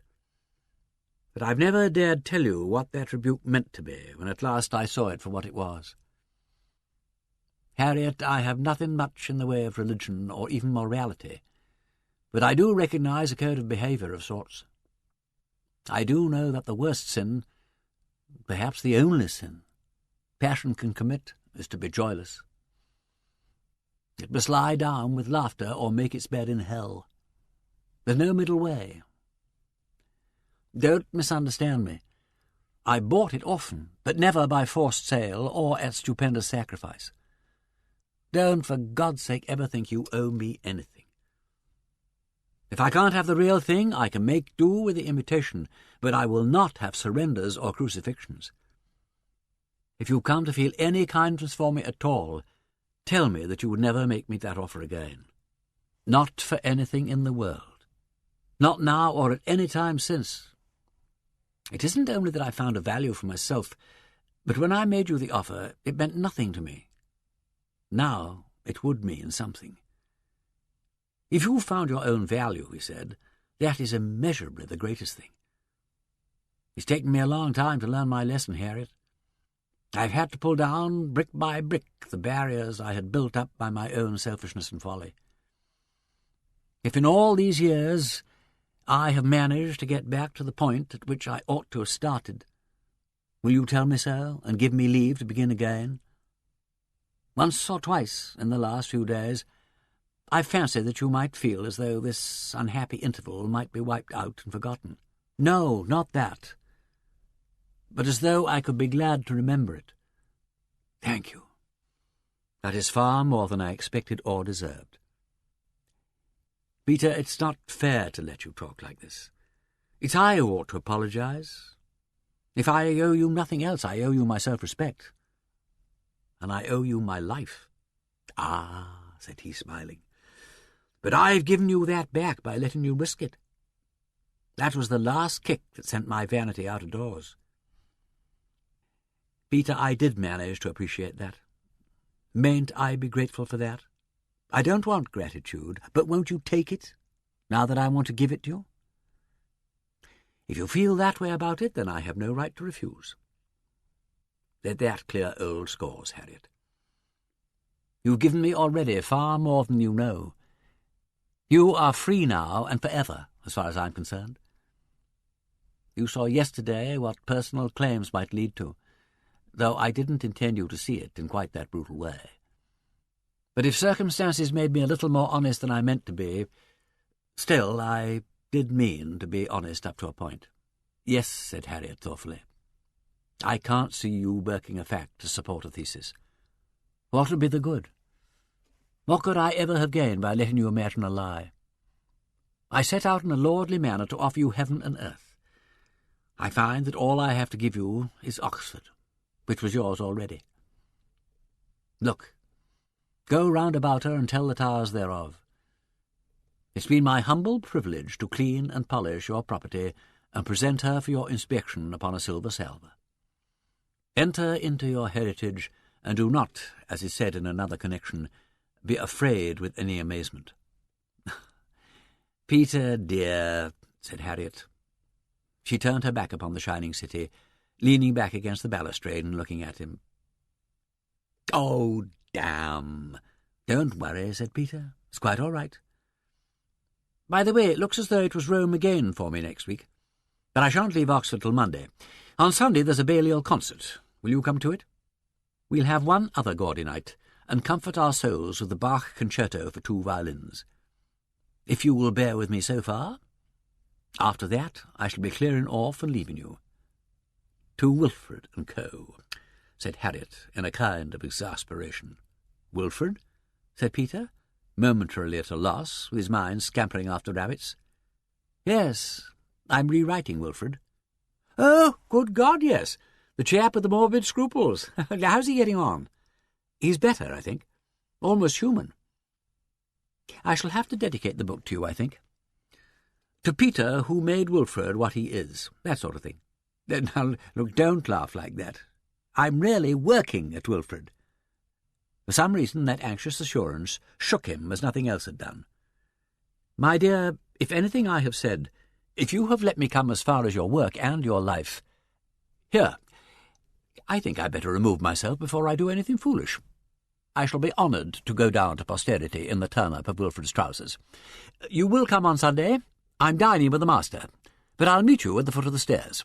Till then... He slipped away along the gallery and was gone. Harriet was left to survey the kingdom of the mind, glittering from Merton to Bodley, from Carfax to Magdalen Tower. But her eyes were on one slight figure that crossed the cobbled square, walking lightly under the shadow of St. Mary's into the high. All the kingdoms of the world and the glory of them. Masters, undergraduates, visitors. They sat huddled closely together on the backless oak benches, their elbows on the long tables, their eyes shaded with their fingers or turned intelligently towards the platform, where two famous violinists twisted together the fine, strong strands of the concerto in D minor. The hall was very full.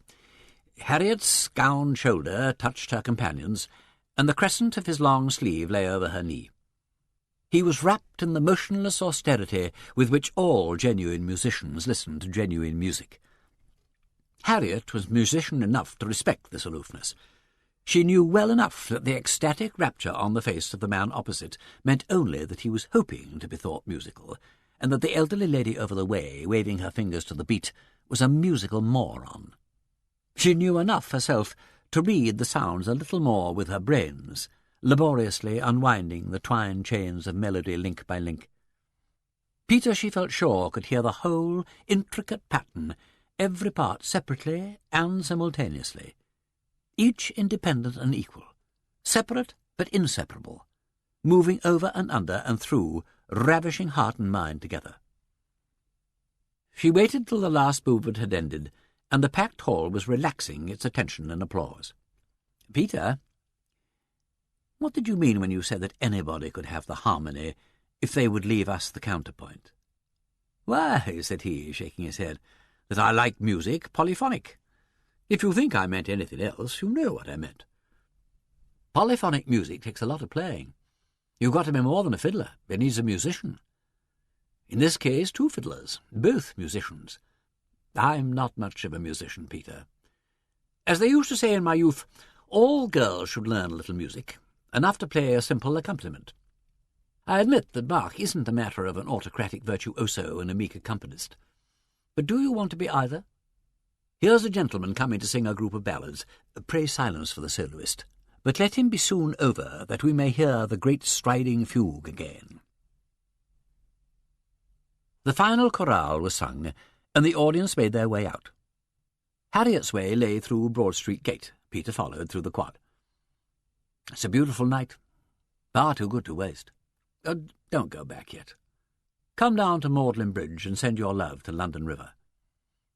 They turned along the Broad in silence, and light wind fluttered their gowns as they walked. "There's something about this place," said Peter presently, "that alters one's values." He paused, and added a little abruptly, "I've said a good deal to you one way and another lately, but you may have noticed that since we came to Oxford I have not asked you to marry me." "Yes," said Harriet, her eyes fixed upon the severe and delicate silhouette of the Bodleian roof, just emerging between the Sheldonian and Clarendon building. "I had noticed it." "I have been afraid," he said simply, "because I knew that from anything you said to me here there could be no going back. But I will ask you now, and if you say no, I promise you that this time I will accept your answer. Harriet, you know that I love you. Will you marry me?" The traffic lights winked at the Holywell corner. Yes, no, wait. Cat Street was crossed, and the shadows of New College walls had swallowed them up before she spoke. "Tell me one thing, Peter. Will it make you desperately unhappy if I say no?" "Desperately? My dear, I will not insult either you or myself with a word like that. I can only tell you that if you will marry me, it will give me very great happiness." They passed beneath the arch of the bridge and out into the pale light once more. "Peter?" She stood still, and he stopped perforce and turned towards her. She laid both hands upon the fronts of his gown, looking into his face while she searched for the word that should carry her over the last difficult breach. It was he who found it for her. With a gesture of submission, he bared his head and stood gravely, the square cap dangling in his hand. "Placetne, magistra?" "Placet." The proctor, stamping grimly past with averted eyes, reflected that Oxford was losing all sense of dignity. But what could he do? If senior members of the university chose to stand, in their gowns too, closely and passionately embracing in New College Lane, right under the warden's windows, he was powerless to prevent it. He primly settled his white band and went upon his walk unheeded, and no hand plucked his velvet sleeve.